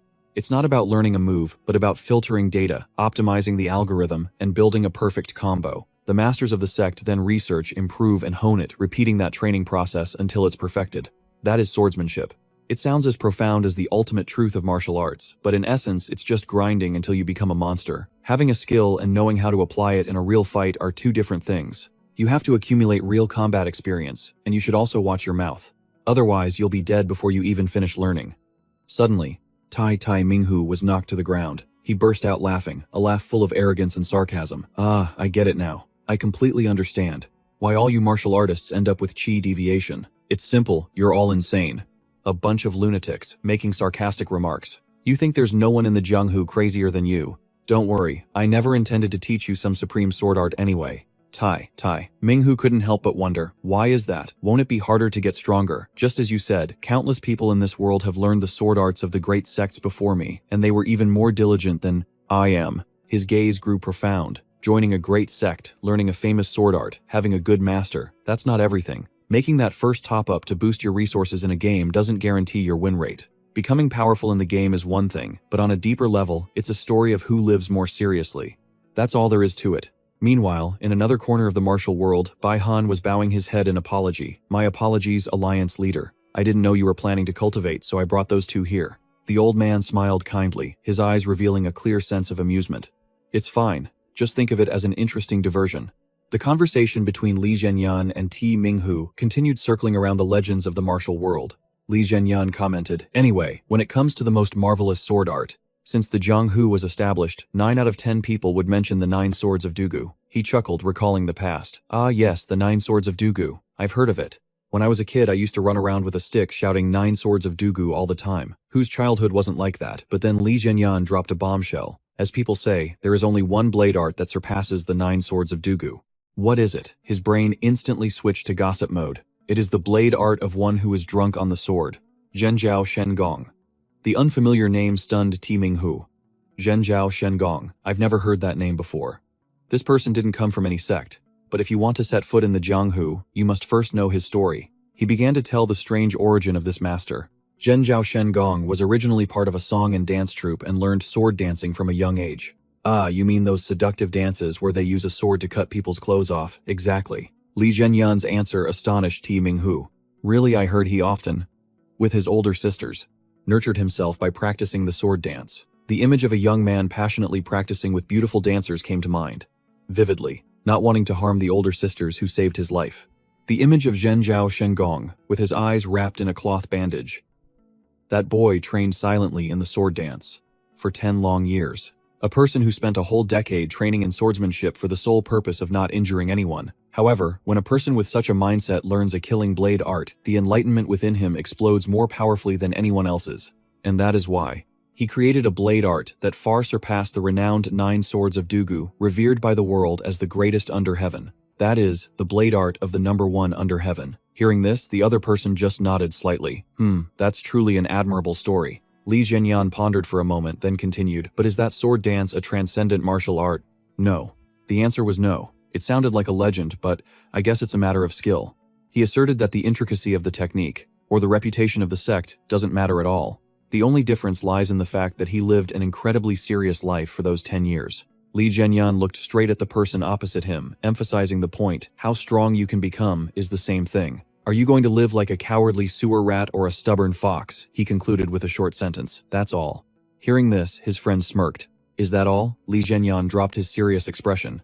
The two stood facing each other on the windswept mountain peak. He suddenly asked a cryptic question. Any regrets? The other person looked at him with a firm and decisive gaze and replied, none. He struck as fast as lightning, a powerful burst of energy erupting from him. He swung the red umbrella, attacking with terrifying speed, creating slashes that tore through space. Li Zhenyan stopped and asked again, do you remember now? The opponent replied nonchalantly, I'm not an idiot. I remember. He smiled slightly and declared an even more terrifying goal than before. Not 100,000 times, but I will swing it 1,000,000 times for you to see. In the distance, an old man with silver hair and bright authoritative golden eyes was watching silently.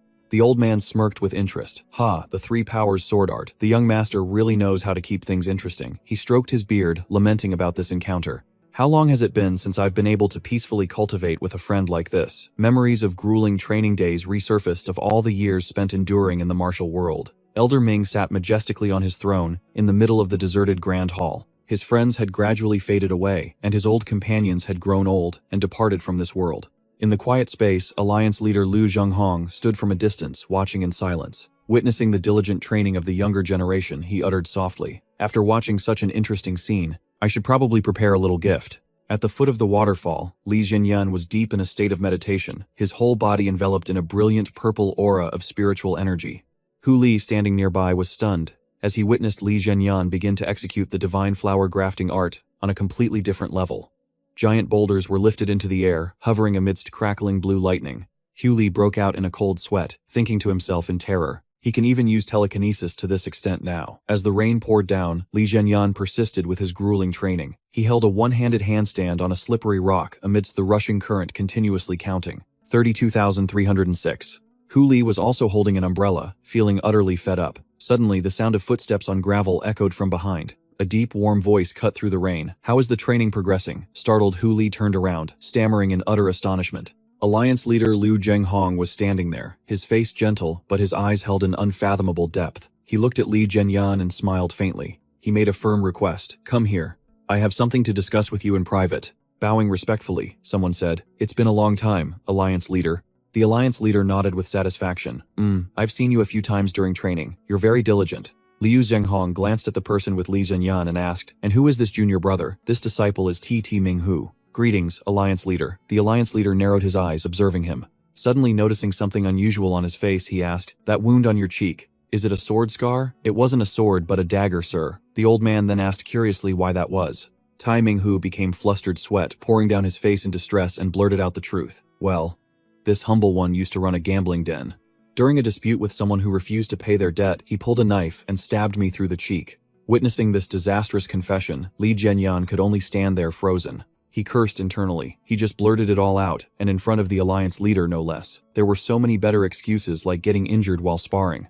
And yet, he had to mention a gambling debt. The Alliance leader replied thoughtfully, "So that's how it is. I also have a scar that will never fade." He gently rolled up his sleeve, revealing an old scar, and reminisced about the past. "My father used to run a tavern selling wine to inns, and also working as a porter. One day I saw him being beaten by a group of drunks in the tavern." The old man's gaze grew deep. "Back then I wasn't as skilled with a sword as I am now. I just grabbed a stick and fought recklessly. No sword, but I still fought. No skills, but I still charged in. A bit foolish, but cool nonetheless. They were just a bunch of drunks, not some high-level masters."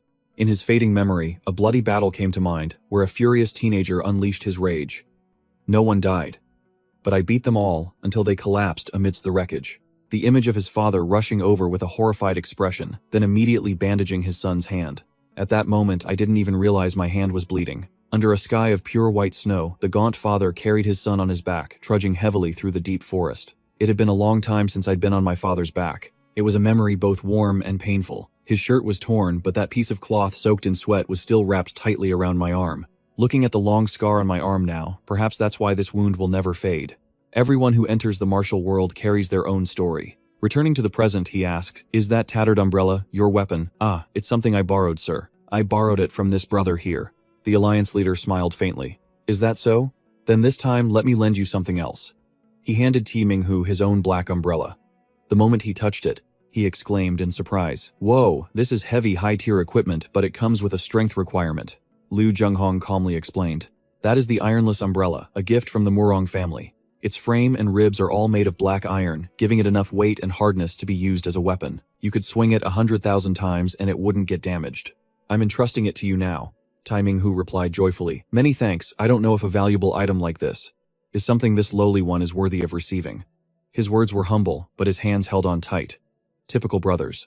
The Alliance leader didn't reply. He asked Tai Minghu directly, "Do you regret having lived such a worthless life?" This made the young man fall silent, his hand tightening around the black umbrella. He gave a gentle smile, placed a hand on T. Minghu's shoulder, and advised him kindly, "If today you can live righteously to make up for the mistakes of yesterday, that will show you are a respectable man.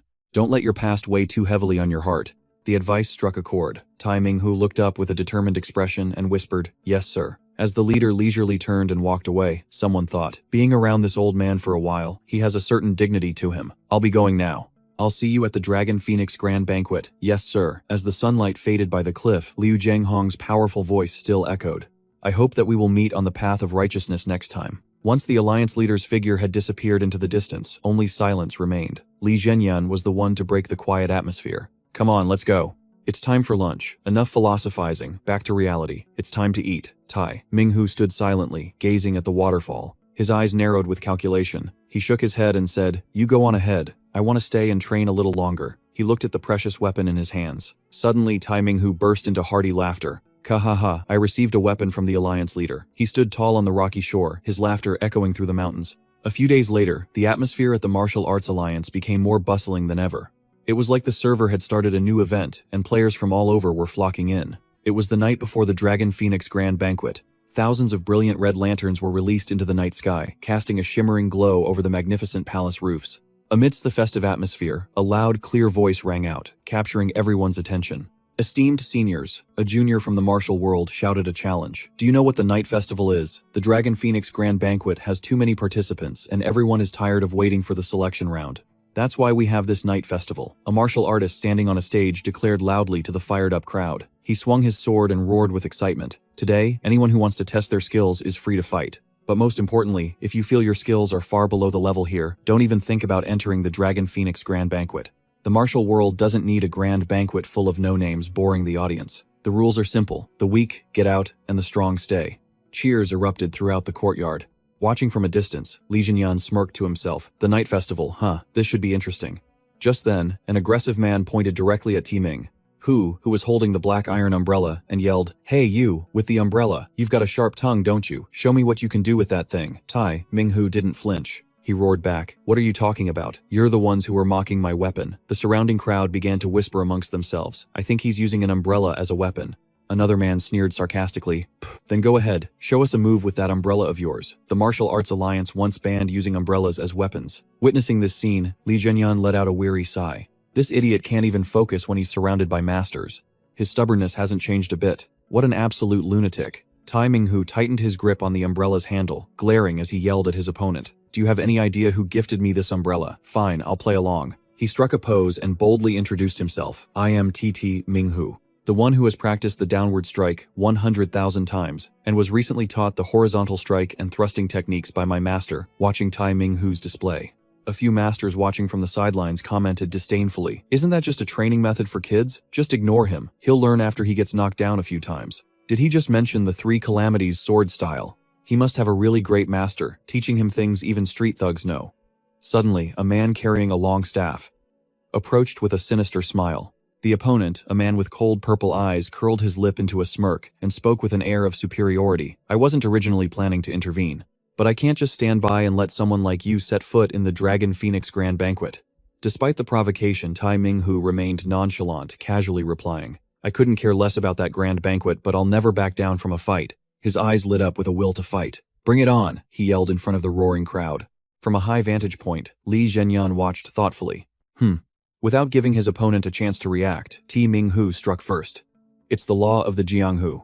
The quick live and the slow die. He charged forward like a whirlwind, swinging his weapon with such force that it created a pressure wave that tore through the air.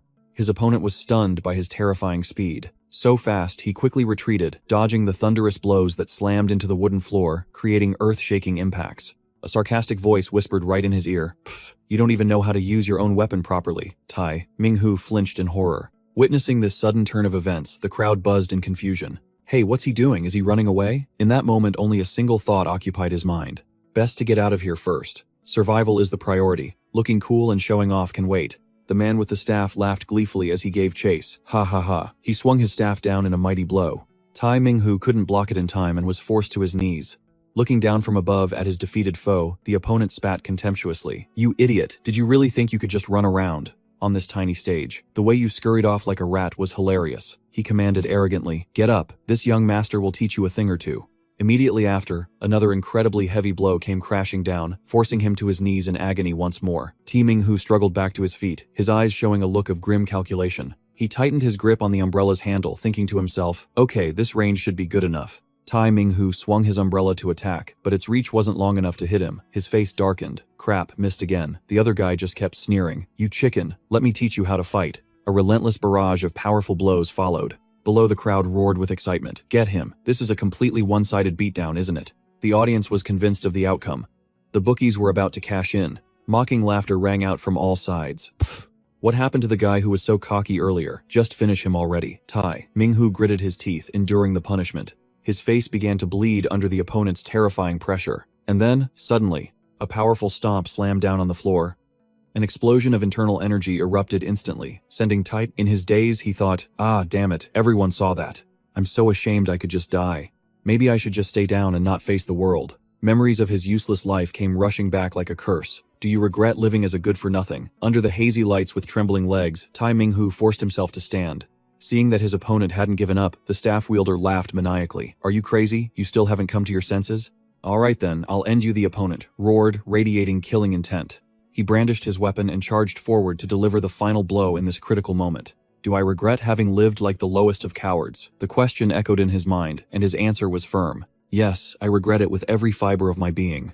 So from now on, I will live for myself. After getting used as a punching bag for a while, he finally remembered that he was the main character of his own life. His hands tightened around the black iron umbrella. A burst of internal energy exploded from him. He swung the umbrella upward with earth-shattering power. Bam! With a thunderous crash, his opponent was pinned directly to the arena floor. The surrounding crowd was stunned, silent, unable to believe their eyes. What kind of umbrella has such terrifying power? As the dust slowly settled, he panted heavily. Pant. Okay, that looked cool, but my heart is racing like crazy. He looked down coldly at the defeated man, lying motionless at his feet. He glanced over at his friend and thought, hey, my friend and my incredible master. Thank you for saving me. I will repay you for this lesson. He stretched out his arm and pointed forward. Because I am the lone fox guardian. Then he let out a thunderous roar that ripped through the air. I won.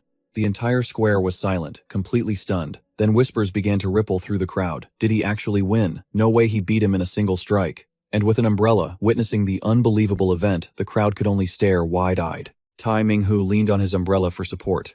He spat out a mouthful of blood and said sarcastically, cough, just a bunch of small fry, yet you act so high and mighty. Although he acted tough on the outside, inside he was completely exhausted. Damn it. With no strength left in his body, he staggered away, saying wearily, are we done here? Then I'm leaving. Better to make a quick exit after winning to avoid any more embarrassment. Stop! A cold voice suddenly rang out, halting him in his tracks. A stranger stepped forward with a scornful look on his face. Where are you off to in such a rush? You win one time and think you're some kind of genius. Let me teach you some manners. Immediately, another person chimed in. No, let me. Looking at the crowd of people eager to pounce. Tai Minghu could only let out a weary sigh. What a pain. The new opponents began to arrogantly shove each other. Calm down, let's just take turns. These guys are as persistent as leeches. They're even organized enough to take shifts to fight me. Just as the situation grew tense and he was at the end of his rope, he suddenly heard a shout from his comrade below. Snap out of it, Tai Minghu. Suddenly, a hand wrapped in snow-white bandages, exuding a chilling and overwhelming aura, was placed firmly on his shoulder. He spun around in shock. Li Jianyan stood there like a monolith, a surge of killing intent swirling around his body, making the very air feel frozen solid. Witnessing this sweat poured down his bruised face. What is this? This pressure, he stammered, completely blindsided by the intensity. Who are you? Jianyan cast a cold, indifferent glance and replied, just a participant in the Dragon Phoenix Grand Festival. Seeing Jianyan suddenly appear in the middle of the encirclement, Tai Minghu asked worriedly, what are you doing? Why did you come down here? Jianyan stepped forward with a cocky, nonchalant smirk. It's the front courtyard, man. I just came here to have some fun. Turning to the gang of thugs trembling in fear, Tai Minghu announced boldly, hey, you guys are so screwed. Because my master is about to smash your faces in hearing, that the lackeys began to whisper among themselves in confusion. The master of the guy with the umbrella, just as the clash was about to explode, a refined and warm voice broke through the heavy tension. Forgive me for interrupting. Everyone.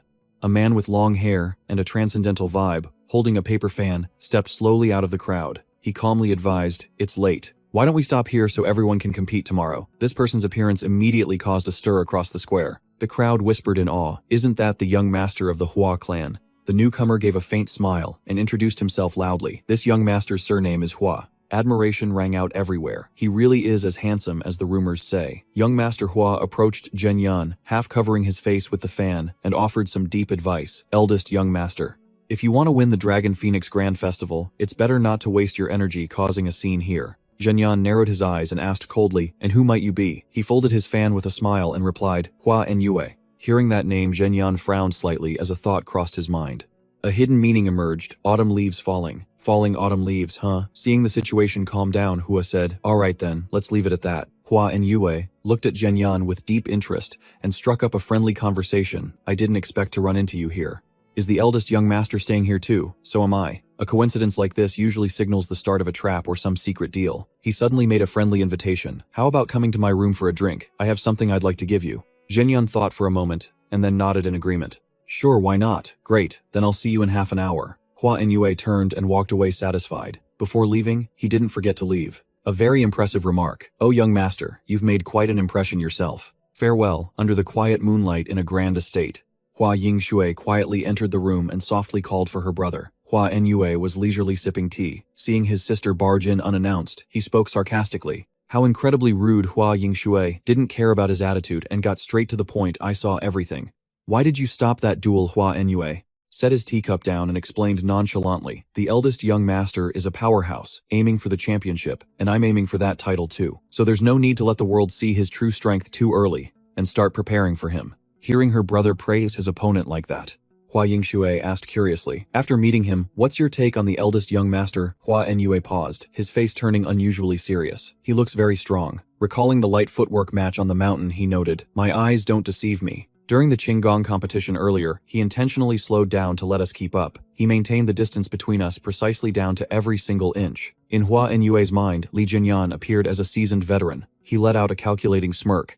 So what now? I came here to take down all the descendants of the clans in the Monarch Society, but maybe I should just back out this year. Her brother's sudden announcement of withdrawal left Hua Yingshui stunned. What is the eldest young master really that strong? Hua Enroi looked at his sister and added, Hua Yingshui, haven't you noticed yet? Even in a fight, he doesn't use his inner energy. Using just raw physical strength, he was enough to take down everyone there that day. Seeing Hua Yingshui still dazed, he started teasing her. What's the matter? Did he catch your eye? Hit right where it hurts. Hua Yingshui's face turned beet red. She stood frozen, her mind racing and her heart completely skipping a beat.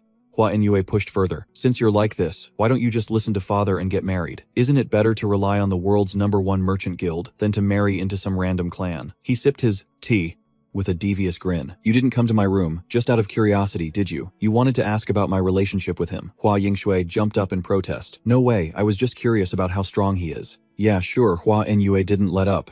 Continuing to play matchmaker, think about it. If that eldest young master wins the championship, it'll be too late to regret it. He was trying to seal her future deal early. Hua Yingshui barked back in frustration. Brother, seriously, I told you he's not my type. You really are something. I said he's not my type, Hua Yingshui grumbled while being teased. Just then, Li Jinyan suddenly appeared at the door, catching her off guard. He asked hesitantly, can I come in? So embarrassed at being caught in such a sensitive moment, Hua Yingshui was so flustered she slammed her head right into the wall. As Jinyan watched in shock, he could only blurt out, this is crazy. Hua Enroi introduced her with a sarcastic look. That person currently headbutting the wall is my idiot sister. She's a top contender for the championship at the Phoenix Banquet, as you can see. She's basically a man in a woman's body, being ruthlessly exposed by her brother, Hua Yingshui, roared brother. Right after that, she regained her composure and introduced herself boldly. I am Hua Yingshui. He responded briefly, I'm Li Jinyan. At the tea table in the quiet room, Yingshui secretly observed her brother and thought, actually, he hasn't even fought once. Hua Enroi secretly handed something to his sister under the table. I've been ordered to hand this over to the first young master.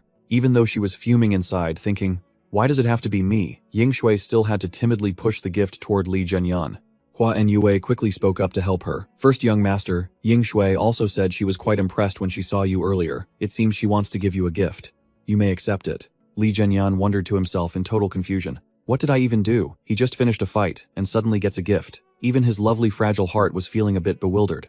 Yingshui softly explained the gift. These are the gauntlets our family has preserved. They aren't the kind with iron for attacking. They are protective gear designed to guard your hands. I hope you accept them as a symbol of our sincere goodwill. Looking at the treasure of the Hua clan, Li Jinyan silently evaluated it. Gauntlets owned by the Hua clan, huh? They look pretty decent. He tried them on his hands and stated firmly, I'll make good use of these. Suddenly, Hua Enroi shifted the subject. Now that I think about it, do you know who the top contenders are for the Dragon Phoenix Banquet first young master? When he received an indifferent, I don't know, in response. He thought in a panic. Oh no, this guy is totally out of the loop. He quickly urged his sister Yingshui to explain it to him. Yingshui could only let out a weary sigh. Me again. You know more about this than I do, brother. If you want it done, just do it yourself, young master.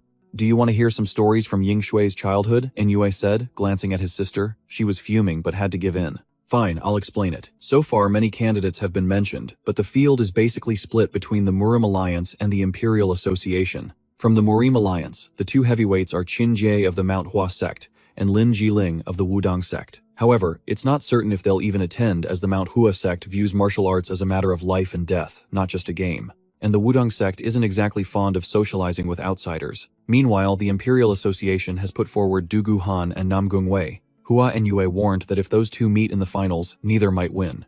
The reason is hilariously ironic. They are love rivals. A shocking plot twist fighting over a girl. Both of them are in love with Bailey Yan, who is known as the #1 beauty of Jiangnan. At the mention of Bailey Yan, Li Jinyan suddenly froze in doubt. Fragments of memories from his past life rushed back to him. Is she the daughter of the senior I owed so much to in my previous life? The image of the little girl who once gave flowers to Duan Yucheng flashed vividly in his mind. Li Zhenyan marveled at how that little girl had grown up now, a woman capable of making all the young lords of the great clans fall head over heels for her. He let out a self-deprecating smirk. And here I am, someone who could have been her uncle, now her contemporary. What a strange feeling. The story continued as Ying Shui mentioned another unexpected candidate from the Imperial Association, her own brother, Lord Chu Feng. No one expects much from him since he's never fought a single duel, finding everything in life to be a hassle, but his true strength remains a massive question mark. Observing Lord Chu Feng, sitting lazily, Li Zhenyan noted, Lord Chu Feng seems to lack any innate desire for battle. Or perhaps, he doesn't need that desire, because he's been a monster from the start. Finally, Ying Shui revealed the two people considered the wildcards of this assembly. One is a disciple of the Hainan sect. He's not well known, but rumors say he's incredibly strong, rarely seen, but when he shows up, things get messy. And the other one is first young master Li Zhenyan. At this, Li Zhenyan glanced down at his hands, his eyes narrowing with calculation. A wild card, huh, I see. Hua and Yue looked him straight in the eye and asked softly, so first young master, what's your resolve? The only answer was silence. Li Zhenyan stood there calmly, slowly, tightening the gauntlet he had just been given, his eyes radiating a chilling, haughty pride. He declared boldly, as for all those people you just mentioned, I'm sorry, but none of them are even on my radar. It's not that I look down on them. It's just that none of them are worthy. That arrogant statement left both Hua Enyue and Ying Shui frozen, completely speechless. After a moment of shock, Hua Enyue suddenly burst out laughing. Ha ha ha ha ha, he exclaimed mid-laugh. You truly have no intention of losing to anyone. First young master, ha ha ha. Yet deep within his eyes was a sharp, calculating gaze. He thought to himself, this man is truly an enigma. Despite intentionally approaching him to figure him out, Hua Enyue realized he couldn't grasp Li Zhenyan's primary internal energy, his cultivation realm, or even what he was thinking. He glanced at his sister and thought, even though I've tried to read him, I can't tell his level, his power, or even if he has the slightest interest in Ying Shui. Even with Ying Shui right in front of him, the one called the Snow Phoenix, known for her stunning beauty, he showed zero interest. Even when she politely offered more tea, asking, would you like some more? Li Zhenyan only gave a cold, thank you, before sinking back into his own thoughts. Hua Enyue noted, he really doesn't care at all, does he? Or maybe the only thing he cares about is becoming stronger. Li Zhenyan looked at the gauntlet on his hand and mused, this craftsmanship is truly exquisite. The night grew late, and the full moon hung high in the sky. Their brief meeting came to an end. Li Zhenyan stood up to take his leave. Lord Hua, Lady Hua, until we meet again. Hua Enyue cupped his hands. Take care. Ying Shui also gave a slight nod. Safe travels. It sounded normal, but she was replaying that moment about 7,749 times in her head. Watching Li Zhenyan's back disappear into the night, Ying Shui turned to her brother and asked, hey brother, what do you plan to do about the Dragon Phoenix banquet? Hua Enyue pondered for a moment and sighed. Well, it's rare to find such a likable kindred spirit. It wouldn't be much fun to fight for victory on the stage before we even have a chance to build a friendship. He then made a decision that left his sister stunned. I'll step aside for the first young master. Ying Shui narrowed her eyes in suspicion. Does that mean you're not participating? To put it simply, are you being serious or just acting? Hua Enyue kept that smug smile on his face, yammering on with his flowery words. Hua Ying Shui could only mutter sarcastically, wow, you're quite the smooth talker, aren't you? Your words just flow like a babbling brook. Truly impressive. Wow, how shameless. She recalled the moment earlier when Li Zhenyan mentioned the name Autumn Wind and Falling Leaves. Hua Enyue let out an amused laugh. Flowing water, drifting clouds, falling autumn leaves. How poetic. He smirked mischievously, leaving Ying Shui standing there with a look of utter confusion. Hua Enyue looked at his little sister and remarked, some people are just like that. He's quite the cold one, isn't he? He didn't even spare you a glance, so he's likely not the womanizing type. Ying Shui was still skeptical and replied, but couldn't someone just be acting indifferent to hide their true feelings? Immediately, Hua Enyue shut her down. No, definitely not. It looks like he truly doesn't give a damn about you. Exposed by her big brother, Ying Shui could only remain silent. Hua Enyue suddenly burst into hearty laughter. And do I really not care either? Ha ha ha. He stood there watching the flower petals fall into the deep dark night. Ying Shui, look, feel, and enjoy this. In his mind, the state of the martial world was a study in contrasts. In this world, a young master of a merchant group can be so powerful, while a young master of a noble family can be so pathetic. Not everyone in the martial arts alliance is a true hero, and not everyone in the dark sects is lowly. The two siblings strolled leisurely under the starry sky, enjoying the chill vibe. Unaware of the combat about to come his way, Hua Enyue gave some kind advice. You must observe and listen for yourself before choosing the one who will become your soulmate. Sensing the atmosphere had become a bit too serious, he smiled gently to lighten the mood. What I just said was only a joke. Don't take it to heart. Ying Shui bowed her head. Yes, brother. However, her heart was still churning over Li Jinyan's arrogance. She thought to herself, but he actually dared to say that Nangong Wei and Dugu Han weren't even worth his time. If either of them heard that, they would have drawn their swords immediately. Right then, a cold, murderous aura suddenly surged from behind. A man with long hair and eyes as sharp as a razor stepped out from the shadows. He growled, "Say that again." Each of his heavy footsteps on the stone floor emitted a terrifying pressure. It was the descendant of the Dugu family, Dugu Han. He glared at Hua Nyue and roared in fury. Who the hell dared to say something like that? Hua Nyue replied in a small, desperate voice. I'm too scared to even open my mouth right now. Yingshui looked at her brother speechless and could only mutter, seriously, brother, your big mouth. Hua Nyue smiled weakly, trying to de-escalate the tension. At this level, names don't matter. It was probably just some attention-seeking troublemakers. But deep down, suspicion was gnawing at him. A complete nobody dared to look down on me and Nangong Wei. He watched the figure disappearing into the night, wondering if it was that merchant's kid who said it. Seeing the imposing back of the person who had just left, Hua Nyue noted, the person who just left looks exactly like the young master of the Yingsha merchant group from earlier. I was wondering why things were so noisy. Lately, rumors of his strength have been spreading far and wide. Dugu Han asked arrogantly. As the future strategist of the Emperor's Association, who's better, me or him? Hua Nyue felt a bit annoyed and warned him not to underestimate the opponent. With a loud crash, Dugu Han slammed his scabbard into the wall. Do you think I can't beat him? Hua Nyue grew irritated. Your temper hasn't changed a bit. Tell me, why are you looking for me? Dugu Han withdrew his sword and asked directly, why don't you try participating this time? If you can defeat Nangong Wei or Li Jinyan, then this will be the breakout year for the Emperor's Association. Hearing this, Hua Nyue laughed heartily. He declared, don't worry. This year, neither the Martial Arts Alliance nor the Emperor's Association will take the championship. He fanned himself with confidence. And that is the official advice from the future strategist of the Emperor's Association. Dugu Han refused to believe it and challenged him. I'll bet 100,000 taels that either the Alliance or the Association wins. Hua Nyue immediately locked in the deal. When a sucker walks right into your trap, you don't say no. The next morning, the atmosphere at the Martial Arts Alliance was more electric than ever. The preliminary rounds of the Dragon Phoenix Grand Gala officially began with thousands of young martial artists participating. The organizers' announcements echoed through the square. Register over here. After winning 3 matches and taking 3 nameplates from your opponents, you will enter the main tournament. Li Zhenyan walked casually toward the registration desk. The judge asked, please state your name or the alias you want carved on your nameplate. Zhenyan hesitated and asked, can I use a nickname or a courtesy name? Upon hearing the answer, of course you aren't required to use your real name in the qualifiers. You can even keep using the alias in the main rounds. He nodded in satisfaction. He thought about using the name Duan Yucheng, but that felt like too much of a flex, so he ultimately registered under the name Li Zhenyan.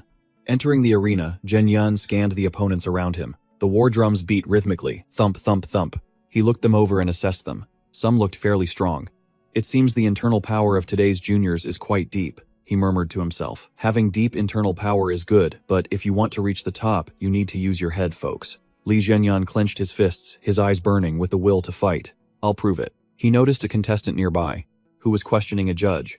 Judge, why did you break my nameplate? The man replied sternly. Both your strength and your character fall short of the requirements. Don't cause trouble in the main rounds. Leave now. The young man was persistent. But I clearly won. Why are you doing this?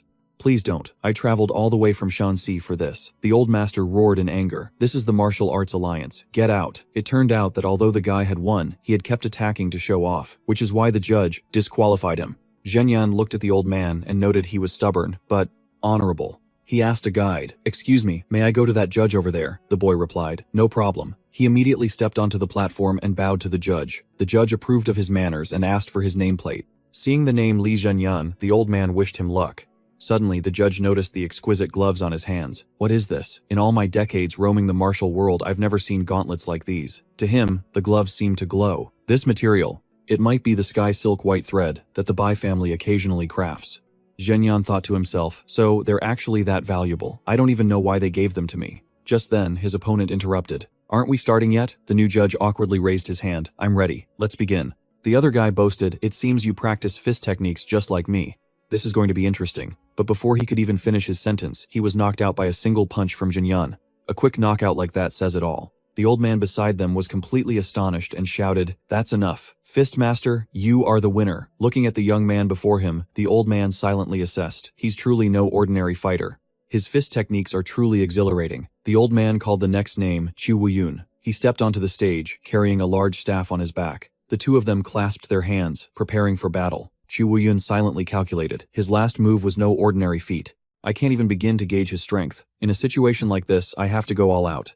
True to his word, he grabbed his staff and charged forward with all his might. Li Zhenyan remained calm, but in the blink of an eye he shattered the staff with his elbow, then followed up with a thunderous, earth-shaking punch. His opponent was sent flying right off the stage. The spectators were stunned. A one-punch knockout.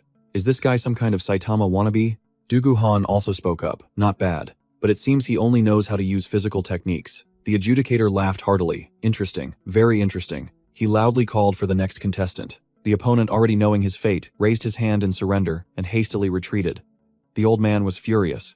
You came all this way just to run off with your tail between your legs. What a pathetic coward. The old man turned to Zhenyan and declared, You have passed. I've never seen anyone pass. The trials with just 2 punches. The old man said cheerfully, I'll see you in the official tournament. In the quiet night before the grand tournament, the elders were busy arranging the match brackets. The clattering sound of wooden tiles shattered the silence of the night. One of them was carefully counting. 1, 2. He noted, we just need to classify them according to their martial arts level. Into class A, B, and C, and we should be fine, right? The reply was a calculated agreement. Yes, the important thing is to arrange it so they don't face each other. In the opening matches of the main tournament, immediately, a wooden tile was slammed onto the table. The head elder stated firmly, among all the contestants I've observed, only that fist user qualifies for class A. The other elders murmured in assessment. Looking at the tiles, the old man asked, is he the first one to make it to the main tournament? Everyone is buzzing about how he got into the main tournament with just 2 moves. The news has already spread among all the contestants. Then let's schedule this person to fight near him. Just then, the alliance leader arrived. He gave a slight nod to his associates. You've all worked hard. Looking at the list, he observed. The number of people who made it to the main tournament isn't very large. A subordinate quickly reported, I have followed your orders, sir, and filtered out all those with poor character. Liu Zhenghong pondered for a moment, then suddenly asked, have any heretics from the demonic cults managed to sneak in? None have been detected, sir. The report came back with certainty. The alliance leader immediately gave an order for the Flying Dragon, Cloud Dragon, and White Dragon teams to closely monitor the positions of the main tournament contestants. The goal is to assist them and to prevent them from being ambushed by malicious parties or dragged into unnecessary fights. Facing the elders, he spoke with a powerful, stern voice. Elders, regardless of whether they belong to the righteous sects or the noble families. Anyone who dares to cause trouble for a main tournament contestant is to be arrested and thrown into the Thunder Prison. His eyes glinted with cruelty. I will use the most gruesome punishments as a warning to others. All the elders obeyed in unison. Pausing for a beat, the alliance leader added one final instruction. Oh, and one more thing. Use the reputation of the Martial Arts Alliance to guarantee that not a single main tournament contestant suffers even the slightest harm. His imposing presence made those around him exclaim, every time I see him the pressure is immense. And so the day of the Dragon Phoenix Grand Tournament's main event finally arrived. All the most elite martial artists gathered in the magnificent Grand Hall, creating a spectacular scene under the clear blue sky. The results board had been erected. A crowd of townspeople and the martial artists' families waited joyfully in the Grand Hall. A subordinate approached and reported, Alliance leader, all preparations are complete. Liu Zhenghong replied softly, I understand. The alliance leader suddenly heard quarreling from behind him. What is this? A contestant was complaining irritably about having to stand all the way in the back, unable to see anything, and even questioning the standing arrangements for the main tournament contestants. Seeing the noisy scene, Li Zhenyan simply reminded them coldly. Come on, keep it down. Looking at the young faces, memories of his own youth suddenly resurfaced for the alliance leader. Back then, an excited friend had prodded him. Liu Zhenghong want to bet on who will win the championship, but the other person replied with utter confidence. Quiet down, Quanzhong. Besides, victory is already in my grasp. Why would I need to bet? His friend could only laugh it off. You're bluffing again. The alliance leader smiled faintly, his eyes filled with sadness. Perhaps because he was older now, old memories suddenly returned, illuminated for a moment by a strange beam of light. The flood of past memories brought him a pang of sorrow. The image of a young man with a radiant smile appeared along with the name Liu Zhenghong, but it was immediately followed by a horrific scene. Liu Zhenghong cried out in shock. Snap out of it, Quanzhong. Before his eyes was the image of a martial artist collapsing, a sword pierced through his back, his clothes soaked in fresh blood. Brother! The shocked cry echoed across a battlefield littered with corpses. A voice rang out. You're the one who must lead this war, brother. The alliance leader's scream tore through the space amidst a sea of raging flames. Don't let this chance slip away. The horrific memories returned, causing the alliance leader to question himself bitterly. The demonic cult is one thing, but I am the true sinner. Memories of the difficult early days suddenly rushed back, a time when his comrades in the alliance never hesitated to sacrifice themselves. He asked himself, how could martial artists start a war like this? Logically, the weaker side should have sought a way to retreat. But in this world, things are never that simple. It should have been enough for the top masters to gather and settle the score. Liu Zhenghong walked slowly down the long corridor, heading towards the brilliant light of the main gate. He sighed softly to himself, I'm getting lost in these thoughts again. This might be the last time I personally organize the Dragon Phoenix Grand Tournament. As soon as the Alliance leader's figure appeared, the atmosphere in the square immediately erupted in thunderous cheers. Look, it's the Alliance leader, standing before thousands of people the Alliance leader reflected on 45 years ago. He looked down at the vast square where thousands of martial artists were gazing up at him with absolute reverence. The Alliance leader began his emotional speech. The scruffy-haired young man who once had to borrow travel money to attend the Dragon Phoenix tournament is standing right before you all today. Back then, winning even 1 or 2 matches was a miracle, and some even lost their lives. Liu Zhenghong still clearly remembered defeating a master from a noble family in the first round. Then he took down a master from the Golden Blood sect in the second round. The young man who won the runner-up position that year was Quan Xiong, the very person who started the Murim alliance with him, and he was awarded the Taixing saber while I received the Shuiyu sword. He continued, back then, there weren't supposed to be any prizes for the winner. However, the alliance leader and the senior elders generously brought out those treasured swords to bestow upon us. Even after going through so many trials and tribulations, he could never bring himself to leave the Murim alliance. It was that choked-up feeling he got when receiving the Shui Yue sword all those years ago that always pushed him to become stronger. Returning to the present, he introduced the first prize. The winner of this Dragon Phoenix tournament will receive the 100-year essence ginseng from the Ime sect. The crowd roared in astonishment. The 100-year essence ginseng. A woman couldn't help but exclaim, that's a divine medicine you can't find, even if you beg for it. My God, if I'd known sooner, I would have signed up too. This was a treasure that even Abbess Xianyi of the Ime sect couldn't bear to use. She was planning to pass it down to her disciple, yet she's willing to give it to a champion who hasn't even been decided yet. And that's not all. The most outstanding saber user will be gifted the Taixing saber, the treasured blade that has been without a master since the Great War of the Five Dragons. The alliance leader's voice grew somber. My dear friend in the afterlife, Quan Xiong, would surely be content to see this. And the most exceptional swordsman will receive my Shui Yue sword. The declaration made the entire square hold its breath, but he unexpectedly corrected himself. Just kidding. Instead, the prize will be a treasured sword forged by the Nine Irons Workshop. Everyone knew that the Nine Irons Workshop was the renowned forge that created the Buwang sword, which generations of Mount Hua's greatest swordsmen have always used. Hearing this, a female disciple from the Mount Hua sect exclaimed in shock, the Buwang sword of our Mount Hua sect. The alliance leader continued, explaining that the name of this new treasured sword will be decided by its new master. From the time I was a messy-haired young man until now, as an alliance leader with frost in my hair, this treasured sword has never been chipped in the slightest. This is the Shuaiyue sword. Before the entire Murim world, he raised the treasured sword high. No matter how much time passes, its blade remains as sharp and righteous as its name. I hope that all of you in the younger generation can also uphold that same righteous heart for a long, long time. The old man's gaze fell upon the crowd of young people filled with expectation.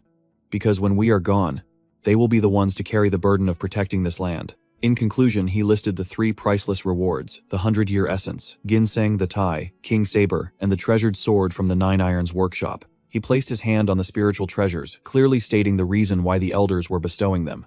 Without any strings attached, there is only one thing. He drew the sword from its sheath, the gleaming steel, reflecting the alliance leader's sharp gaze. The old man growled, affirming the final truth. Because we belong to the righteous faction of Murim Li, Zheng Yin stood silently in the crowd, watching the back of the alliance leader. The declarations of righteousness seemed to bore deep into his mind. And then a mighty roar echoed through the air, marking a new milestone. The Dragon Phoenix Grand Tournament is officially open. The announcer's powerful voice boomed across the square. The Dragon Phoenix Tournament officially begins. Facing the solemn figure of the alliance leader, who had his back to the heroes, Tai Minghu couldn't help but marvel. Whoa, that old guy looks pretty impressive. Meanwhile, Li Jingyan was lost in thought over the declaration. Because we are people of the righteous faction, he asked himself. Because we belong to the righteous faction. Zheng Yan realized it wasn't some boast about empty honor or false justice, but simply a commitment to uphold one's humanity. It was the oath of an old man who had endured countless losses. At that moment, the announcer's voice rang out again. The opening match of the Dragon Phoenix tournament's main event will now begin. The Fistmaster and the Dual Spearmaster from Hebei have entered the arena. Will the two of you please come to the stage? Hearing the call, Minghu urged him on, hey, it's your turn. Now get up there and show them what you've got. Zheng Yan walked calmly, thinking to himself, let's see, just how skilled are the people of the righteous faction?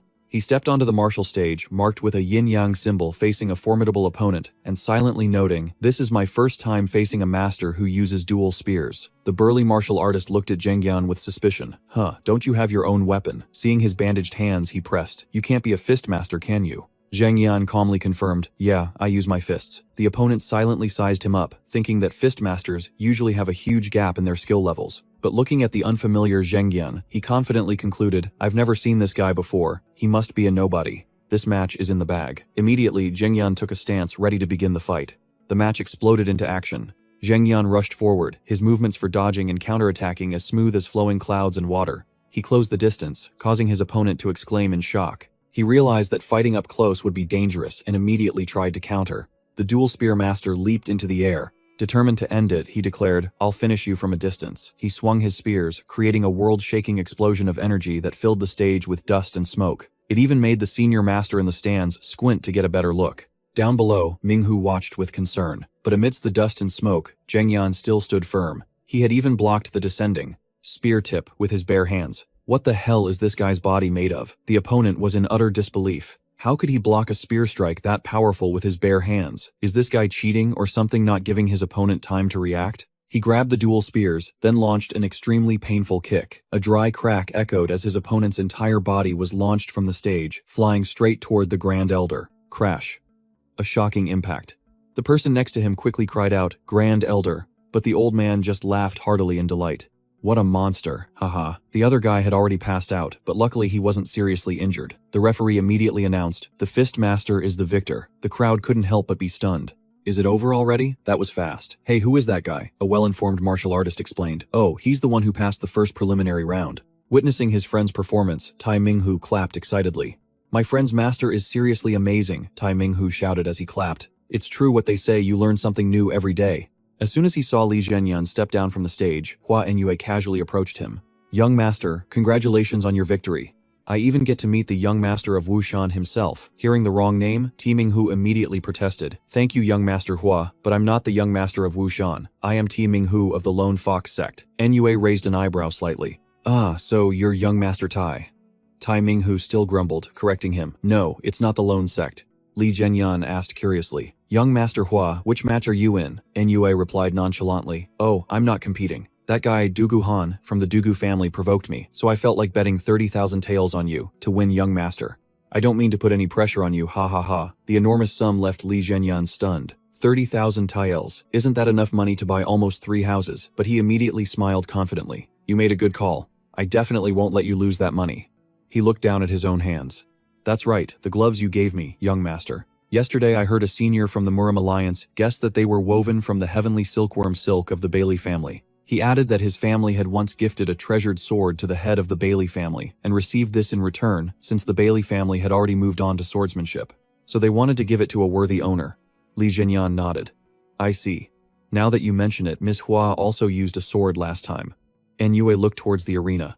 "Ah, the guy I bet against is heading out now. The one carrying that pitch-black heavy sword is Dugu Han of the Dugu family," he stated confidently. "He's one of the top contenders for the championship, so this match will probably be over quickly." Dugu Han drew his heavy sword. A wave of spiritual energy blazed across a corner of the stage. Hearing about the championship contenders, Tai Minghu muttered to himself, "A top contender. How come every Tom, Dick, and Harry is being called a championship candidate these days?" Suddenly, a shocking explosion tore through the air. Dugu Han finished the match in the blink of an eye. A cheer erupted. Dugu Han will definitely win. Amid the screams, Li Zhenyan watched the scene with a thoughtful expression. "Is this guy a chicken? Why is he crowing so loudly? You know what happens to those who crow too early?" Hua Enyue smirked. "It was just a one-hit finish. What's all the fuss about?" Just then, Dugu Han walked over and sneered, "Young Master Hua, after watching that match, do you still want to keep our bet? Huh. You must be regretting making such a big bet on the young master of a merchant guild, right?" Enyue demanded. "What did you say?" he added. "Ha, what a pity. I never expected the future strategist of the Emperor's society to be such a terrible judge of character." Nangongwei turned and walked away. Tai Minghu was visibly annoyed. What is that lunatic rambling about? Li Jinyan could only cover his face in exasperation. Enyue called out, "Young Master Tai." Ti Minghu remained nonchalant. "What's wrong? I didn't name any specific lunatic. Is there a problem? This guy is such a troublemaker. His mouth is gonna get him killed one day." Immediately, Nangongwei stopped in his tracks. A chilling, killing intent emanated from him. Hey you insect, repeat what you just said, Tai. Minghu was slightly startled, thinking to himself, oops, did he hear me? However, instead of being scared, he put on a curious expression and pointed at his opponent's sword. Wait a minute, that sword looks a lot like my Motaiyu-san, doesn't it? Let me borrow it for a look sometime. Witnessing his friend's completely off-topic response, Li Zhenyan could only sigh and curse inwardly. Du Guhan let out a cold laugh, his sharp eyes fixed on Ti Minghu. Ha, I can't tell if you're brave or just an idiot. I'll remember your face. See you in the arena.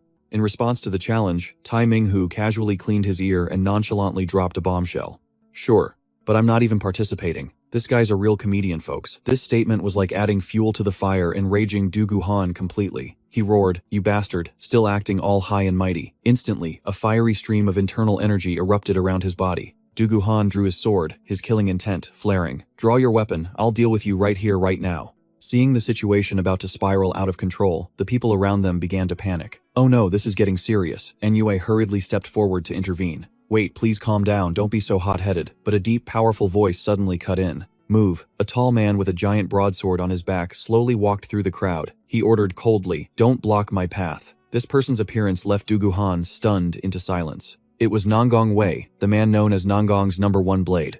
Nangong Wei glanced over the scene before his eyes landed on Du Guhan. He asked in a contemptuous tone, who was it? Without waiting for an answer, he continued mockingly, Du Guhan, are you using your internal energy on a commoner, and now you're arguing with someone of his caliber? You must have too much time. On your hands.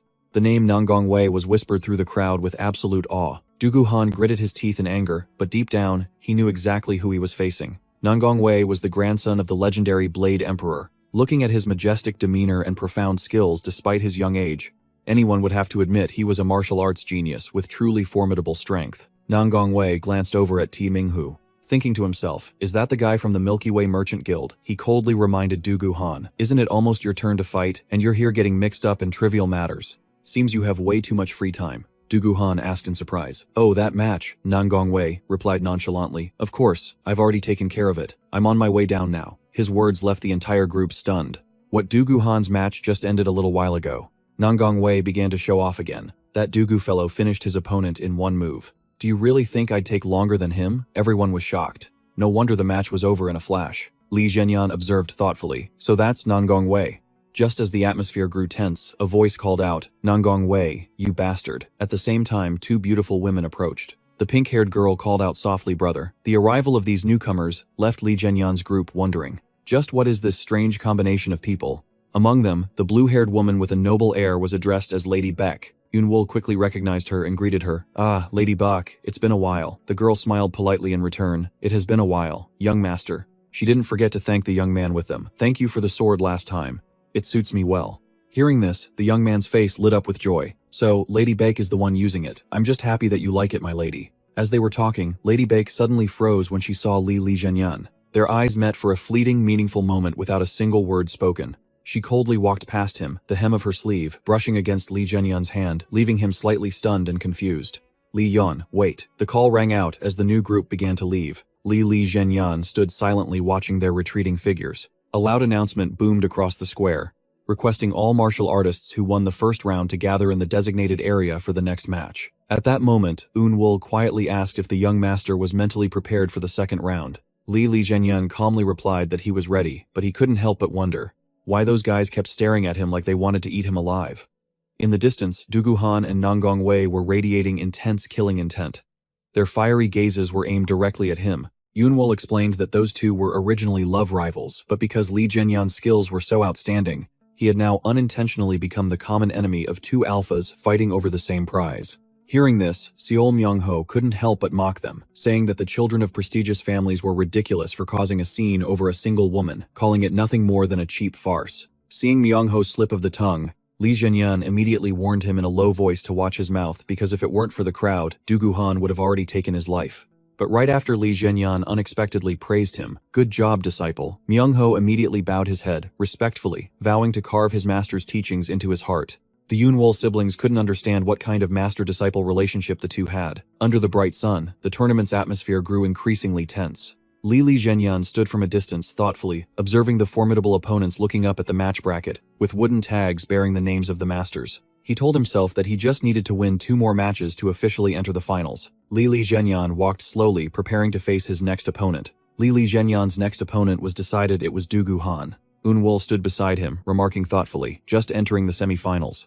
And he already has to face someone on the level of Nangong Wei. It seems this journey won't be easy at all. She gently reminded Li Zhenyan that because someone had forfeited, he was forced to continuously face extremely strong opponents. Meanwhile, in the other bracket, the winner between the Hainan sect's Golden Sand Sword Wei Ma Keyon and the Plum Blossom Wanderer, Qin Kie of the Manhwa sect, would earn a ticket to the final match.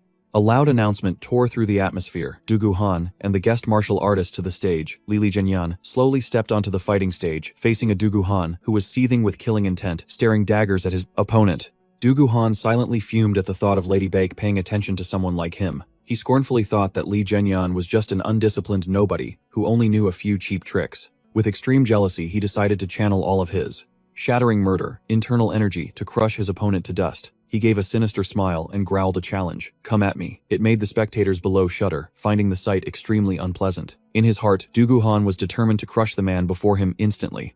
A powerful sword swing was unleashed, creating a terrifying explosion in the middle of the stage. Thick dust and smoke enveloped the area. The force from the tremendous impact was so great, it caused the surface of the stage to crack wide open. The spectators below couldn't help but exclaim in shock. "The stage is cracking."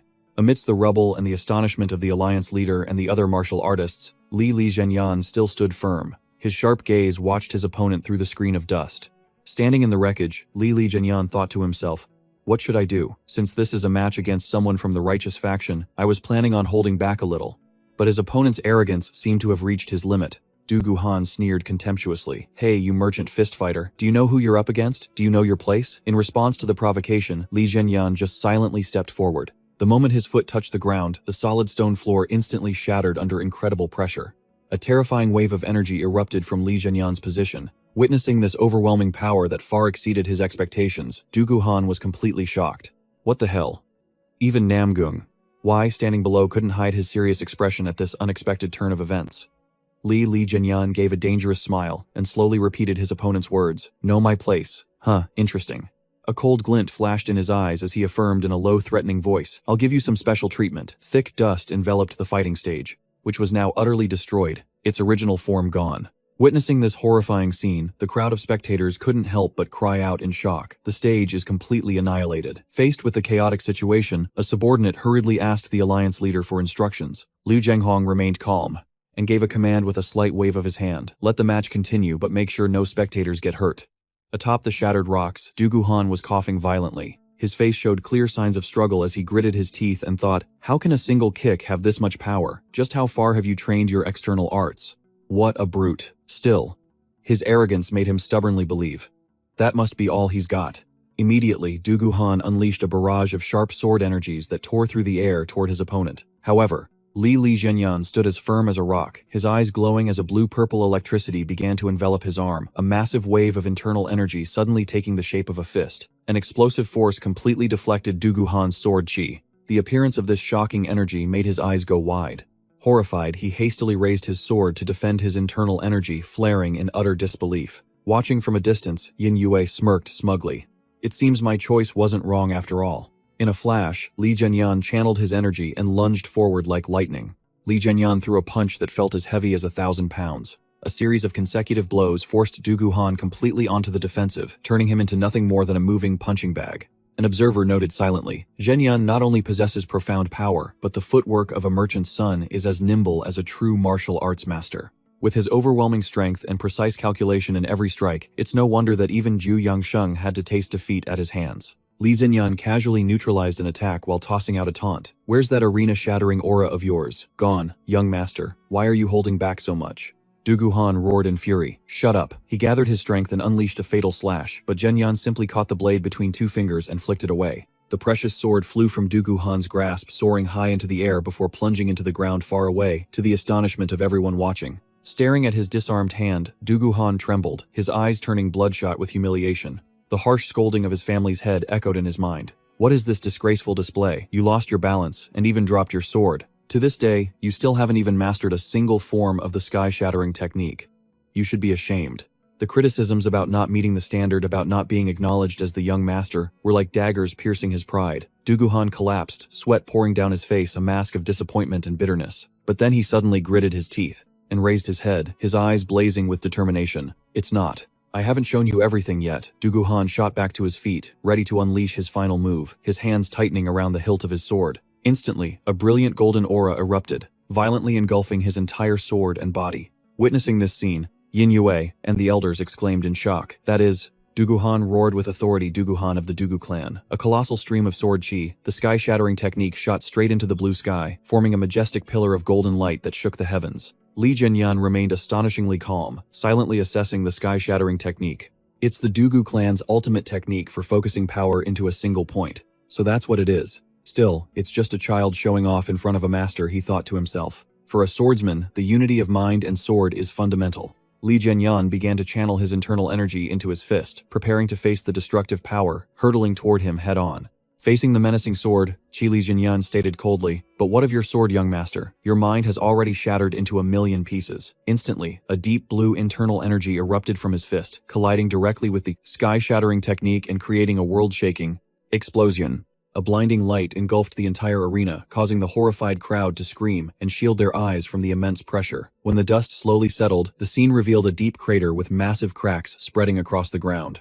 Dugu-han was now completely exhausted. He collapsed to his knees in pain, coughing up a mouthful of fresh blood. Li Zhenyan stood tall before his opponent and delivered a scathing remark. "More disappointing than I thought." He continued to pressure his opponent with chilling words. "The Dugu clan is nothing special. So this is why you haven't been acknowledged, young master. In the end, you're just small fry, aren't you?" Those words were like knives, stabbing straight into Dugu-han's pride, sending him into a state of utter panic. In his mind, tens of thousands of scornful eyes appeared, and whispers of gossip surrounded his lonely figure. Dugu-han screamed in despair. "No, how can this be?" He frantically questioned himself. "Why was my most devoted attack so useless? Why can the man in front of me be so calm and possess such a powerful gaze?" Sometimes the children of great clans raised in luxury carry inner demons far greater than any martial artist who has struggled through the world. The stares and expectations from others are a blade sharper than even a crazed enemy. If the mind is weak but the body is strong, that blade will turn back and press against their own throats, and they will crumble. Due to the discord between his body and spirit, Dugu-han completely collapsed, his mind shattering in dark despair. In moments of crisis like this, what arrogant geniuses need most is a little guidance and a moment of peace to realize the truth. Looking at the deep blue internal energy swirling in Li Zhenyan's hand, Dugu-han suddenly froze. A look of understanding dawned in his eyes as he uttered, "So, that's how it is." He realized that the sky-shattering technique was meant to unify energy into one, not let it erupt uncontrollably. He needed to firmly contain the scattered internal energy. With a confident smile returning to his lips, Dugu-han growled, "I'll try again." He poured all of his essence into his sword, creating a fiery aura that enveloped his arm, readying for the decisive blow. Dugu-han gritted his teeth, channeled all his power, and shouted the name of the technique, Sky-Shattering Technique. A slash-carrying, world-destroying power was unleashed, tearing through space and heading straight for his opponent. Witnessing his junior's remarkable improvement, right in the middle of battle, Li Zhenyan smiled faintly in satisfaction. "All right, you succeeded." However, just as Dugu-han was reveling in the joy of his breakthrough, Li Zhenyan closed the distance with terrifying speed. He coolly remarked, "Junior, you should consider yourself lucky that you belong to the righteous path." A punch as heavy as a mountain slammed straight into Dugu-han, sending him flying dozens of meters. He crashed through the arena's railings and slammed violently into the stone wall, creating a massive explosion amidst the desolate rubble. Dugu-han lay collapsed, his breathing ragged and his face covered in blood. In his dazed state, he was startled to realize the immense gap in their power. It's too high. It's really too high. Looking at his opponent's towering figure, he bitterly acknowledged that even the sky-shattering technique he had always been so proud of, he wasn't even close to reaching that level of greatness. Dugu-han gritted his teeth in utter humiliation, feeling the crushing weight of defeat pressing down on his mind once again. A desperate scream tore through the air. Dugu-han struggled to force himself up, using his sword as a crutch, while fresh blood continued to drip steadily onto the shattered floor. With bloodshot eyes filled with madness, he wanted to try one last desperate gamble. "Please, let's fight again. This time I'll take it seriously." However, a powerful shout suddenly rang out, stopping everyone in their tracks. "Stop!" The Alliance leaders' sudden appearance made both of them freeze in shock. Lu Zhenghong looked straight at Dugu-han and questioned him sternly. "Don't you realize, the Fist Master held back a lot during your match. He warned that if he continued to act so pathetic, not only would he disgrace himself, but the honor of the Dugu clan would be dragged through the mud as, well, before." The question of how he planned to face his father, Dugu-han, could only hang his head in total shame. The Alliance leader's voice then softened, advising him to treat this failure as an opportunity for further training before giving a booming command. "Hold your head high." Dugu-han silently sheathed his sword. Though his face was still stained with blood, he had gradually regained his composure. He bowed deeply to Li Zhenyan and struggled to force out the admission. I have lost. The referee immediately declared the match over amidst the deafening cheers of the crowd across the square. Li Zhenyan stood in the center of the ring, looking like he belonged there. Below the stands, the crowd was still chattering away with excitement about the battle. Li Zhenyan thought to himself, although he felt a bit of regret for not being able to go easier on Du Guhan, this result turned out for the best. Right then, a man with a sinister grin stood afar with his arms crossed watching him. He smugly thought that Du Guhan's failure was actually a perfect opportunity, because now he would be the one to personally smash Li Zhenyan's face in the upcoming fight. Once the battle ended, Li Zhenyan withdrew into the circle of his teammates. Jie Minghu couldn't hide his admiration and exclaimed, "I've learned so much from watching you. Congratulations on your victory, master." To the praise, Li Zhenyan only replied modestly, "It was nothing, easy as pie." However, in a shadowy corner, sharp eyes continued to watch him intently. Nam Gungwei stood at a distance, his face pensive and full of calculation. He realized that even when facing a powerful opponent like Du Guhan, Li Zhenyan had cunningly concealed the true depth of his internal power. Turns out this fistmaster is quite the dark horse. Nam Gungwei mused his hand, tapping his thigh impatiently as he questioned himself. How should he handle Li Zhenyan? He certainly couldn't follow in Du Guhan's footsteps just standing there and taking hits. He carefully analyzed the fighting style of the Dugu clan, which used overwhelming strength to crush opponents. It was formidable, but against a slippery fighter like Li Zhenyan, it was completely useless. Although the opponent was somewhat superior in terms of cultivation level, Nam Gungwei believed he held more vital information. He was desperately searching for a loophole, a perfect way to secure a win. Memories of training sessions with his grandfather suddenly flashed back in his mind. Over the chessboard, Nam Gungwei admitted in shock, "I lost again. This time I really thought I had it." The old man with a majestic aura slowly gathered the chess pieces and spoke sternly. "How did your grandfather win, you ask? Being certain without calculation, that is the mark of a careless man." He emphasized that as a descendant of the Namgung clan, he must always stand at the highest vantage point to observe everything. The old man required him to look down at the board and watch every tiny movement. The Namgung clan must never be a pawn on someone else's board. Instead, always remember to read the flow and control the entire situation. That is how we do things. That is the sacred philosophy of the Namgung clan. Grandfather and grandson sat facing each other in the brightly lit room, where the secrets of dominance were being passed down quietly but intensely. "Look down at the board, huh? First I must lure my opponent onto my board," Nam Gungwei thought as he placed a piece down. His gaze was ice cold, preparing for his plan. A booming voice rang out across the square. The first blade of Namgung and the fist master to the stage, Li Zhenyan silently tightened his gloves, stepping onto the ring with intense focus. The battle between the two young masters officially began. Nam Gungwei spoke with feigned politeness. "Young clan leader, please go easy on me." Below the stage, the crowd was screaming in excitement. "Hey, Tiger Master, tear him to shreds." Observing his opponent, Li Zhenyan internally noted that Nam Gungwei seemed much more composed than Du Guhan. He thought, well, let's see what happens if I strike first. Li Zhenyan lunged like a lightning bolt, unleashing a bone-crushing punch. Nam Gungwei swung his blade to parry internally, shocked to find that his opponent's center of gravity didn't waver even an inch after such a massive collision. Immediately, he channeled the Emperor's invincible blade aura to counterattack. Li Zhenyan narrowed his eyes, watching every movement of the golden dragon blade. Nam Gungwei gave a sharp, sinister smirk. He began to execute the third form. A series of vibrant green blade auras tore through the air surrounding Li Zhenyan in a vortex of killing intent. Li Zhenyan thought to himself, using the Emperor's 8 forms like that, impressive stuff. Standing far away, Eniue watched pensively, knowing the nature of this blade style was to infuse subtle internal power to slowly chip away at the opponent's energy. However, Li Zhenyan quickly realized that what surrounded him was no different from a defensive barrier. Just touching these blade auras would immediately siphon off his internal power. The only way to escape was through the single opening at the top. Nam Gungwei watched with a smug look, silently challenging him. "Well, how are you going to get out of this?" Realizing the intent to lure him into a trap, Li Zhenyan gave an amused smile. "You're trying to bait me into jumping up, aren't you, instead of leaping into the air?" Following the script, the enemy expected Li Zhenyan suddenly stomps and charges forward. This unexpected move catches Nam Gungwei completely off guard, making him gasp in shock. "Don't like that, do you?" Ignoring the sharp blades of energy closing in, Li Zhenyan dives straight into the fray. Instead of dodging, he launched punches shrouded in deep blue, internal energy clashing directly with the blade's aura and creating powerful shockwaves.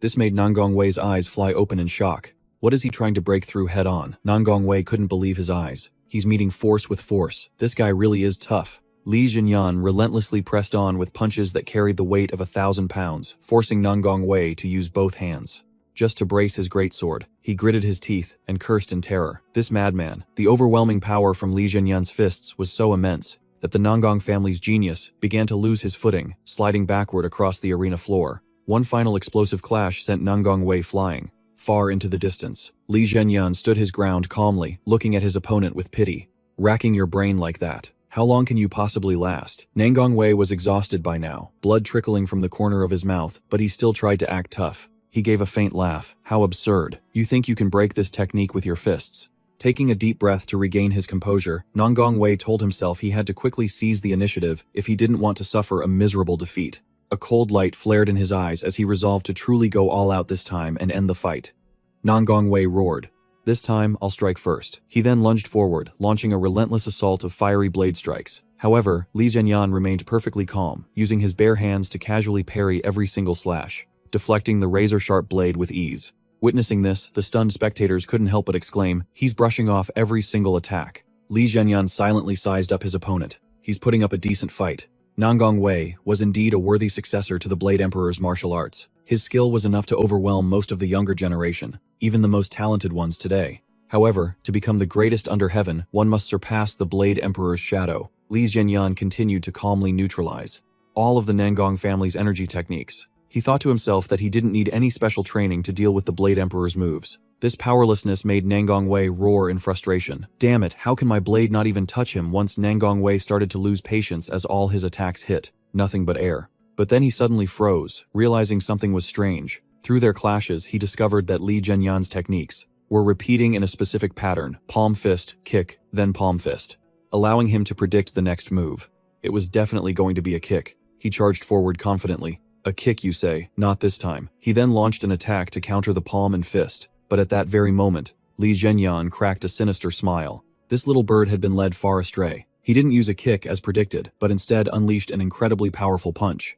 Clang! It's a fist. The punch, wreathed in a deep purple internal energy, slammed right into Nangong Wei, making him cough up blood in agony. Gak, he realized with a shock. What kind of fist master uses dark arts like this? Nangong Wei came to a bitter realization in this battle. There were no rules to begin with, and Li Zhenyan was an unprecedented variable, completely upending all of his calculations. If Nangong Wei always wanted to control the chessboard with his intellect, then Li Zhenyan was the kind of person willing to shatter that board with absolute power. A punch with world-shaking force was unleashed, crushing all of his opponent's schemes and defenses into 100 pieces amid the rubble. Li Zhenyan flashed an arrogant smirk, establishing his position as someone who existed beyond all rules. The terrifying impact sent Nangong Wei flying. He collapsed with a deep gash on his forehead as fresh blood began to flow. Witnessing this, the crowd of spectators couldn't help but murmur in shock. The Nangong family lost that easily. His panicked subordinates rushed onto the arena stage, anxiously asking about their young master's condition. Nangong Wei stood silently amidst the chaos. His face was a mask of disbelief and bitterness at having tasted such a humiliating defeat. From a distance, Miss Bailey quietly observed the scene, with sorrow in her eyes. Nangong Wei staggered away, blood from his wound dripping onto the shattered floor. He asked himself bitterly, Why was I so completely defeated? He had always been confident that this world was just a chessboard under his own control, but harsh reality had shattered that illusion. Staring at the blood, soaking his hands, he realized his arrogance had blinded him for so long. He bitterly acknowledged that the chessboard he thought was so vast was in fact no bigger than the palm of his hand. Suppressing the pain, Nangong Wei stood up straight and performed a solemn gesture. He declared loudly before the entire martial world, I have lost, I have been taught a lesson. Seeing his opponent's candor and manly spirit, Li Zhenyan gave a small, appreciative smile. Even that shout is worthy of a true man. He calmly turned and walked away, not forgetting to leave a parting word. Until we meet again, Nangong's #1 blade. Nangong Wei silently left the arena, vowing to take revenge. He swore that the next time they met, he would create an unbreakable chessboard to defeat his rival. A loud announcement boomed across the arena, officially declaring the Fistmaster as the winner of the first semifinal match. Amidst the cheering of an excited Ti Minghu and a satisfied Yin Yue, Li Zhenyan maintained a calm expression as if nothing had happened. Suddenly, a man with long black hair and a confident air approached him and called out, Hey, Fistmaster. I watched your match very closely. The newcomer was none other than the golden silk sword Wei Mochun. He beamed, extending his hand in greeting, and showered Li Zhenyan with enthusiastic praise for his strength. Mochian declared that he was greatly looking forward to facing him, and that he'd see him in the finals. His over-the-top enthusiasm and non-stop chatter just made Li Zhenyan feel weary. He thought to himself, this guy is seriously loud. Just then, a man with plum-colored hair slowly walked past. and coldly challenged Mo Tian about the meaning behind his confident words. The speaker was none other than the Plum Blossom Wanderer Qin Jie of the Manhwa sect. He boldly declared that he himself would be the one stepping onto the stage for the upcoming final match. Wei Moxian didn't even flinch. He smirked challengingly and told his opponent to just try him. The announcer's voice boomed once again, officially starting the second semi-final match between the Golden Sandsword and the Plum Blossom Wanderer. While the atmosphere of the tournament was heating up by the minute, Li Zhengyan looked up at the sky. With a weary expression, he muttered a single blunt sentence, "I'm hungry." The semi-final match between the Plum Blossom Wanderer and the Golden Sandsword officially began. In the middle of the vast yin-yang arena, as soon as he unsheathed his golden sword, Wei Moxian made a clear declaration. "Hey, I won't be holding back." Not keeping his opponent waiting, Qin Ji immediately launched the swift wind technique, tearing through the air as he charged forward. The continuous blasts of vibrant pink sword energy made Wei Moxian exclaim in excitement. Wow! The two opposing streams of internal energy clashed violently, sending powerful shockwaves through the stands. Observing the fight, one martial artist remarked, "The techniques of a ManhwaCapped disciple are so flashy." Standing nearby, Li Yan also silently admired Qin Ji's ferocity.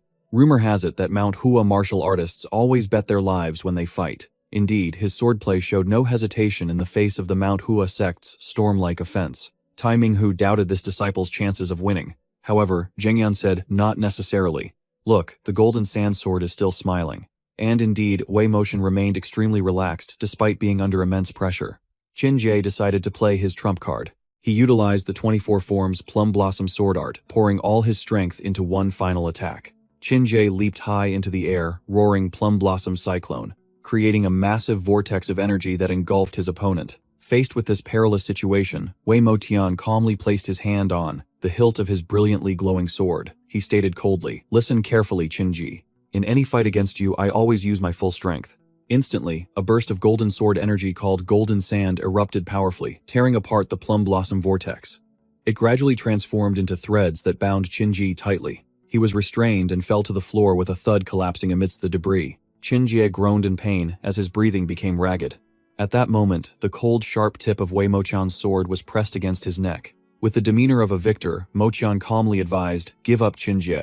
You already saw how this battle would end, didn't you?" He looked deep into his opponent's eyes, questioning him in a low voice. Was Qin Ji really willing to trade his life for a friendly competition? After a moment of silence, Qin Ji let out a weary sigh and bitterly admitted, "I've lost to you again, Moxian." The announcer's voice rang out clearly across the square, confirming the two top contenders who would advance to the tournament finals. The dragon and the phoenix had officially been revealed. Wei Moxian smiled and offered a hand to help his friend up. Being a good sport, Qin Ji didn't forget to leave him with a challenge.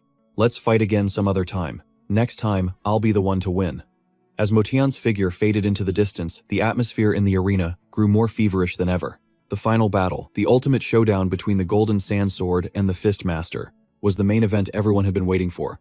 As the sky turned a brilliant sunset orange, the decisive moment of the final match arrived. The spectators in the stands roared with excitement, dividing into two distinct factions to cheer for their idols.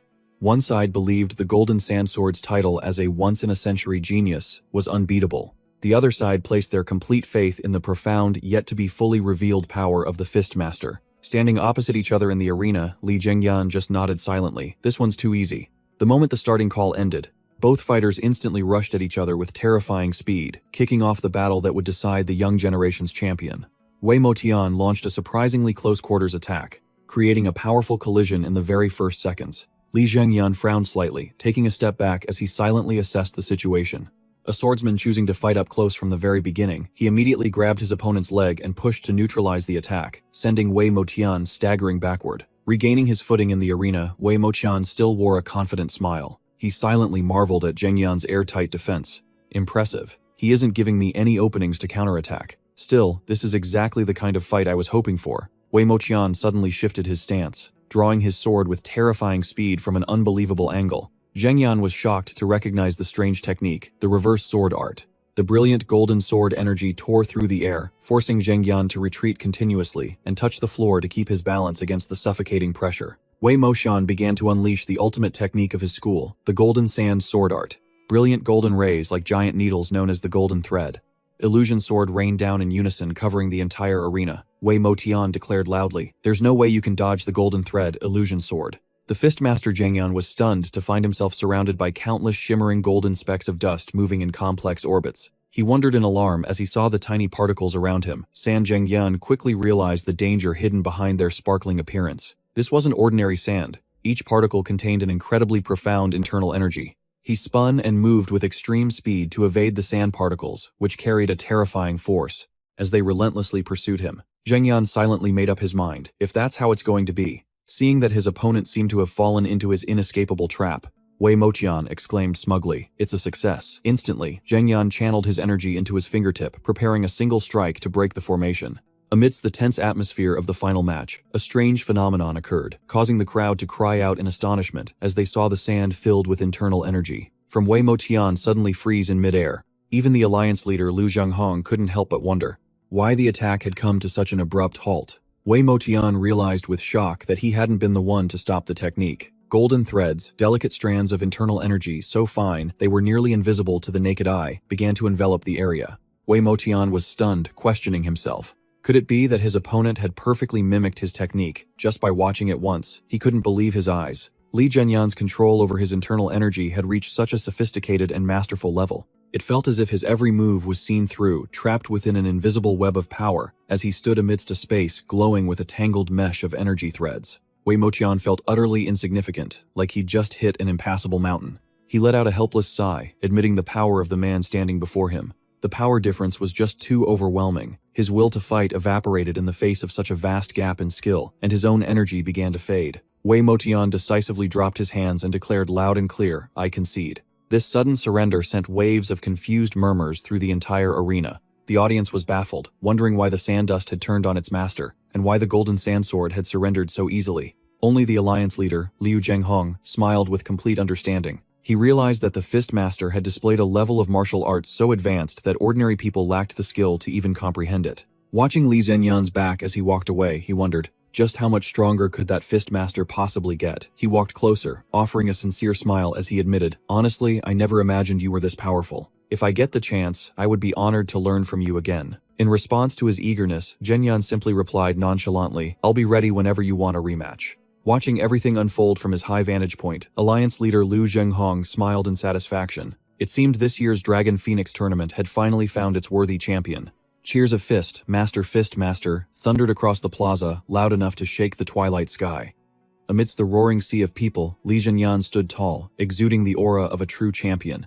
Tai Minghu and Yue couldn't contain their excitement. They rushed over to congratulate their friend. Even a senior watching from afar had to marvel at the sight. Admiring the young talent, he muttered, the kids these days are something else." As the last of the daylight faded, Li Zhenyan quietly slipped away from the arena. His figure moved as fast as the wind, disappearing over the rooftops. As night fell in a secret tent concealed by darkness, a man approached and knocked on the flap. After a voice granted him entry, he stepped inside and bowed respectfully to his leader. Inside, a group of figures in dark clothing, their faces hidden by straw hats, radiated a chilling, killing intent. Their leader spoke, asking about the heirs of the righteous faction. The subordinate reported with a sneer that although a few of them looked like they could be masters, they were for the most part just a bunch of kids who were still wet behind the ears. Upon hearing this, the leader decided to implement their modified plan. He revealed that the plan had to be adjusted because of the emergence of an individual who even the Heavenly Demon and the Sword Demon had failed to defeat, and at that moment, the identity of the leader was revealed. It was none other than Wu Jing, captain of the secret demon squad from the 10,000 Demon Palace, a man whose face was obscured by mysterious paper talismans. Wu Jing coldly commanded his subordinate to clean up the corpses, littering the area, and then began to explain the new plan. He figured that the person the Heavenly Demon and Sword Demon failed to kill would definitely head to the Martial Alliance. Therefore, they needed a major diversion to capture him. He ordered his subordinate, Suo Ba, set up an ambush at Heavenly Prison Mountain, the strategic choke point between the Martial Alliance and the Nine Wolves Valley. With a cruel smile twisting his lips behind the talismans, Wu Jing announced his plan. "The moment the Dragon Phoenix tournament concludes, we will strike. We will annihilate all the elite heirs of the great families as they journey home." The Fist Master, the Golden Thread Sword, and Nangong's first blade ascended the stage. Standing before the entire martial arts world, Nangong Wei, a bandage still wrapped around his head, let out a quiet sigh. I'm being called up again." The Alliance leader approached and called out Nangong Wei. He answered respectfully, "Yes, Alliance leader." The old man presented a treasured saber and said, "The Taicheng saber is a blade I have always cherished. I trust you will receive it properly." Looking into the Alliance leader's eyes, Nangong Wei was inwardly astonished. He'd always assumed the head of the martial alliance only showed himself during the Emperor Society's hunts, but he realized now how hasty that conclusion had been. He accepted the gift and affirmed, "Yes sir, I got it. A top-tier treasure like this. I promise I'll handle it with kid gloves. Wouldn't dream of letting it get a single scratch." Right after the alliance leader called the next person. Next up, Wei Motian. He looked at the young man with clear admiration. "They say you're a once-in-a-century prodigy, and I can see it's true. Very impressive." Wei Motian bowed humbly. "Sir, please don't praise me so much. You're making me blush. Compared to Chu Shui from the Silver River Merchant Guild, I'm still just a rookie." His words made the alliance leader chuckle. "Haha, so you already know about her, do you?" Wei Motian didn't say anything else, only casting a silent, thoughtful glance toward the Fistmaster. Then, the old man looked at the treasured sword and asked, "Wei Motian, have you thought of a name for this sword?" Wei Motian replied without hesitation, "If I may, I wish to call it the Golden Sand Sword." The alliance leader nodded in approval. "The name of your sword technique is it fitting?" Then he turned to the young champion with an instruction. "The champion will stay behind." As night descended, a strange tension filled the arena. The alliance leader began shouting orders to his subordinates. 100 dragon squad secure the perimeter. Elders form an array with this stage at its center. Everyone else clear the stage now. The crowd responded in unison. "Yes, sir." Now the champion stood alone on the stage, cradling an exquisitely carved wooden box. Down in the stands, a curious young woman asked young Master Hui, "What are they doing?" Young Master Hui explained that for a martial artist, the most dangerous moment is when they're consuming a spiritual medicine because they are completely defenseless. The slightest disturbance could cause their chi to deviate with disastrous consequences. He wondered why the alliance leader was taking such extreme precautions, but still said to the young woman, "That's just the kind of man he is. Not everyone in the martial world is so noble. But that alliance leader, he truly is an admirable old man." From above, the alliance leader looked at the champion with complete trust. "Junior, use it now. It doesn't matter how long it takes. While you're circulating your chi, I and the other alliance members will stand guard for you." The young man nodded, silently, slowly sat down, and placed the box in front of him. He opened the lid, took out the sparkling spirit medicine, and put it in his mouth. As soon as the spirit medicine dissolved, he closed his eyes to focus. A radiant blue stream of chi began to emanate powerfully from him. Sitting cross-legged amidst the brilliant blue chi, the champion thought to himself with a sigh, "Back when I was a lone wanderer, I couldn't have even dreamed of getting this kind of VIP treatment." Looking at the figures of the alliance leader and the masters, standing guard so diligently in the distance, he couldn't help but feel moved. To have people standing guard for him once again. Below, everyone's eyes were fixed on the high platform, with a mixture of awe and admiration. The alliance leader smiled in satisfaction, while the young man also let out a slight smirk, feeling the distinct changes occurring in his very veins. A surging wave of power enveloped his body, burning like a green flame. He realized the martial world was opening up before him in a way completely different from his lonely past life. When his eyes now shining with an intense blue light opened, he slowly rose to his feet, radiating power. Hello. Is this Gongjing stalactite milk some kind of overpowered buff, or what? And how did I absorb the 100-year essence ginseng in the blink of an eye? He looked down at his hands, which were now covered in crackling sparks of chi. He confirmed that he had now reached the 9th stage. He turned to the alliance leader and announced succinctly, "I'm done." A simple statement that left the old man utterly stunned. He exclaimed, "That fast? Are you all right? That's way too fast." In response to his concern, the young man just calmly affirmed, "I'm fine." The alliance leader immediately ordered his subordinates, "You may all withdraw." The atmosphere suddenly fell silent, and our hero felt a bit awkward. He decided to take the initiative and ask if there was anything else, then made a surprising suggestion. "My stomach is sending out an S. After leveling up, I'm so hungry I feel like I could just pass out." This honest remark made the alliance leader burst into hearty laughter. "Ha ha ha, in that case I must treat our champion to a meal." In the distance, Tai Minghu also yelled out in excitement, because he was finally getting to eat. "Call the others too." The banquet unfolded in a very warm atmosphere, filled with all sorts of delicious dishes. Tai Minghu was completely absorbed in stuffing his face. It must be because the alliance leader was present that this guy suddenly became so quiet, not daring to cause a ruckus like usual. Suddenly, the alliance leader spoke up, breaking the atmosphere. "Is your moniker the Silver River Tiger?" Hearing this, Tai Minghu was so startled he choked on his food and hurriedly corrected him. Reporting to the alliance leader, "I am the ferocious Iron Fox Tai Minghu." The old man chuckled and corrected the name, then turned to encourage Chu Shui, telling her to continue her training. "Because you've improved significantly since you had that medicinal tea." The young woman could only bow her head respectfully and agree. The alliance leader then suddenly turned to Hua Enyue. "You are the young master of the Hua clan." "Yes, sir." He then inquired about his father, and the young man replied, "My father and everyone else are well." "Sir," the old man suddenly slammed his hand on the table and declared bluntly, "You are the young master of a great clan." His expression turned grave. "As you know, Duan Yucheng and the Murong clan head have gone missing. Return and report this to your father. Before the warning about the demonic sect could act in the northern region, the young man affirmed. Yes, sir, you can count on me. The Alliance leader looked deep into his eyes and emphasized, and you as well. You need to become stronger, more overwhelmingly powerful than you are now. I want you to become the hidden blade of the Orthodox sect. The old man analyzed that even though he had won the championship, his fame had not yet truly spread, and the demonic sect didn't even know of his existence. The Alliance leader asserted. Their immediate targets will undoubtedly be old men like myself. The Alliance leader looked straight into the young man's eyes and asked in a low voice, do you understand what I'm saying? The champion's gaze did not waver as he calmly replied, I understand. That is my goal as well. While the atmosphere between the two was extremely serious, Tai Minghu sitting nearby had a completely bewildered look on his face. You bosses have been talking on such a high level, my brain totally short-circuited. Can someone explain it to me in simple terms, not letting this idiot ruin the mood? Our hero cut him off coldly. You don't need to know. The hearty laughter of the Alliance leader followed. Echoing through the quiet night, the old man stood up, looked at everyone, and announced, it's getting late, and tomorrow we must prepare for the Phoenix Grand Banquet. I will take my leave first. Everyone saw him off in unison. Take care, Alliance leader. The Alliance leader walked alone down the silent corridor. The light from the lanterns cast long, deep shadows. Suddenly, he stopped, sensing an unusual pressure enveloping the space around him. His eyes narrowed as he demanded, who's there? From the darkness, the sound of heavy footsteps echoed, accompanied by a hoarse voice. Long time no see. A blood-soaked figure suddenly appeared, causing the Alliance leader to exclaim in shock, Sword. Sword Emperor. Before him stood the Sword Emperor with a cold expression carrying a smaller person on his shoulder. The Alliance leader was stunned when he recognized the identity of the unconscious individual. Isn't that the Sword King's disciple? The Sword Emperor announced in a grim tone with shocking news. It is, as you see. The Sword King has been struck down by the demonic sect. In a quiet room, a physician examined the Sword King's disciple's injuries. He then reported that his life was not in danger, but he required absolute rest to recover.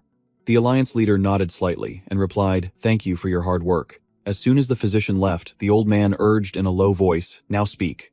What exactly happened? The survivor began to recount, in a state of shock. 1. Was also ambushed by the demonic sect. There was one who looked like a leader along with 12 others. He recalled the horrifying scene in the dark of night as his sharpest sword strikes landed on the enemy, but they were completely unfazed.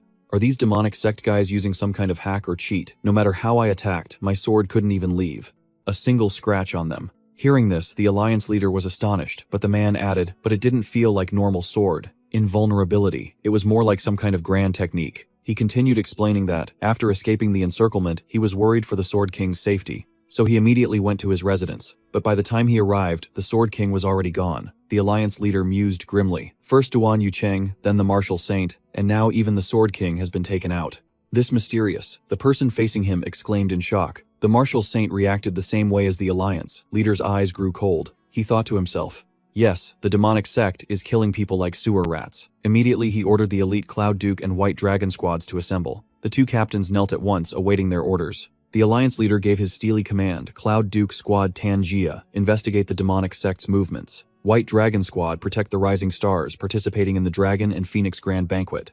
Receiving their orders, the members replied in unison. Yes, sir. Staring out into the dark night, the Alliance leader realized the demonic sect's actions this time were completely different from the era of the Five Dukes' Great War. He thought to himself, until we figure out what that bizarre martial art is, the righteous sect must prepare its defenses thoroughly. Beneath the full moon, a nearby inn was still glowing with lamplight, a temporary resting place for the young martial arts masters. At the tavern, young Master Hua called out to the server, bring us 3 jugs of Dukang wine and an order of stewed lean meat. While waiting for the food, Hua and Yue turned to Ta Minghu with a curious look. Come to think of it, what did the Alliance leader mean when he mentioned a casino to young Master? Ta Minghu looked a little embarrassed, scratching his head as he admitted, I used to manage a casino. He recalled the first time he met the esteemed Alliance leader. Back then, he was just a stranger, but the old man had placed a hand on his shoulder and said, if you can live a proper life today, there's no need to worry about the past. Tai Minghu continued in a low voice, what's important is living with integrity now, not acting like a thug anymore. Hua and Yue nodded slightly in agreement. Those are very true words. The past is ultimately just the past. What kind of family do you come from that the Alliance leader would call it a great family? Faced with this question, young Master Hua fell silent for a moment, staring intently at the wine cup in his hand before starting his story. My ancestor was a real legend back in the day. He was an assassin, he answered anyone's call, and whoever he was told to log out, that person would just disappear. The first name that ancestor earned was Hua Sha. The Shah, in that name, signified his rank in the assassin world at the time. My ancestor once said that it wasn't until after he turned 20 that he first felt like he was treated as a real human being. Young Master Hua affirmed the Hua clan started from there, a family that began from a single person. I don't see it as a past that needs to be hidden, which is why the story got a bit long. With that, he picked up the wine jug and filled their cups. He proposed enthusiastically, "Let's have a drink together." At the table now was a strange combination, the descendant of an assassin and a former casino operator. Along with the son of the region's largest merchant guild, they all raised their cups, setting aside the secrets of their pasts to face the turmoil ahead. At the table, the pink-haired man poured some wine, looked at the others and thought, they're all such oddballs. Is that why the wine tastes so good? Honestly, a drinking crew where everyone is this weird is what makes the vibe so awesome. As the three of them were talking, a sound of heavy footsteps approached. Duguhan suddenly appeared with a solemn expression. He said in a low voice, "Don't stare at me like that. I just came to ask for a cup of wine and then I'll leave. After I lost, I stayed to watch until the final match. You all went easy on me." The atmosphere suddenly grew heavy with silence. Young Master Hua quietly poured a full cup of wine. Duguhan raised the cup, drained it in one go, and let out a soft sigh. This is the first time I've had such expensive wine. It's delicious." With that, he placed a heavy pouch of money on the table, then stood up and turned around. "I'm off. I'll just leave this pouch of cash here to pay for this round. Hope to see you bosses again in the arena next time." Watching him leave, the pink-haired man burst out laughing. "Well, this is strange. Turns out you really did come to pay up. We should have included the guy who got scammed out of 30,000 taels in the toast." Young Master Hua looked at the money pouch on the table with a hesitant expression. "If I take all this money for myself, it'll bring bad karma." He immediately waved his hands, refusing. "No way, I can't do that." While they kept pushing the money pouch back and forth, Tai Minghu just kept his head down and ate calmly. The next day, the official rounds of the Phoenix Grand Banquet began with a bang. Cheers echoed through the stands as everyone excitedly discussed the event. "This year's Phoenix Grand Banquet is really worth watching." Another person nodded in agreement. "I was just about to say the same thing, especially with those famous contestants. Isn't it the match between the Snow Phoenix and Jiangnan's #1 beauty?" Immediately after the battle erupted with incredible speed. Hua Yingshui unleashed a flurry of fierce sword strikes, completely overwhelming her opponent. Bai Yue barely managed to let out a cry. As she was pushed back by a powerful wave of sword energy, Hua Yingshui saw her chance. She swung her sword and charged forward, intending to end it. She thought to herself, "This move will seal the deal." But at that decisive moment, a sudden burst of inner energy erupted. Bai Yue didn't even flinch. She coiled back and launched a powerful counterattack with her bare hands. The deafening clash stunned everyone. Hua Yingshui was knocked far back. Witnessing this unbelievable sight, the eldest young master watching from above also had a change of expression, gritting his teeth as he thought, "This is bad." Hua Yingshui readjusted her stance while looking at her opponent with suspicion. "You've trained in physical arts too." Standing in the middle of the arena, Bai Yue answered calmly. "An uncle taught me a move or two when I was young." Memories of her grueling training days flooded back. Back then, a burly man with a stern face had kindly instructed her. "First, you must learn the physical arts." The image of a small girl enthusiastically throwing punches, under the supervision of that uncle, appeared vividly in her mind. Looking at the situation on the stage, he smiled faintly. She can fight no matter the situation. It seemed as if he had seen through all of his opponent's tricks. An old memory of a small girl, laughing and playing, came to mind. The image in his mind made him think, "You still remember." However, his gaze quickly turned icy as he assessed his opponent's technique. Her martial arts are decent, but fighting so hesitantly. She's still too green.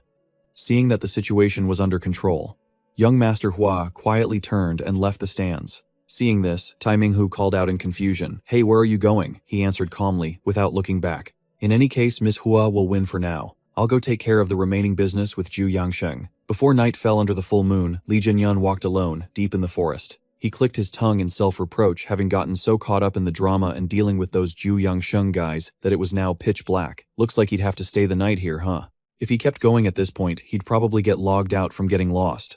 While taking a break, he suddenly remembered the pile of documents, and the situation with the young masters of the Zhuyang family currently detained at the Merchant Guild. He smirked sinisterly. "Oh right, there's still them, isn't there?" He was about to order their release but decided against it. He felt completely at ease since the Murong family's guards were still stationed at the Silver River Merchant Guild. It was thanks to the support of the Murong family head that he could confidently make this trip to the Martial Arts Alliance.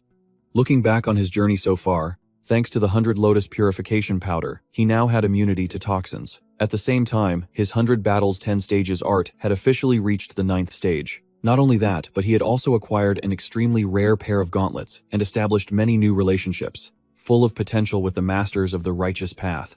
He told himself this trip was a real bargain, getting both a poison immunity buff and leveling up to the 9th stage. Plus, he even scored a pair of authentic gauntlets. It was absolutely top tier. As he was strolling through the quiet bamboo forest, he heard the news. The champion wasn't Xue Fenghuang, but someone who belonged to neither the Emperor's Society nor the Martial Arts Alliance. He couldn't help but be astonished. Didn't Miss Hua win? Just then, a graceful figure in a white dress and a veiled hat suddenly appeared from behind. The mysterious woman stopped. She stared at his back and called out assertively, "Hey champion." Underneath the thin veil, her sharp azure eyes showed a clear brilliance. She gave a knowing smile and continued, "Hey champion, I had to skip the award ceremony just to chase after you." He silently observed her and realized she was a woman with a strange physique, very different from the women of the Central Plains. It was as if her body was naturally born for the martial way. She confidently declared, "I was the one who won the Phoenix Grand Banquet." After a short pause, he simply replied with a curt sentence, "Oh, is that so? Congratulations." Then he nonchalantly turned to leave. This reaction, so unbelievably indifferent, left the woman stunned as she blurted out, "What a peculiar way of speaking." She quickly stepped forward to introduce herself. "My apologies for the late introduction. My name is Bai Yue. I was so impressed by the tournament match that I came looking for you. I wish to request a Dragon Phoenix battle." However, he still coldly refused. "Maybe next time. I'm in a hurry." Seeing that he had no intention of stopping, Bai Yue frantically chased after him, shouting in frustration, "Why not? Can't we do it right now? Just for a little bit, I ran all the way here to do it with you." Bai Yue still refused to give up. She pleaded while following him, "Boss, you really don't want to spar with me. It'll only take a few minutes of your life. I came all this way just to have a proper match. Don't be so harsh with your rejection." These suggestive words made the passers-by whisper among themselves. They looked at young Master Hua with eyes full of both envy and admiration. "Wow, I'm so jealous. That's a talented young man for you." Hearing those words, young Master Hua could only break out in a cold sweat, thinking to himself, her way of speaking is really easy to misunderstand. Despite the woman puffing her cheeks in anger as she chased after him, he continued to walk away coldly. Suddenly, a cry of awe from behind made young Master Hua stop in his tracks. He turned back to look at Bai Yue with a sharp gaze. Then in a low voice he said, "If you were my enemy, fighting right now wouldn't be a problem." The murderous intent in his words left her stunned in surprise. He turned away and added another cold remark, "If not, then let's just call it a day. It's getting dark and I need to go get some rest." But just then, his footsteps suddenly halted. In the middle of his sentence, Li Zhenyan froze, his sharp eyes peering into the darkness. The thick, metallic smell of blood suddenly hit his nose, putting him on high alert. He ignored Bai Yue, who was still dazedly asking, "So when?" Li Zhenyan shot off like a flash of green lightning through the bamboo forest, heading straight for a silent wooden house. He closed in on the scene. He placed his hand on the door and pushed it open forcefully. A horrific sight appeared before them. Fresh blood was splattered all over the floor and on the wooden doors. Bai Yue, who had followed behind, was also horrified. Since all the lights in the house were off, it seemed no one had discovered the incident yet. Quickly surveying the scene, they discovered the victims included 3 underworld members, a waiter, and the cook. The killer was so ruthless that even ordinary people who didn't know martial arts were mercilessly slaughtered. Li Zhenyan bent down to examine a corpse.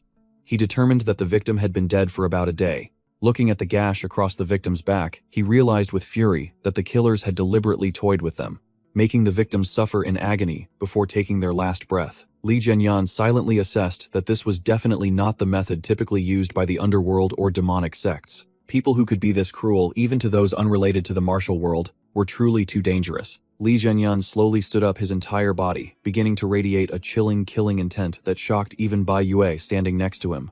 They must be from the demonic faction. In the dead of night at a remote tavern, the figure of a man in a conical hat and a yellow robe was slowly walking down the hallway. He pushed open the door to a room where his fellow sect members were gathered. One of them spoke up. "Just let the escort agency pass." "Oh, the youngest is back." The man sitting at the table suddenly paused, announcing that someone was secretly watching them from nearby.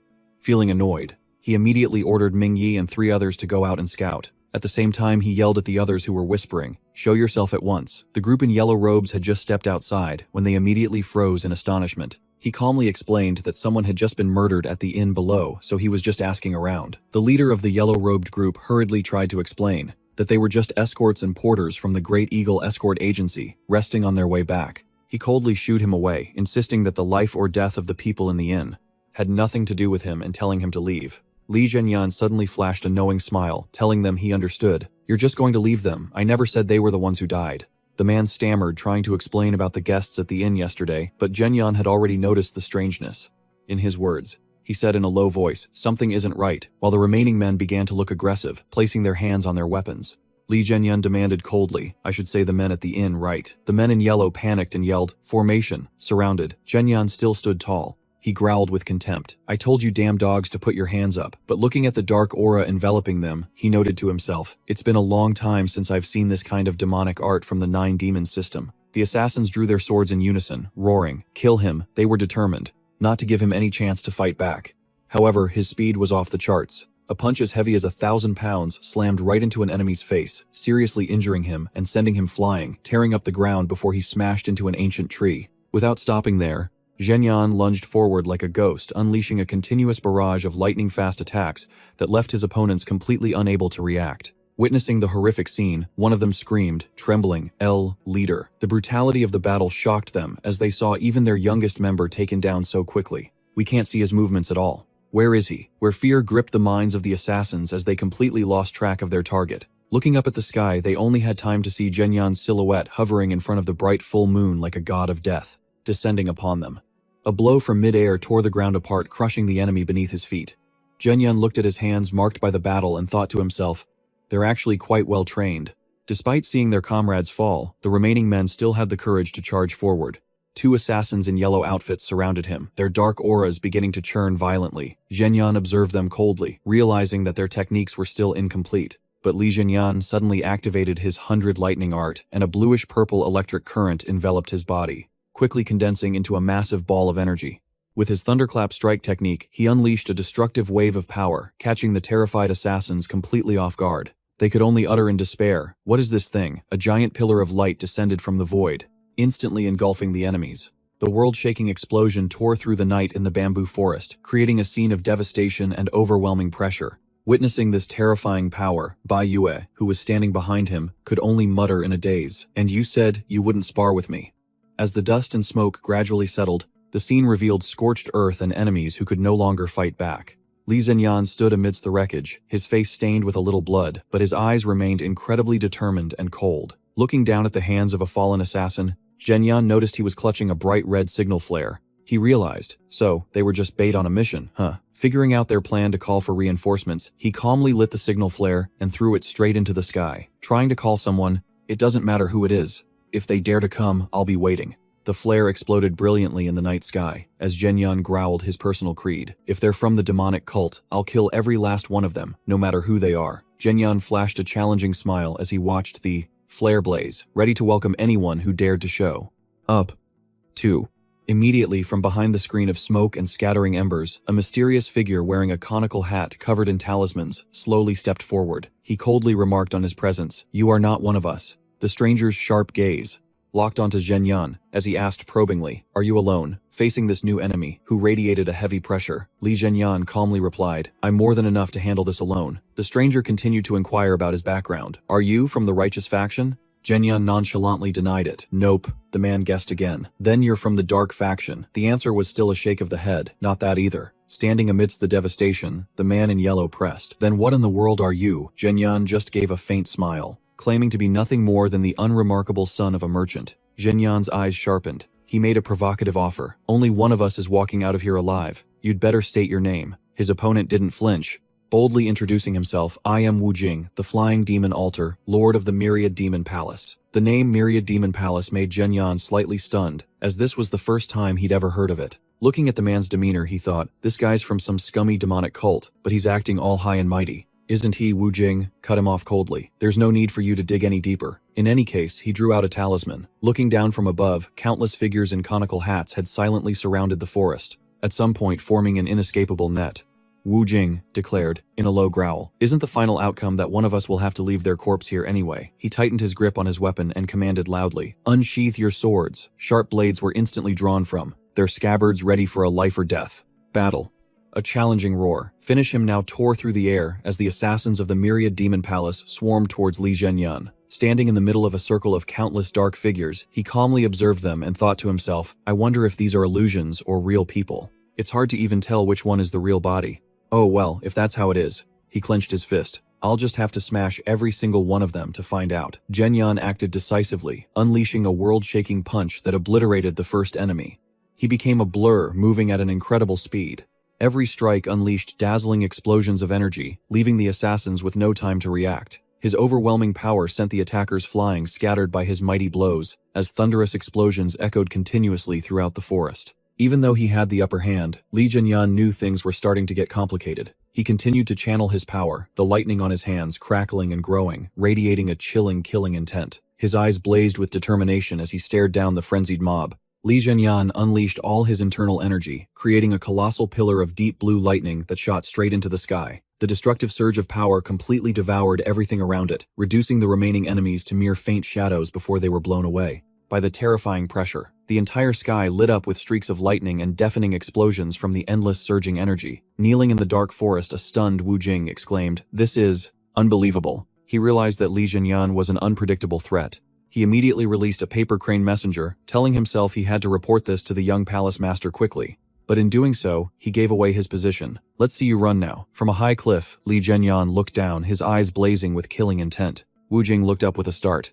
Before he could react, his opponent vanished from sight. "Right behind you," a whisper echoed right next to his ear, freezing him in terror. A punch as heavy as a mountain slammed directly into Wu Jing, creating a horrific impact. The force of the blow shook the entire forest, and a burst of deep blue energy tore through the space. Wu Jing was sent flying like a sandbag, completely unable to resist against Jinyan's overwhelming speed and power. The repeated impacts created deep craters in the ground, turning the scene into a field of utter ruin. Wu Jing lay crumpled on the ground, severely injured, his face covered in blood. He admitted bitterly, "This was truly beyond all my calculations." He whispered in despair that this operation was a complete failure.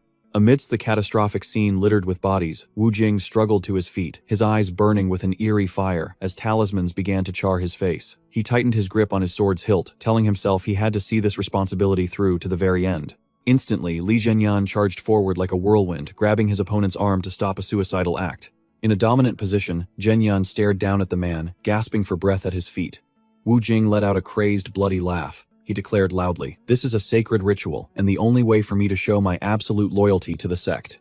His eyes blazed with extreme fanaticism as he roared, "I will await the day the myriad demon palace conquers the entire world." In a flash, the sword's blade was right there. This guy wanted to take him down with him, but he never expected his sword would only inflict a minor wound. Jinyan shattered it with his teeth. Wu Jing lay motionless, sent on his way to the afterlife. He nonchalantly declared with arrogance, "The myriad demon palace, or anything like it. I couldn't care less. I defied heaven's will to be reborn and returned to this place, not to witness some petty vision of demonic rule you people have." Li Jinyan walked slowly through the desolate ruins, his figure gradually disappearing into the darkness of the deep forest. He mused to himself, a man who calls himself demonic, yet his aura is nothing of the sort, and he still harbors ambitions to rule the world. An enigmatic smile appeared on the champion's face as he watched the lightning energy that was still dancing ceaselessly on his hands. Jinyan realized that this incident was clearly unusual. He clenched his fists, his eyes burning with a newfound determination. "My power in my past life still wasn't enough to wipe out all these villains. I need to reach the 10th stage, the level of supreme enlightenment.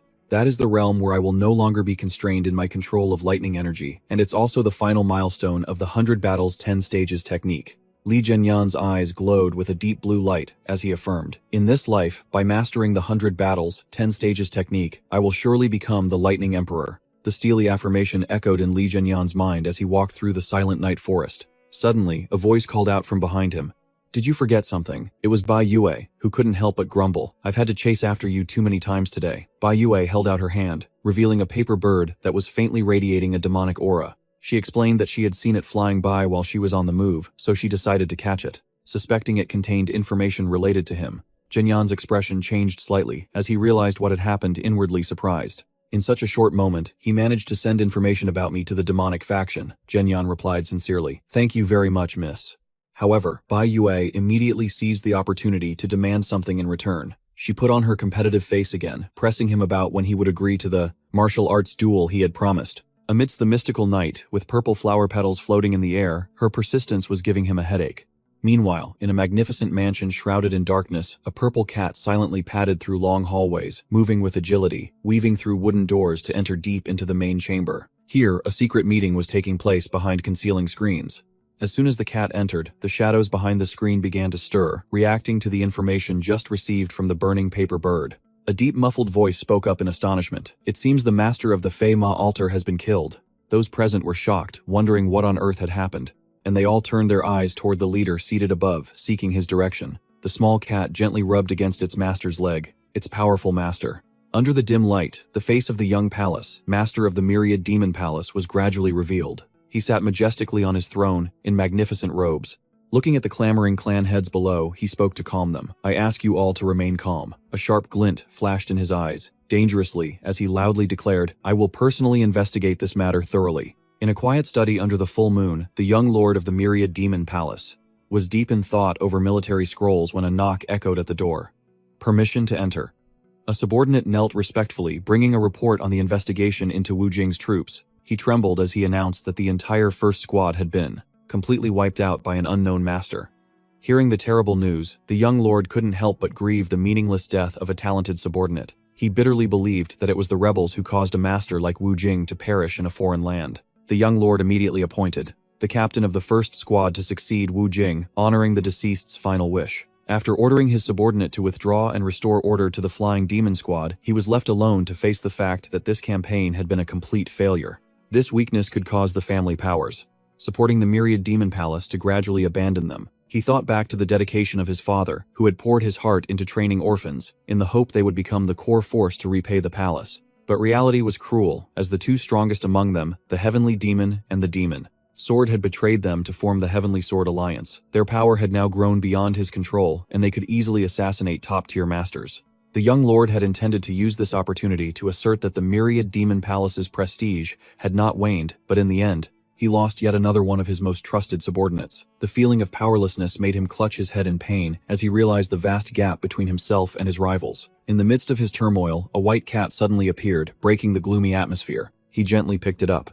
stroking it as he bitterly compared how raising those orphans back then was no different from how he was caring for this cat now. And yet, time and time again, they chose the path of betrayal, repaying kindness with ingratitude. A cruel glint suddenly flashed in the young lord's eyes as he wondered if he should become just like those traitors. The traitors had used every despicable trick to become true demons, and now their power had far surpassed our Myriad Demon Palace. The young lord stroked the white cat while bitterly questioning his bleak future. If they came to take his life, would cowardly begging earn him any pity? The answer was surely no, because they possessed absolutely no mercy. There was no path of retreat left. His eyes burning with determination, he thought, I have no choice but to become a demon. He slowly picked up a brush and laid it on the paper, writing a decisive letter. It's time to send the message. And the recipient was none other than Liu Zhenghong. If you had a bad feeling about this, you were spot on. Meanwhile, at a majestic estate, under a clear blue sky, a call of brother broke the silence, marking the return of Li Jinyan. As he stepped through the gate, he smiled faintly and asked, It's been a while. Have all you brothers been well? His subordinates respectfully reported that everything was fine, and the Murong family masters had escorted them diligently. The young master of the Ouyang family had also departed a few days ago. Li Zhenyan nodded slightly. I've troubled you all too much. After the others took their leave, his third brother approached with a pouting face. You're back a lot later than I expected. Li Zhenyan calmly explained it was due to an unexpected matter, but didn't forget to share the good news about taking first place at the Dragon Phoenix gathering. Hearing this, his brother exclaimed, Really? That's wonderful news. This calls for a celebration. But then he scratched his head in doubt. You were the winner. No. How could you have possibly won? Li Zhenyan simply replied calmly. Winning means, I'm the champion, obviously. Ignoring his friend, who was still staring in disbelief, he looked around and remarked, Say it seems like the merchant guild is a lot busier than usual today. Amidst the crowd bustling with goods, a voice called out, Young master, do you still remember me? Behind him, a beautiful woman with her hair in a high bun was smiling and waiting. Looking at the unfamiliar woman before him, Li Zhenyan couldn't help but wonder, And you are? The woman with the high bun replied respectfully, My name is Zheng Hua. We met at the Azure Pavilion. Then her voice choked with emotion as she expressed her gratitude, saying it was only with his help that she was able to get the children out. Now Zheng Hua had opened a small stall and was immensely grateful for Li Zhenyan's kindness. She didn't forget to extend a warm invitation. Please stop by when you have time. I'll be sure to welcome you warmly. Li Zhenyan stood there, stunned, asking himself, this was all because of me. Just then, his brother stepped forward to explain, It's probably thanks to that alliance you proposed before. It's the merchant alliance you ordered us to establish, to protect the merchants. The man with glasses continued to report enthusiastically. It's not just the local businesses. Even large and small merchant guilds from all over have joined the alliance. That's why the Unha Merchant Guild has been constantly busy lately. He scratched his head humbly. I didn't really do anything that great. Li Zhenyan smiled in approval. Li Huayan, it seems you've managed things very well. As they were talking, Li Huayan suddenly questioned the presence of a stranger. By the way, brother, I've been wondering since you got back. What's the deal with the woman standing behind you? Li Zhenyan looked a bit flustered, while Bai Yue slowly stepped forward. She clasped her hands in a respectful bow. "It is an honor to meet you. My name is Bai Yue." She calmly explained her reason for being there. "The young master promised he would test his skills against me when he returned to the merchant guild, so please forgive my impertinence in following him here." Hearing the phrase "test his skills," Li Huayan's mind immediately went to a dirty place. Test? What exactly? Li Zhenyan had to shake his head in exasperation and explain, "It's not what you think. Could you please go to the guest room and prepare some tea for us?" With that, he grabbed Bai Yue's shoulder and unceremoniously dragged her away. Behind them, the subordinates began to whisper among themselves that this was the first time the eldest young master had brought a woman home since his recovery. The crowd couldn't stop marveling at the new guest's appearance. And she's a heavenly beauty too. Does this mean we're getting a sister-in-law soon? Ignoring the rumors, Li Zhenyan and Bai Yue were now in the middle of the estate's large courtyard. Bai Yue got into her stance and asked quietly, "Are you planning to start right now?" Zhenyan replied decisively, "Yes." Instead of wasting time with tea, Bai Yue proposed a new way to duel. "How about we forget weapons and compete using only grappling and physical techniques?" She pointed to her shoulder and laid out the final rule. The first person whose shoulder touches the ground loses. Li Zhenyan seemed a bit hesitant. He thought to himself, "I don't mind physical combat, but this level of physical contact with a woman is a bit inconvenient." He voiced his concern. "Are you sure you'll be alright? If we only use hand-to-hand techniques, the clashes will be incredibly forceful." Despite his warning, Bai Yue decisively removed her outer robe, causing Zhenyan to gasp in surprise. She explained nonchalantly, "It's fine, young master. This attire is specifically designed for my physical training." Zhenyan sighed in resignation, thinking to himself, "This woman. Her words are strange, and her actions are even more unpredictable." He rubbed his forehead slightly, and then firmly declared, "Let's begin." Immediately Bai Yue shot forward with terrifying speed, shocking Zhenyan. He thought, "She's so fast." The two immediately locked into a fierce struggle. The sound of powerful impacts echoed repeatedly. Bai Yue quickly closed the distance and executed a grappling move, catching Zhenyan slightly off guard. She smiled confidently, not forgetting to remind him, "Be careful not to fall, young master." Caught in a dangerous hold, Zhenyan quickly turned the tables. He grabbed both of Bai Yue's legs and hoisted her into the air. He retorted, "How's this then?" Zhenyan calculated in his head. "If I slam her down from this position, the match is over." But even hanging upside down, Bai Yue calmly acknowledged his point. "Fair enough," she suggested. "Then let's try breaking the opponent's center of gravity." "Let me try again," Zhenyan replied, "as you wish." He then let her go, allowing her to backflip away. They both kept their distance, preparing for the next round. Suddenly, Bai Yue launched an attack. She charged forward like a whirlwind, creating powerful tremors on the ground. In the blink of an eye, she had closed in and unleashed a series of unpredictable moves. Zhenyan concentrated intensely, carefully watching every single movement as she got right up in his face. Li Zhenyan skillfully restrained his opponent, then reminded her in a low voice, "Miss, you might want to adjust your clothing to be a bit more secure, as an opponent could use that opening to attack." Bai Yue's gaze wavered, and she could only murmur in reply, "I understand." Seeing that he had her completely pinned, Zhenyan stated confidently, "In this position, I think the outcome is pretty clear, don't you?" However, this woman's competitive spirit was far from extinguished. She pleaded earnestly, "Please give me one more chance." Faced with her persistence, he simply gave a slight nod. "Fine." Under the brilliant sunset, the tense match continued. Though Bai Yue was exhausted, her breathing ragged, she remained stubborn. "Again, please let me go again." After several more rounds, Li Zhenyan recognized the clear difference in their skill and spoke up. "It seems my physical technique is a level above yours, so how about we try using some internal energy?" Without the slightest hesitation, Bai Yue immediately agreed, as she also wanted to test the true strength of her own internal energy. Instantly, Zhenyan circulated the 100 Battles 10-section art, causing a violent purplish-blue electric energy to erupt around his fist.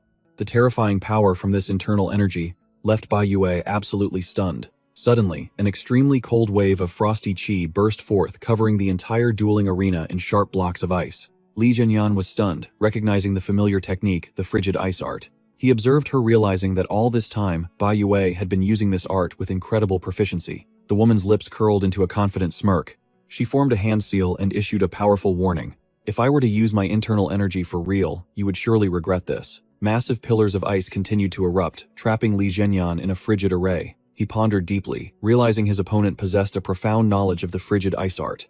In Zhenyan's memories, the only people in the Central Plains who practiced this kind of art were members of the demonic cult, but they had vanished from the martial world a long time ago. A shocking suspicion flashed in his mind. He looked her straight in the eye and demanded, "Don't tell me, you're the successor to the heavenly demon." In the face of Zhenyan's direct question, the atmosphere suddenly became deathly still. She declared her true identity with a clear voice, "That's right. I am the one who inherits the bloodline of Bai Yuren, to be precise, the water heavenly demon, a descendant of Bai Yugen.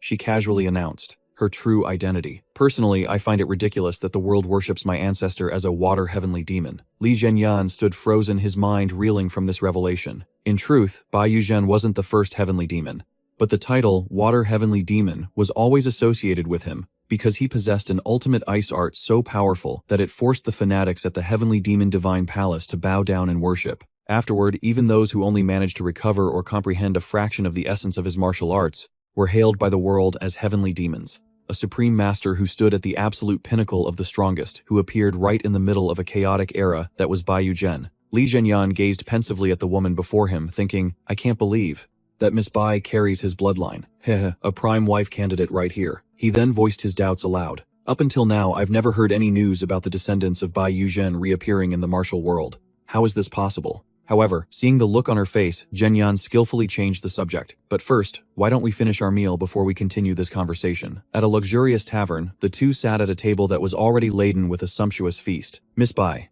began to enjoy the meal heartily. As she ate, she praised, as expected, of one of the most powerful merchant guilds. The food in the Central Plains is truly exceptional. Zhenyan catches her eye and asks, so, regarding what we discussed, is it true that your entire family has left the Central Plains?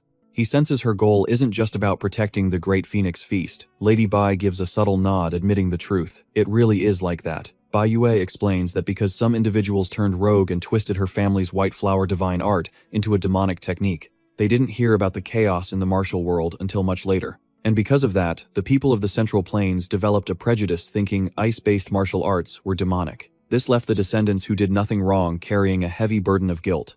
In reality, they've been living quietly just to preserve the martial legacy of Bai Wugen. But it took several generations to finally find a successor who could master the full essence of the art. If they stayed hidden in a place without spiritual herbs or rivals to challenge them, then sooner or later the white flower divine art passed down by the water heavenly demon would simply vanish. That's the real reason Lady Bai decided to return to the Central Plains, to protect her ancestors' legacy and set the record straight. Li Zhenyan asks thoughtfully, what exactly do you want to set straight, Lady Bai? Right then, a tiny insect flies between them. Bai Yue moves like a flash of lightning. A burst of cold energy erupts, pinning the creature to the table right in front of Zhenyan. She looks him straight in the eyes and declares firmly, to prove that we don't belong to the demonic path. She's determined to use her own strength to wipe out the cults and clear her family's name once and for all. Li Zhenyan lets out an intrigued smile at her ambition. You want to take down the demonic cult yourself. Now that's an interesting idea. He crosses his arms, thinking to himself that he and Lady Bai might just become close friends very soon. Looking at the girl before him, Li Zhenyan assesses that if a powerhouse like her joined the fight against the demonic path, it would be a massive game changer. Getting such good news makes me feel quite restless.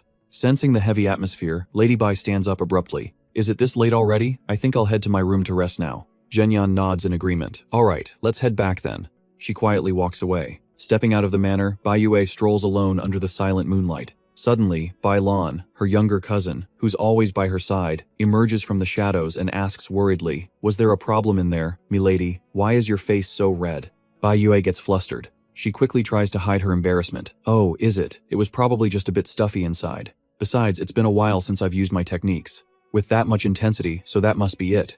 The two of them walk together down the merchant group's long corridor. Bai Lan asks curiously about the secret duel. So how did the match go? Bai Yue sighs, admitting the cold reality, I couldn't win. It seems what he showed at the Great Phoenix Feast was only a fraction of his true power. That answer leaves her cousin absolutely stunned. Is he really that terrifying? Was there anything else? Bai Yue sighs softly, but her serious expression quickly fades. She rubs her stomach and thinks, the food from this merchant group really hits the spot. Seeing this, Bai Lan can't help but tease her. Since you've eaten their food, you better watch out, or they'll leave you with a big belly. Haha, she snaps back. Can't you keep your mind clean for once? The next morning, as the first rays of dawn begin to shine behind the mountain peak, Bai Yue stretches as she wakes up to a new day. She mutters to herself, regretting her lack of self-control around good food.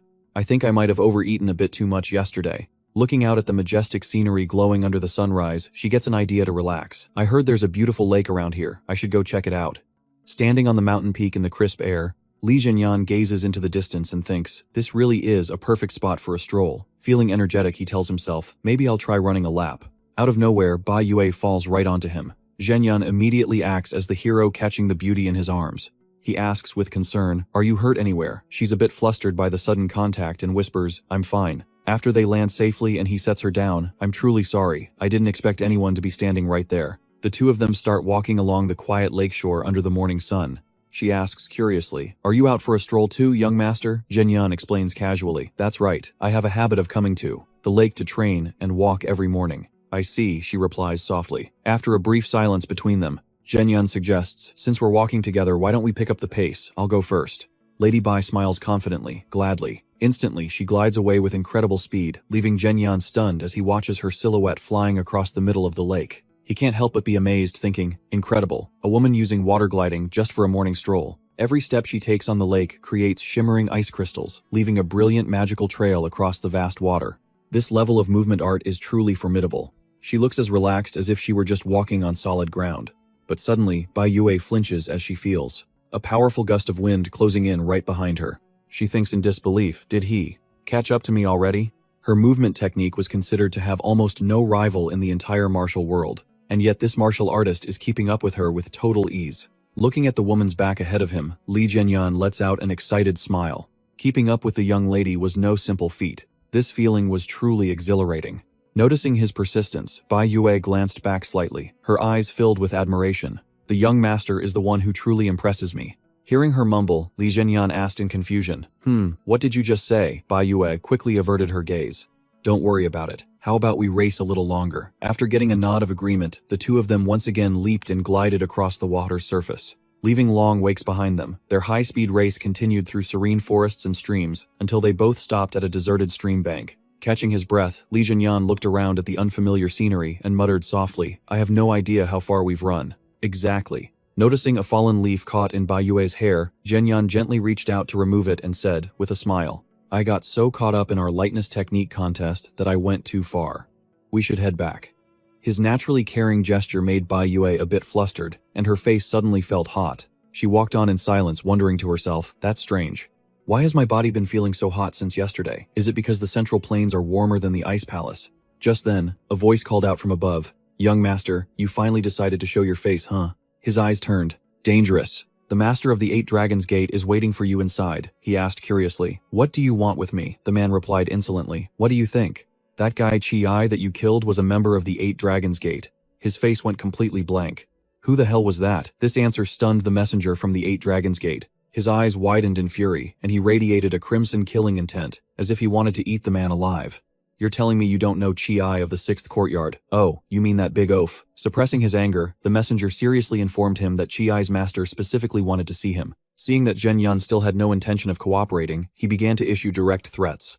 "If you don't go, the Silver River Merchant Guild will definitely suffer losses." At the mention of the guild's safety, Li Jinyan's expression shifted slightly. He pondered for a moment before answering decisively, "Fine, I'll go." The messenger smugly thought it was the right decision, and was about to send someone to lead the way immediately, but Jinyan bluntly cut him off. "No. First, I'm going to eat." He told the man to just wait for his summons. The messenger could only stand there frozen for a moment. Then he grumbled out, "I'll wait." As night fell, Li Jinyan and the guide began to move towards the designated location. Seeing the magnificent mansion appear under the moonlight, he remarked quietly, "It's pretty far, but we're finally here." The two of them slowly walked through the main gate of an incredibly large estate, while the guide glanced at Jinyan with a wary look. He thought to himself, "This guy is a true madman for daring to come here all by himself in the dead of night." He led Jinyan to a solemn grand hall. The messenger gestured, "Go on in. The master of the 8 Dragons Gate is waiting." The doors opened, revealing a vast and dark space. Li Jinyan strode alone down the long path leading straight to the throne. There, the master of the 8 Dragons Gate sat majestically beneath a giant dragon statue surrounded by long lines of motionless, intimidating guards. An old man with his eyes closed stood next to a young man, who was the one who broke the silence. "So you've arrived." Under the shadow of the imposing giant dragon statue, the man on the throne introduced himself with a relaxed posture. "I am He Tianyi, the master of the 8 Dragons Gate." Jinyan just let out a cold snort, his gaze unwavering in the face of his opponent's show of power. One of the subordinates tried to step forward and stop him, but Jinyan just coldly ordered, "Get out of my way." Instantly, he unleashed a lightning-fast kick that sent the man flying, crashing violently into the wall at the far end of the hall. His decisive action made the surrounding subordinates gasp in shock, what amidst the crowd's astonishment. He Tianyi remained calm, silently observing the man who had dared to cause a ruckus right in front of him. After a tense silence, He Tianyi slowly began to speak. "Now that I've summoned you here, Zhenyan calmly walked forward, cutting him off in a challenging tone. Spit it out.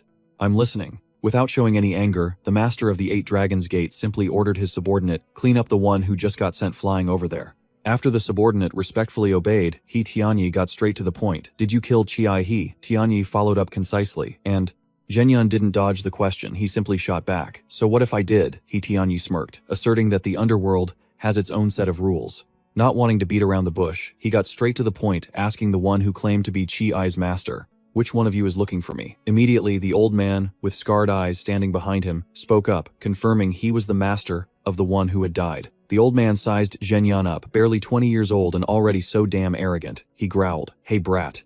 Chi Ai's master glared at Li Zhenyan with murderous intent. He snarled, "I don't understand how you can be so nonchalant. It's truly baffling." He continued to threaten, "You've got some nerve daring to kill my disciple.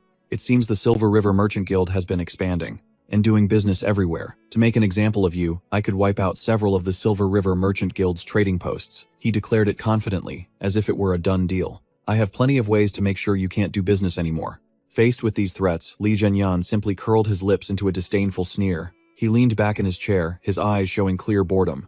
"Do you have any more interesting ways to entertain me? If not, I'll just slaughter all of you underworld trash right now," Zhenyan said with a growl. He reminded them that they had dared to touch his guild while he was away, and were now using it to threaten him. He sighed in disappointment. How disappointing. He, Tianyi, sitting on the throne, also began to lose his patience. He determined that Zhenyan was the type of youth you couldn't reason with. A subordinate standing nearby urged the gatemaster, "Just deal with him and get it over with. He's not worth arguing with." However, He Tianyi surprisingly stopped him. "That's not it." He turned to Chi Ai's old master and coldly declared, "Chi Ai was just a disciple you were raising to exploit his talent. He was not a disciple of the 8 Dragons Gate." He Tianyi decisively pushed the responsibility onto the old man. "You handle it yourself. If you die, I will avenge you." The old man was stunned by the gatemaster's heartlessness. He argued bitterly that his disciple's path was also his path, and he had used it to conduct business for the sect, yet now it was being treated as someone else's problem. He Tianyi casually replied that he didn't care where the money came from, as long as the reputation of the 8 Dragons Gate was spread by other merchant guilds. Witnessing the underworld thugs passing the buck, Li Zhenyan stood up. He sighed in disgust. These insane underworld thugs. He slowly approached the old man with a mocking tone. "You truly are blind, or maybe you have 2 eyes but still can't see." Li Zhenyan stood tall, emitting a terrifying pressure that made his opponent tremble. His eyes glowed with a deep blue electrical light. He growled, "After all I've said, do you still not know your place?" He Tianyi looked at Li Zhenyan with contempt and snarled, "How insolent." Instantly, a series of swords were drawn from their sheaths. Surrounding him in a formation brimming with killing intent, the subordinates roared in anger. "How dare you release your killing intent right in front of our sect leader on the territory of our 8 Dragons Gate?" A hand tightened on the hilt of a sword, and a burst of blood-red inner energy suddenly erupted, creating slashes that tore through space as immense killing intent flooded the main hall. "You little punks think you can lecture me. Big mistake." Li Zhenyan's eyes flashed with a cold glare as he roared, "You're the insolent ones here." He activated the 100 battles 10 sections technique. A violent surge of bluish-purple electricity erupted, enveloping his sword blade and completely repelling the opponent's attack. An earth-shattering thunderous explosion occurred, sending the subordinates flying like dry leaves. Cries of agony echoed everywhere. Witnessing the devastating scene, one of the guards gnashed his teeth in resentment and screamed, "This bastard." He then charged forward recklessly, ignoring the difference in their strength. Li Zhenyan growled, "I've held back long enough." Instantly, a violent surge of deep blue lightning chi erupted, completely covering the sword in his hand. With a single, powerful swing, he created a colossal pillar of lightning. It struck the main hall directly, crushing the subordinates of the 8 Dragons Gate in an instant. The destructive power of the lightning tore through space. The scene became utterly catastrophic, with everyone in the way being sent flying and severely injured. Witnessing this horrifying sight, Chi Ai's old master exclaimed in shock. "Lightning Chi." He tremblingly recognized this special power. The old man screamed in utter terror. "Could it be you? Are you a disciple of Duan Yucheng?" Faced with such panic, Li Zhenyan just gave a sinister smile. He casually admitted, "You're blind, but your intuition is sharp." From below, desperate warning shouts erupted, telling everyone to be careful. "And don't charge in recklessly." Master Meng frantically ordered his subordinates, "Retreat now. He's not someone we can handle." But it was too late. Tragic cries for Master Meng rang out as his henchmen fell one by one under the pressure. Asphyxiating Li Zhenyan saw through the fear enveloping his opponent. He coldly delivered the finishing blow. Anyone with a brain would have run by now. "What do I do?" He Tianyi was stunned as he felt the thick killing intent surrounding him. Li Zhenyan coldly repeated his earlier threats. There are many ways to stop the Milky Way Merchant Guild from doing business. The bluish-purple lightning chi once again erupted violently around Li Zhenyan's fist. In the middle of the oppressive hall, Li Zhenyan suddenly asked a question that sent a chill down He Tianyi's spine. 8 Dragons Sect Leader, you have a family, don't you? After receiving a trembling confirmation, he let out a contemptuous laugh, thinking it was foolish for someone with a family to act so arrogantly in the martial world. Zhenyan's eyes glowed with cruelty. It made He Tianyi feel as if he were facing a real demon. His words might have sounded insane, but the pressure he emitted completely paralyzed the sect leader's will to fight. He, Tianyi, realized in shock the deep implication behind his words. If he dared to touch the Milky Way Merchant Guild, his family would be the first to fall. Faced with undeniable, overwhelming power, He Tianyi tremblingly ordered his subordinates to lower their weapons. Swords fell one by one onto the stone floor, creating sharp, clattering sounds. The once illustrious sect leader now bowed his head in complete humiliation.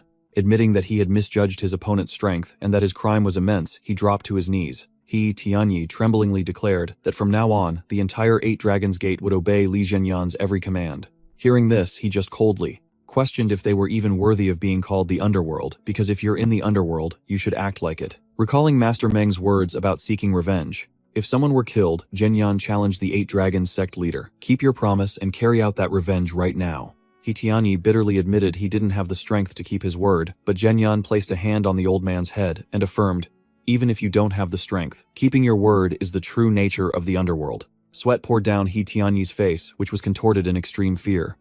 A cold sword slash tore through the air, causing one of the old man's fingers to fly off his hand in a moment of shocked pain.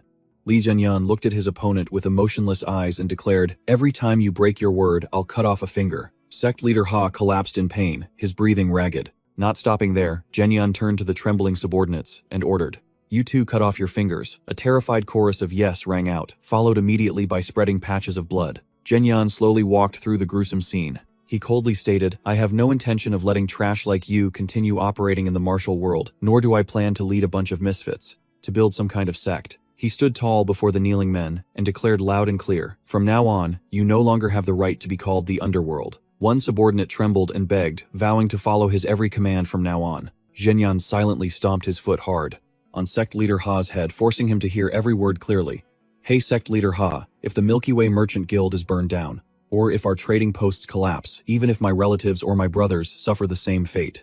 Zhenyan's eyes glowed with a threatening deep blue lightning aura. The most important thing is, as long as I don't die, all of you will pay the price. Do you understand what I'm saying? Before the champion's suffocating pressure, He Tianyi could only tremble and reply in absolute submission. Yes, I understand. After withdrawing his foot, Zhenyan coldly ordered his remaining subordinates to quickly clean up the scene. He turned to leave, not forgetting to call back to Sect Master He. Follow me. I have a job for you. At a large casino, Ti Minghu was anxiously tearing his hair out. Damn it, wait a second. How did my casino end up like this? Before him, long lines of warriors from the 8 Dragons sect were on their knees, lined up in neat, reverent rows. Minghu stared in disbelief at his establishment, which was now completely changed. How did my place turn into this mess? Inside the main hall, countless members of the 8 Dragons sect were kneeling in orderly formation. Zhenyan casually asked, oh, you're here. Without any ceremony, he immediately ordered the freshly defeated sect, Master, go make some noodles, I'm starving. Sitting before a steaming bowl of noodles, Zhenyan mused softly. The taste of these noodles brings back fond memories of the old days at the casino. Hearing this, Minghu hesitated and pressed him. Just where in the world did you disappear? To Zhenyan calmly replied that he was just busy handling some personal matters. Minghu pointed at He Tianyi, demanding angrily, then what's this thing? Where did this coward come from? And why was my casino torn down to be turned into this goddamn dojo? Zhenyan quietly introduced the man serving them. This is He Tianyi, the head of the 8 Dragons sect. Minghu was stunned. Huh. He, Tianyi, the master of the 8 Dragons sect. Seeing his disciple's strange reaction, Zhenyan curiously asked if he knew the man. Immediately, Minghu burst out laughing so hard he spat out his food. How would I know someone like that? The 8 Dragons sect. What even is that? What a boring name. Then he continued to mock with glee. Why not just call it the 9 Dragons sect? Why'd you randomly cut off one dragon's head? Minghu was rolling on the floor, clutching his stomach in delight. Oh my god, I'm gonna die laughing. My sides hurt, seeing He Tianyi trembling with suppressed rage. Zhenyan reminded him in a low voice. Sect Master He, I'll let you deal with him later. For now, try to control yourself. The Sect Master bowed his head in submission. As you command, sir. Minghu suddenly stopped when he saw no one else was laughing. He mumbled in confusion. Am I the only one who thinks that name is ridiculous? Li Zhenyan ignored the joke. He got straight to the point. Sect Master. He, how many men do you have under your command? He, Tianyi, respectfully reported. There are 240 in total, sir. Li Zhenyan introduced Ti Minghu to the newly subdued sect. Master then asked unexpectedly, in your opinion, is he weaker than you? He, Tianyi, glanced over without a hint of respect and answered immediately, much weaker, sir. This comment made Minghu see red with fury. He snarled, what did you say? Ignoring his disciple's outrage, Zhenyan ordered, after the renovations are complete, find someone on Minghu's level for him to spar with. Then use all the funds to buy powerful elixirs and make him drink every last drop. He, Tianyi, firmly acknowledged the order, leaving a bewildered Minghu behind. He had no idea what was happening to him. Zhenyan affirmed that the goal was to train Minghu to be worthy of the title of Nine Dragons Sect Master. At the same time, he warned in a harsh tone, furthermore, he is my disciple, so you are forbidden from acting on your own against him. Minghu finally snapped out of his daze and slammed the table. He protested fiercely, not having been consulted. Just practicing the three-talent sword technique is already exhausting me. Why do I have to learn from this dark faction? Trash. Zhenyan gave him a cold look. He threw out a question full of pressure. My mistake, I forgot to ask your opinion. Does this mean you don't want to? Seeing his disciple seem to hesitate, Zhenyan added a reason that was hard to refuse. Every time you swing your sword in a real fight, it will also count towards your three-talent sword technique practice. Hearing this, Minghu paused to think. As for Zhenyan, he left the two of them to discuss the training themselves. He turned to He Tianyi and gave him another secret mission. Look into whether any masters from the righteous faction have gone missing recently. Zhenyan reminded the sect master to also keep an eye on the movements of the demonic cult, who were always an unpredictable threat. In the shadows, Zhenyan explained that the demonic cult often colluded with the unorthodox faction to cause trouble for the righteous faction. So he requested He Tianyi to thoroughly check his known associate forces for any suspicious signs. The sect master respectfully accepted the order. Understood, sir. I will use all my resources to get to the bottom of this. However, before leaving, Zhenyan moved in close with a piercing gaze. He radiated a terrifying killing intent along with a final warning. If anything happens to Tai Minghu, I will level the entire 8 Dragon sect. Do you understand? The coldness in his voice left Ha Dianyi stunned, silent, trembling in fear. Ha Dianyi bowed his head respectfully and replied, yes, sir. The moment Li Zhenyan turned and walked away, Ti Minghu, who was standing beside him, could only think with a sigh. What a tyrant. He just says what he wants, and then takes off. He turned to the defeated sect master with a look of confusion and pressed him. Don't you have any self-respect? Why do you have to bow and scrape following every single thing he tells you to do? He Tianyi sighed bitterly and replied, those are the orders from a disciple of Duan. Yu Cheng. The old man consoled himself, saying that being a subordinate to someone like him was actually a great blessing, because in the world of the unorthodox faction, everyone understood one cruel truth. Any unorthodox faction that crossed Duan Yu Cheng would be left with absolutely nothing. This information stunned Ti Minghu. He wondered to himself, a disciple of Duan Yu Cheng, I've never even heard that name before. But his sly nature quickly kicked in. Minghu schemed to himself that this might actually be a stroke of luck. He was afraid that if Li Zhenyan tormented He Tianyi too much, the man would take his anger out on him. So he came up with a plan to use sweet words to flatter the old man, making it impossible for him to lay a hand on him. Master is truly a terrifying person. He addressed Sect Master, he cordially, and suggested they both work hard together. Li Zhenyan had once coldly revealed that Qin Ye lost his life simply for daring to obstruct his training. The root cause was that his subordinates had disturbed him while he was performing his 1 million sword swings. Hearing this, Ti Minghu shivered. Who told you guys to mess with the main character's plot armor? He looked at He Tianyi with pity.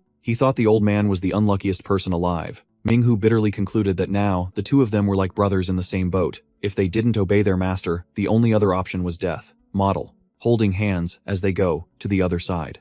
Ha Dianyi's face turned pale as he asked if the rumor about anyone who touched the young master having their entire clan annihilated was true. Seeing the old man's naive expression, Minghu covered his mouth and chuckled to himself at the fool. Ha ha. Glancing down at the entire training hall, Li Zhenyan quietly walked to the training area of the Silver River Merchant Guild, where two of his subordinates were meditating on a bed of sharp spikes. He asked softly, is the training progressing well? Seeing their master, they replied respectfully, you've arrived, sir. Zhenyan looked at their wounds and pensively noted that this arduous training process was by no means easy. He warned that the Black Fist counterattack martial art they were pursuing was an incredibly harsh discipline. An ordinary person should never attempt to practice it casually. However, both of them showed clear determination, insisting they felt great while training in this art. Zhenyan stepped closer to inspect them, and noticed their bodies had become much firmer and stronger than before. He was satisfied assessing that at their current level, they were strong enough to withstand sharp weapons. Of the common variety, Zhenyan gave a confident smile. As expected, my efforts to nurture you were not in vain. However, he didn't forget to remind them that The martial world is filled with talents as numerous as autumn leaves. A prime example was Miss Bai, who had come to challenge them the other day with a strength that far surpassed theirs. Even, he himself had learned valuable lessons from that fight. Zhenyan promised to teach them everything so they could become even stronger. Receiving his guidance, the two subordinates bowed their heads in unison and thanked him. "Thank you very much, sir," just as Zhenyan turned to leave. Li Huayan's voice suddenly called out from behind. "Ah, big brother." The man with glasses hurriedly reported that a guest was looking for him to sell a spirit medicine. This person was insisting on meeting the young master in person before making any transaction. Zhenyan was slightly surprised, wondering who would want to see him at a time like this. The guest appeared looking like an old poor herb gatherer who called himself Old Yang. The old man bowed respectfully. "Greetings, young master," and explained that he had traveled a long way just to trade a special spirit medicine directly. With a mysterious smile, Old Yang asserted that this treasure would surely astonish Zhenyan. Zhenyan remained calm, quietly waiting for the answer. Old Yang slowly revealed. Its name is the Moonlight Flower, a rare spirit herb that grows on the peak of Dragon Valley Mountain, which is covered in snow year-round. Standing amidst the vast snow-covered mountains, Old Yang carefully led Li Zhenyan in search of the rare spirit herb. When asked about the Moonlight Flower's existence, the old man stated firmly, "Yes, it is absolutely real, sir." He explained the reason he had to invite the young master personally to this place was because of the flower's strange properties. It couldn't be preserved for long after being picked. It would wilt immediately, so it had to be consumed on the spot. It was precisely because of this inconvenience that he was willing to sell this treasure for only 300,000 taels. Li Zhenyan calculated in his head. So that's how it is. No wonder. Such a valuable item has such a bargain price. But right after he suddenly let out a sinister laugh. Seeing the young master laughing, Old Yang asked worriedly, "Young master, what are you laughing about?" Zhenyan's smile vanished, his gaze turning ice cold. "This is such a hassle. Let me try to reason this out a bit." He began to connect the dots from Qi Ni being dealt with cleanly to Ninth Master Yang's cautious attitude. Zhenyan deduced. Saying that the assassin hired by Ninth Master Yang wanted to kill me doesn't sound very convincing. He stared straight at Old Yang with a gaze that seemed to pierce his very soul. "In that case, that only leaves you. What is your connection to the Xiao Xian sect?" Old Yang frantically tried to explain. "You've misunderstood me, sir. I am merely a guide to the place where the spirit herb is." Zhenyan was unmoved, pressing Old Yang again. "Do you really know how to use the Moonlight Flower?" he threatened in a low voice. "If you don't know how, then consider your life over." Trembling Old Yang explained that one must absolutely not pick the flower, but instead gently cup the petals with their hands as it blooms, and then swallow it. Hearing this, Zhenyan burst out laughing. "Man, this guy's so cheesy. There's a limit to how much you can lie." Amidst the white snow, he suddenly drew his sword. A sharp slash of the sword sent Old Yang into a state of absolute terror. Zhenyan coldly exposed the lie. "If you touch the Moonlight Flower directly with your hands, it will immediately absorb toxins and wilt." He further explained that this flower only grows in damp places that are frequently bathed in moonlight. Therefore, when using the Moonlight Flower, direct contact with the petals is strictly forbidden. Instead, you must use a sharp sword to cut the stem and swallow it whole. In a flash, Li Zhenyan made his move, causing his opponent to only have time to exclaim in shock.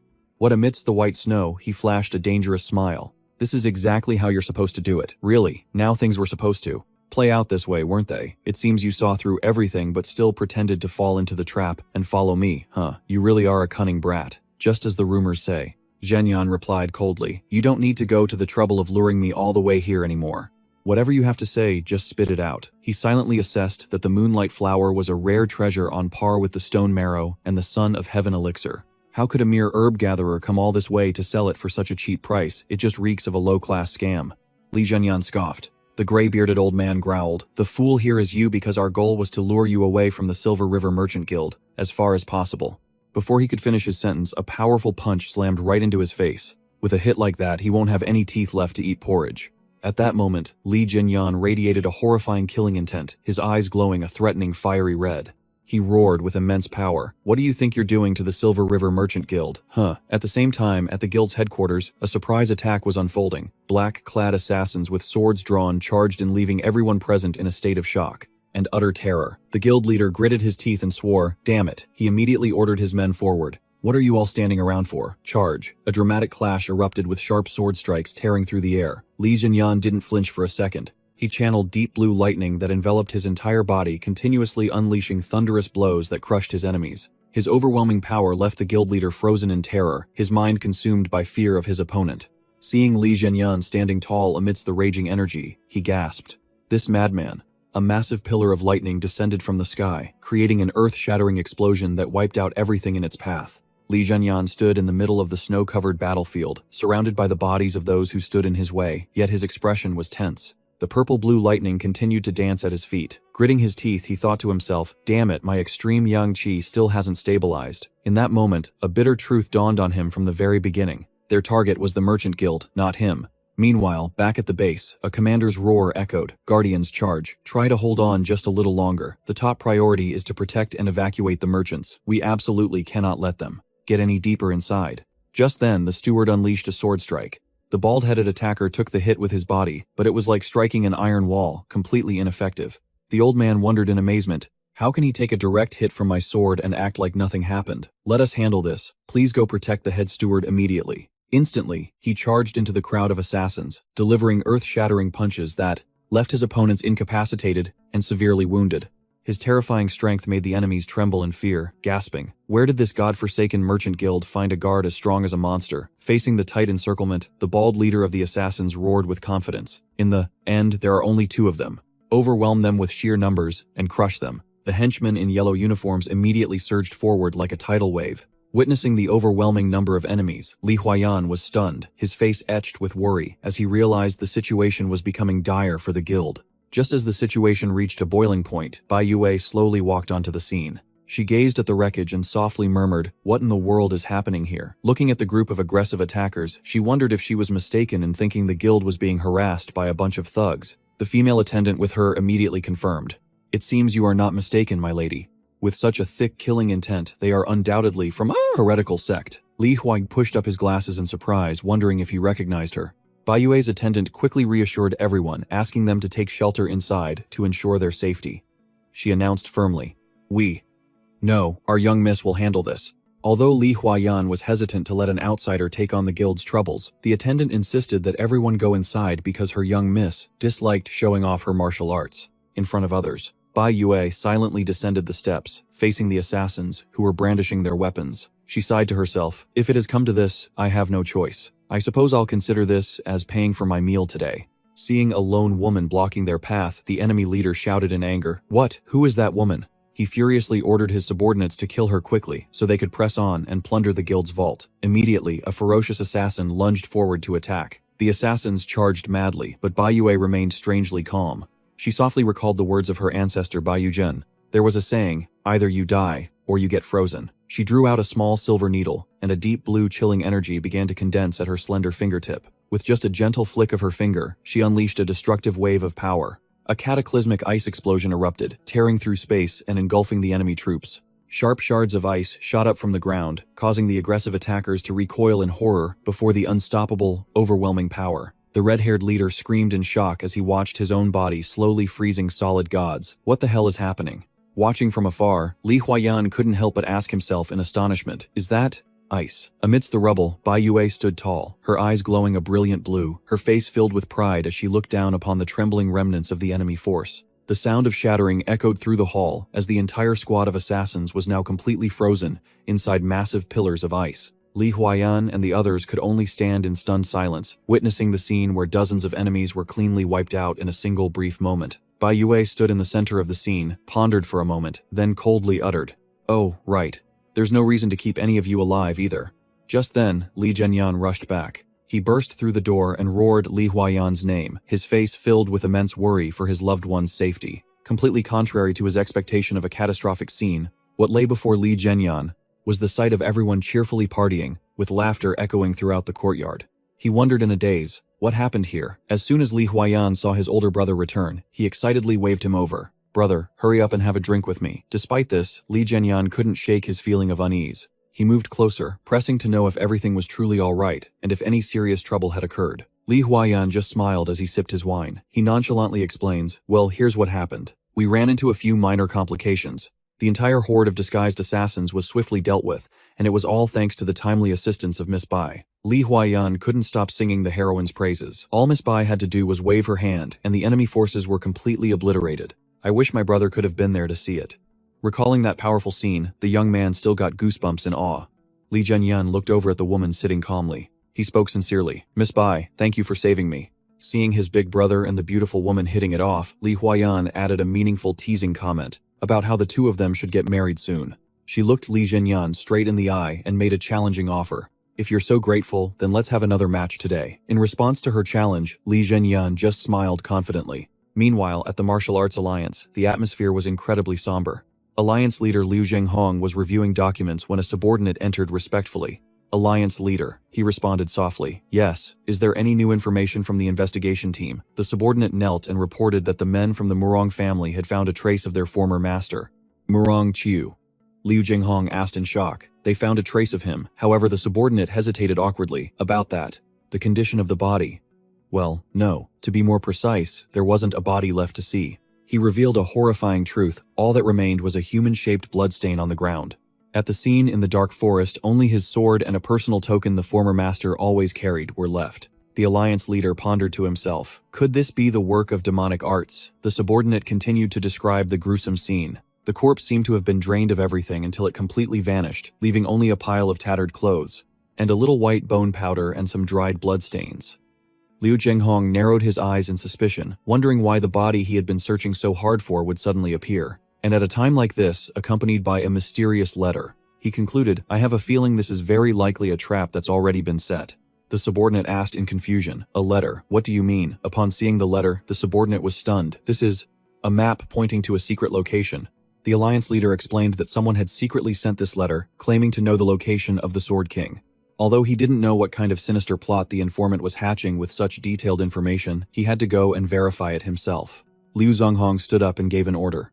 I'll depart immediately. You assemble our forces to back me up. His eyes flashed with determination as he declared loudly. From this moment on, our martial arts alliance will be on high alert. We are officially beginning the operation to rescue the Sword King. Meanwhile, in a deep dark cave, a pair of weary eyes suddenly opened amidst flickering candlelight. A man was bound tightly in chains, sitting motionless in the cold space. A dark figure slowly approached and spoke sarcastically. It seems you're still quite healthy. He glanced at the prisoner's wound. Then he asked maliciously, are you pleased with this hole in your chest? Senior Sword, King Lan Tianyou. Facing his captor, Lan Tianyue remained calm and replied, as far as prisons go, this place isn't half bad. You went through all the trouble to invite me here. The least you could do is state your name right. The stranger smirked, claiming he had long abandoned his name, and told him to call him the Sword Demon. The title, Sword Demon, made Lan Tianyue pensive, recalling the moment he was ambushed by masked men reeking of demonic energy. He observed, when you launched your surprise attack, I could tell you people were no ordinary thugs,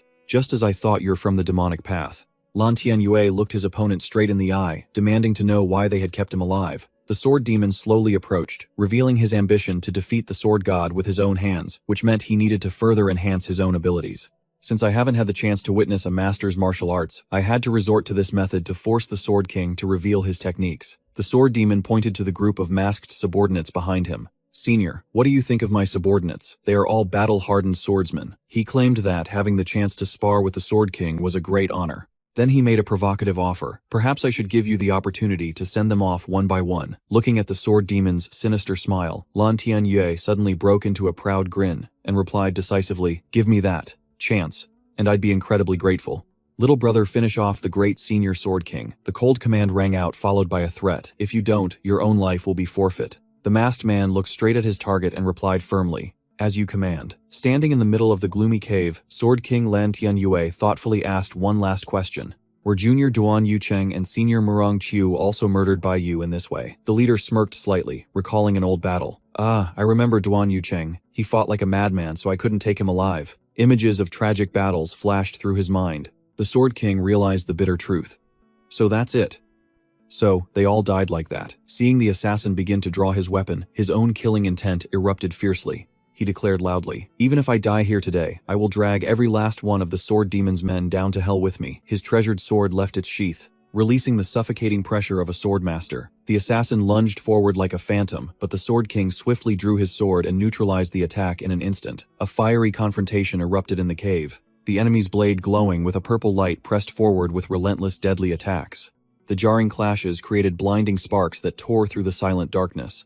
The assassin moved extremely fast, his sharp eyes observing his opponent. The continuous clashes formed a dense web of sword energy that ripped through the surrounding space. Lan Tianyue silently assessed his opponent's strength.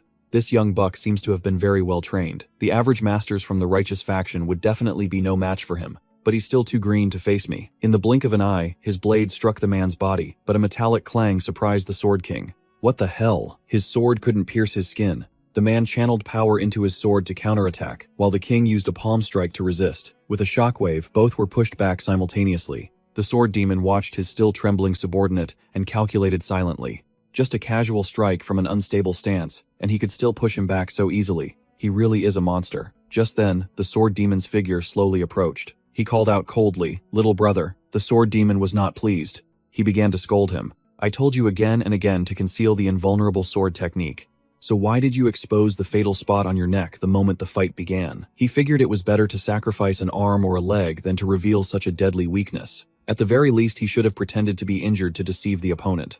The subordinate bowed his head and accepted the blame. This subordinate deserves death. Witnessing the cruelty of the people before him, Sword King Ling Tianyue spat contemptuously. "You monsters aren't even human anymore." In response to the taunt, the sword demon gave a cold smile. A keen observation. He noted that the old man still had the strength to make sarcastic remarks.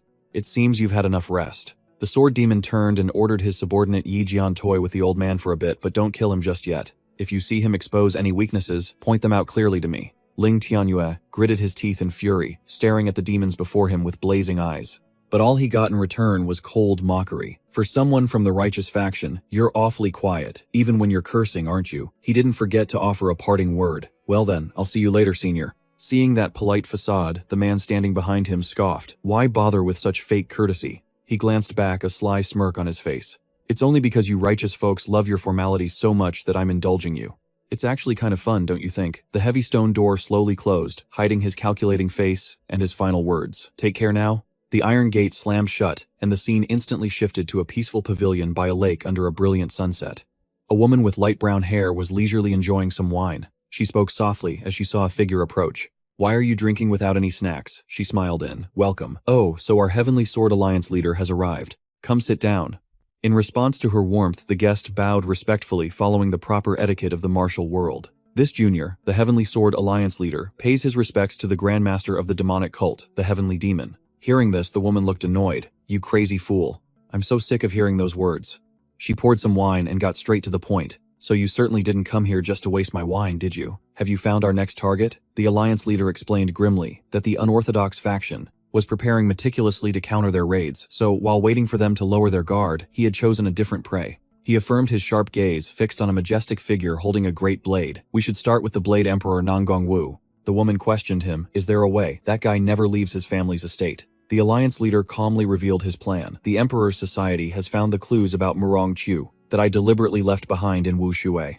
The forces and some of the masters from the Emperor's society will search that place thoroughly." He calculated that when the Nangong family's forces were diverted for the search, the defenses at their estate would be significantly weakened. He had even arranged for about 50 decoys at Wu Shui to serve as bait while the Nangong family's forces were scattered.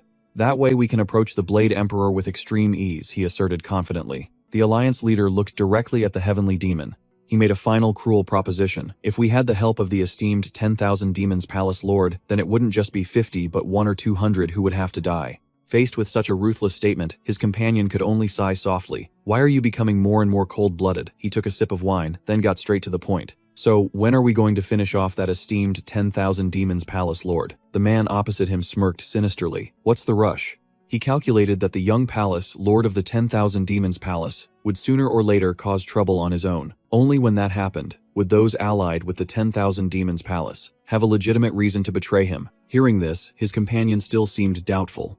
"Are you sure? What kind of trouble could that coward possibly stir up?" He explained nonchalantly. "He's not exactly a coward, just a sensitive child. The crazier the father gets, the deeper the child's inner turmoil becomes." He was determined to seal the deal right then and there. "In short, if you have no objections to taking down the Blade Emperor, let's begin. With a minimal force of just you and me." Holding her wine cup, his friend asked softly, "So, who's going to challenge the Blade Emperor?" A meaningful smile appeared on his face. "Hey now, you are, of course." Seeing his partner's hesitation, he let out a hearty laugh. "Does my constant yielding make you feel uneasy? Don't worry. Even if the demonic cult unifies the world, we will still be each other's only friends." They both raised their cups, and he added ambitiously, "Even if it's the sword demon who unifies the world and not the demonic cult, I would still be very satisfied." The conversation ended, and one of them stood up to leave. "Where are you going?" the question echoed as he replied casually. "Where do you think? To the Nangong family estate to find the Blade Emperor, of course. I'm heading out first. I'll see you later at the Yunxiao Pavilion." Noticing the other person had no intention of joining him, he asked, "Aren't we going together?" The one staying behind reminded him coldly, "You still have work to do, don't you? I'm also concerned about the Sword Emperor, who escaped death." With eyes glowing red with killing intent, she commanded, "Finish off the Sword King with your own hands today." Strolling under the sunset, her friend couldn't help but wonder, why does the fact that he keeps conceding everything to me make me feel so uneasy? Is it because he belongs to the demonic cult? Or is it because he's the direct descendant of the heavenly demon who fell during the great battle of the Five Peaks? He silently recalled his friend's genius father, the one who had single-handedly faced all three gods of the righteous faction. Walking through the moonlit forest, he wondered if it was just prejudice to think that people from the demonic cult couldn't have friends, but he immediately dismissed the thought. No, that's not right. I just need to become stronger. I have to become stronger. Only then will these distracting thoughts disappear completely. His eyes suddenly flashed with a demonic purple light. In any case, the great demonic god plan is already under my control. But still, he decided to follow his friend's advice and finish off the old man today to prevent him from causing any more trouble. Just then, he noticed someone approaching and called out, "What brings you here?" But his smile instantly vanished when he sensed a chilling, killing intent. Alliance leader. The call rang out, filled with astonishment. Before him stood the Alliance leader, his face cold and brimming with killing intent. Following the Alliance leader's orders, the men of the Martial Alliance immediately swarmed the Sword Demon. With a thunderous crash, the Sword Demon shot into the air from amidst the smoke and dust.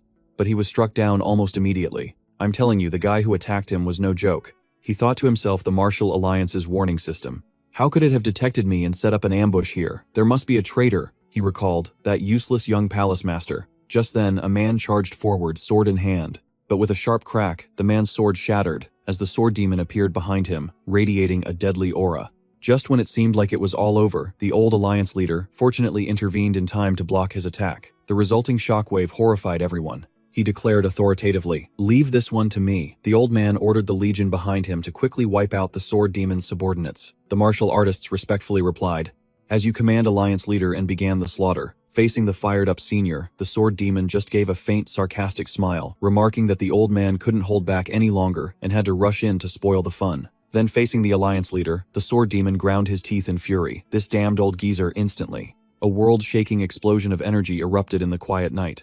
The two blades clashed, creating dazzling sparks that tore through the surrounding space. The Sword Demon was inwardly shocked by his opponent's strength. Just as the rumors said, this Alliance leader is a real pain in the neck. He noted that the old man's swordsmanship was incredibly fluid, making it extremely difficult to predict the direction of his attacks. Each of Zheng Hong's moves carried terrifying power. A single mistake would be enough to cost him an arm. The Sword Demon knew that to ascend to the rank of Sword God, he had to overcome this man. However, realizing the disadvantageous situation, he told himself, "But it seems now is not the time." A stream of deep purple internal energy began to gather in the Sword Demon's hand. He channeled all his power and slammed his sword into the ground, creating a massive purple explosion of internal energy that engulfed the entire area. The flying dust and debris made Zheng Hong gasp in astonishment. Taking advantage of the thick smoke, the Sword Demon quickly used his movement techniques to retreat from the battlefield. He was confident in his ability to conceal himself. "I've dispersed my internal energy and erased my aura before retreating, so that should be enough to throw him off for a while." Realizing things were getting more complicated than expected, the Sword Demon decided he had to find a way to regroup with the 12 demon swords. But suddenly, a powerful voice echoed right next to his ear. "Did you think you could escape my grasp so easily?" The Sword Demon turned in shock, amazed by his opponent's persistence. This old monster is really tenacious. Right behind him, a massive vortex of energy swirled in midair, emitting a world-shaking pressure. Immediately, a brilliant pillar of white light shot straight into the sky, creating a shocking explosion that caused the ground to tremble violently. The subordinates cried out in alarm. "Everyone, be careful not to get blown away." The power of the attack was so immense that it seemed to tear space itself apart, leaving the martial artists to wonder in shock. This power is like it could split heaven and earth. Is this the true strength of the legendary Alliance leader? As the thick dust settled, the scene revealed a mountain that had been completely leveled. Amidst the rubble, someone still in a daze asked, "What just happened?" A subordinate rushed to the side of a heavily injured man, calling out in alarm, "Alliance leader." But just behind them, Liu Zhenghong appeared, with a majestic presence. The spirit image of a giant glowing tiger roared behind him. Liu Zhenghong slowly walked over to the Sword King. He let out a soft sigh of relief. "Seeing that you're still alive, I feel much more at ease." The Sword King Ling Tianyue suppressed his pain and whispered back, "Let's talk about that later."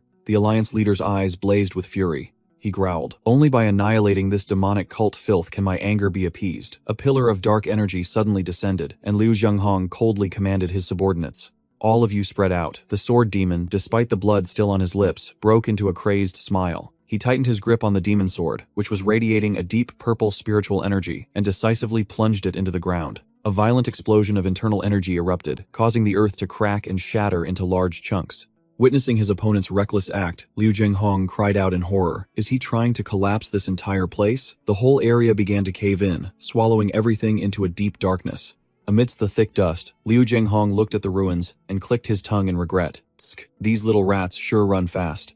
The Sword King knelt at his feet, painfully admitting fault. My sincerest apologies, this is all my fault. The alliance leader sighed softly. He admitted that he too was old and exhausted, unable to continue the pursuit. When the Sword King asked how he managed to track them to this location, Liu Jinghong revealed that an anonymous informant had tipped them off, with the sinister goal of having both sides destroy each other. A subordinate rushed over out of breath to ask about the situation. The alliance leader immediately ordered the entire martial alliance to retreat and to report the incident to the emperor at once, and to inform the 9 sects and 1 union. Liu Jinghong's gaze grew profound as he concluded to himself that the demonic path had truly risen. Deep in the forest, a masked assassin was fleeing frantically. He was worried about the fate of his comrades and regretted not sticking with a certain person from the start. He was debating whether he should turn back to scout the situation, when a cold voice rang out right behind him. I'm so glad to see you again. The Sword Emperor had appeared unexpectedly, leaning against a tree with a razor-sharp gaze. Before the terrified assassin could even react, his blade, quick as lightning, had pinned the man to the ground with terrifying speed. Lightning energy shot out, making him scream in agony. He growled, declaring that this time he personally came to send the entire demonic path on their way. Suddenly, a hand appeared controlling threads of silk. In a flash, he had successfully rescued his subordinate. A mysterious figure with glowing red eyes was silently observing everything from a high branch. The newcomer was a handsome man holding a paper fan standing proudly on a tree limb. He looked down and reminded the Sword Emperor, the order has been given to retreat. What are you still doing here? Let's have a one-on-one duel to settle the score for that cowardly sneak attack of yours. However, the man with the fan just gave a faint smile. He cleverly declined, claiming he was busy, and promised a proper match next time. He quickly vanished into the night, leaving the Sword Emperor standing there filled with suspicion about this mysterious man's true identity. He gripped his sword, wondering to himself, who in the world is that guy? Under the bright full moon, the man with the fan softly exclaimed, "Father." He stared deep into the void, his eyes blazing with hatred as he recalled his painful past. I'm just one of the many orphans created by the Martial Alliance. After that resentful declaration, he casually turned and left with a cryptic farewell. Well then, see you later. His figure vanished into a hazy purple smoke. The sound of footsteps echoed on a towering cliff, where a subordinate knelt breathing raggedly from exhaustion. He thought in shock, that was too close. I almost lost my life. Seeing his savior, he quickly bowed his head in respect. Thank you for saving my life, sir, he wondered anxiously. I can't believe the Alliance leader himself came all this way. Could it be that within the Heavenly Sword League, there's a traitor? I'm not sure either, but there's absolutely no way there's a traitor in the Heavenly Sword League. Hearing this, the subordinate asked to leave and regroup with the League leader. However, just as he turned to go, the man grabbed his arm and made a deadly suggestion. Oh hey, before you go, you have to help me with something. What? What is it? Before he could finish asking, a horrifying sound rang out. A brutal attack pierced through his body. In his dying moments, he looked up and saw the face of the cold-hearted man who had just saved him. He was now placing a finger to his lips menacingly. Shh! A deep purple internal energy swirled around his blood-stained hand. The man nonchalantly sent his subordinate on his way. May you find peace in the afterlife. He then vanished into the dawning light on the horizon. Time passed. In the distant land of Anhui, an eerie silence hung in the air. A lone figure trudged through a field of reeds, his heart filled with worry about his scattered comrades. I wonder when those who fled will finally gather here again. 3 days later, under the cover of deep night, a man in a conical hat walked slowly down a deserted corridor. He pondered to himself, it's been 3 days since that day, hasn't it? I wonder how the League leader and the others in the 12 demon swords are doing. This man was the 10th sword, the 10th ranked member of the 12 demon swords from the Heavenly Sword League. Lost in thought about where he would stay for the night, he accidentally bumped into someone coming from the opposite direction. The 10th sword quickly apologized. Ah, my bad. He was about to continue on his way when a sharp voice suddenly rang out from behind. Li Jinyan stood there, his intense gaze fixed on the stranger. Where do you think you're going, wandering around a place like this all alone?